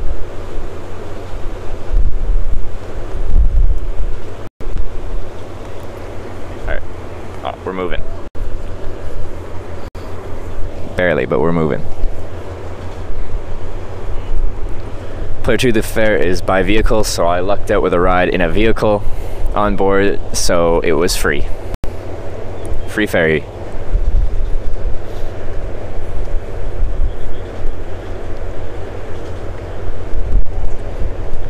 This place needs Xanax. It's gray and dreary. Name a place that's like really happy and inviting when it's gray and dreary.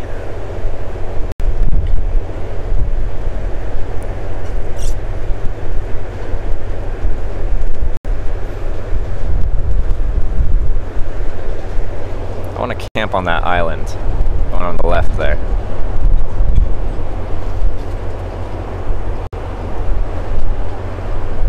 Shitastic here too in St. John. Yeah. Welcome to fall in Canada.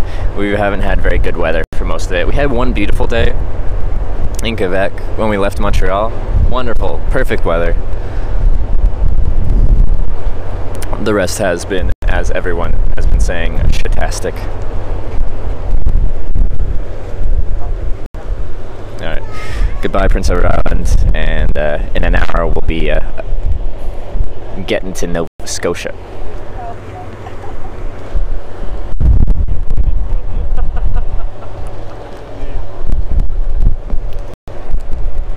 Alright, I'm cold. I'm going inside. I only brought my light fleece. Actually, okay, we'll look at the White House, the lighthouse, as one more time.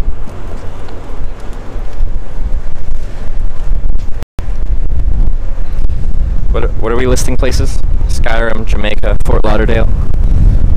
Are these places that aren't depressing when it's gray and dreary?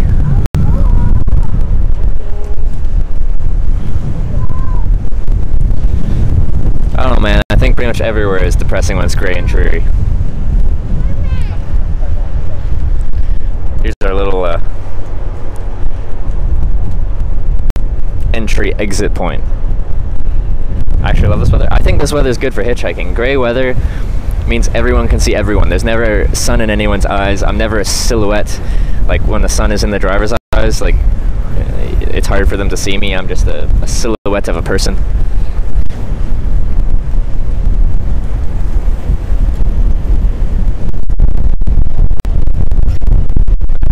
Goodbye, Prince Edward Island.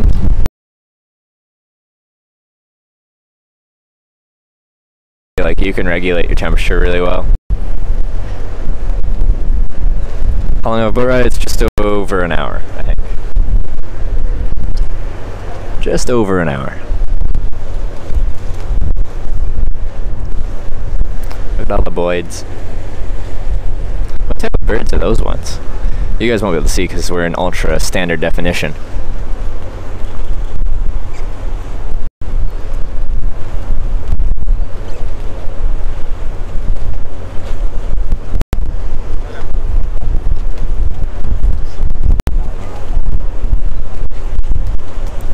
Very slow AF. It might not be going at full speed because we were still in the harbor and then they might open it up, but no, this isn't a fast ferry. You know, in British Columbia, BC ferries, at one point they did get the fast ferries. I forgot what they called them. But they used them for a couple of years and then they stopped using them because it wasn't economically viable. And it wasn't actually that much faster because they actually had to turn around. The normal ferries, they don't have to turn around, they just drive in both directions. Alright, I'm going inside.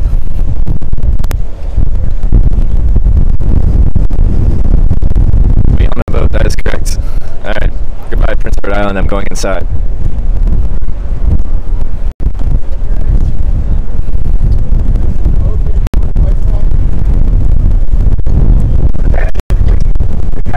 Officers and crew of the Disney Holiday Island welcome you on board. The crossing will take approximately 75 minutes. Passengers are cautioned that regulations do not allow high-speed one between Nova Scotia and Maine. Interesting. I didn't know it was a fast one. This boat ride is really cool. We get to live vicariously through your stream. Thank you. No problem. Glad you enjoyed the stream. Ferry take to Lille de 3 times faster. Are you sure? Please read the various safety messages posted throughout the vessel. Passengers are reminded that pets are only permitted in designated interior passenger areas on the vessel when contained in a travel kennel, with the exception of certain hubs. I'm sure we could look up this particular ferry, see its average cruising speed, look at your ferry, look it up. It's probably not 3 times faster. Le capitaine, les officiers et l'équipage de Disney Holiday Island souhaitent la bienvenue à bord. La traverse prendra environ 75 minutes. Nous tenons à vous informer que les règlements ne permettent à personne de rester dans son véhicule ou sur les ponts des. Yeah, they probably started going slow just in the harbor area so they didn't create a big wake, I'm guessing.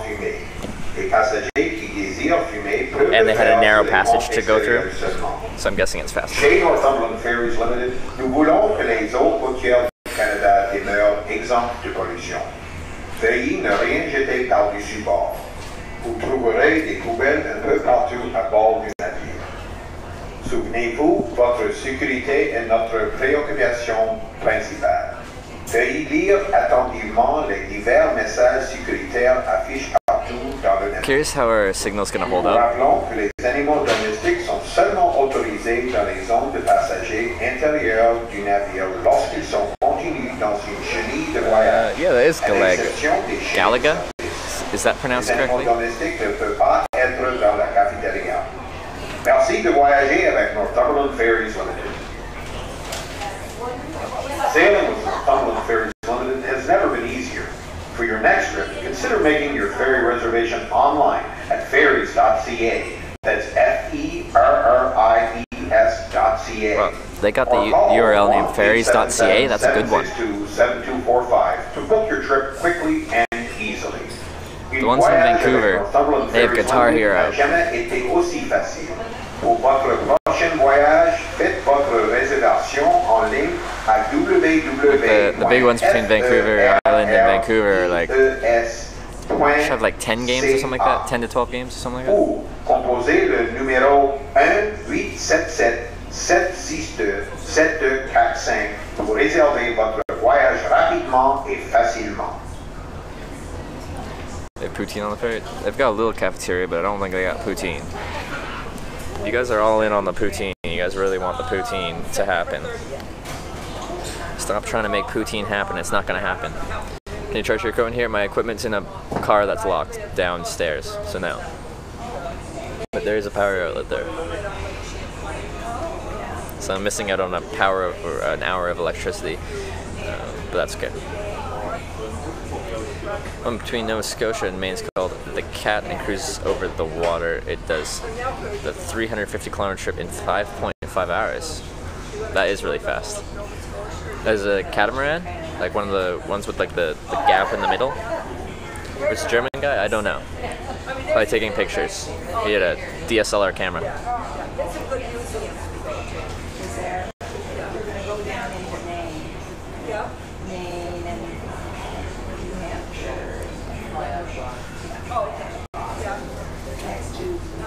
Why is your gear in a car? You catch a ride with someone going on the ferry? Yes, I did.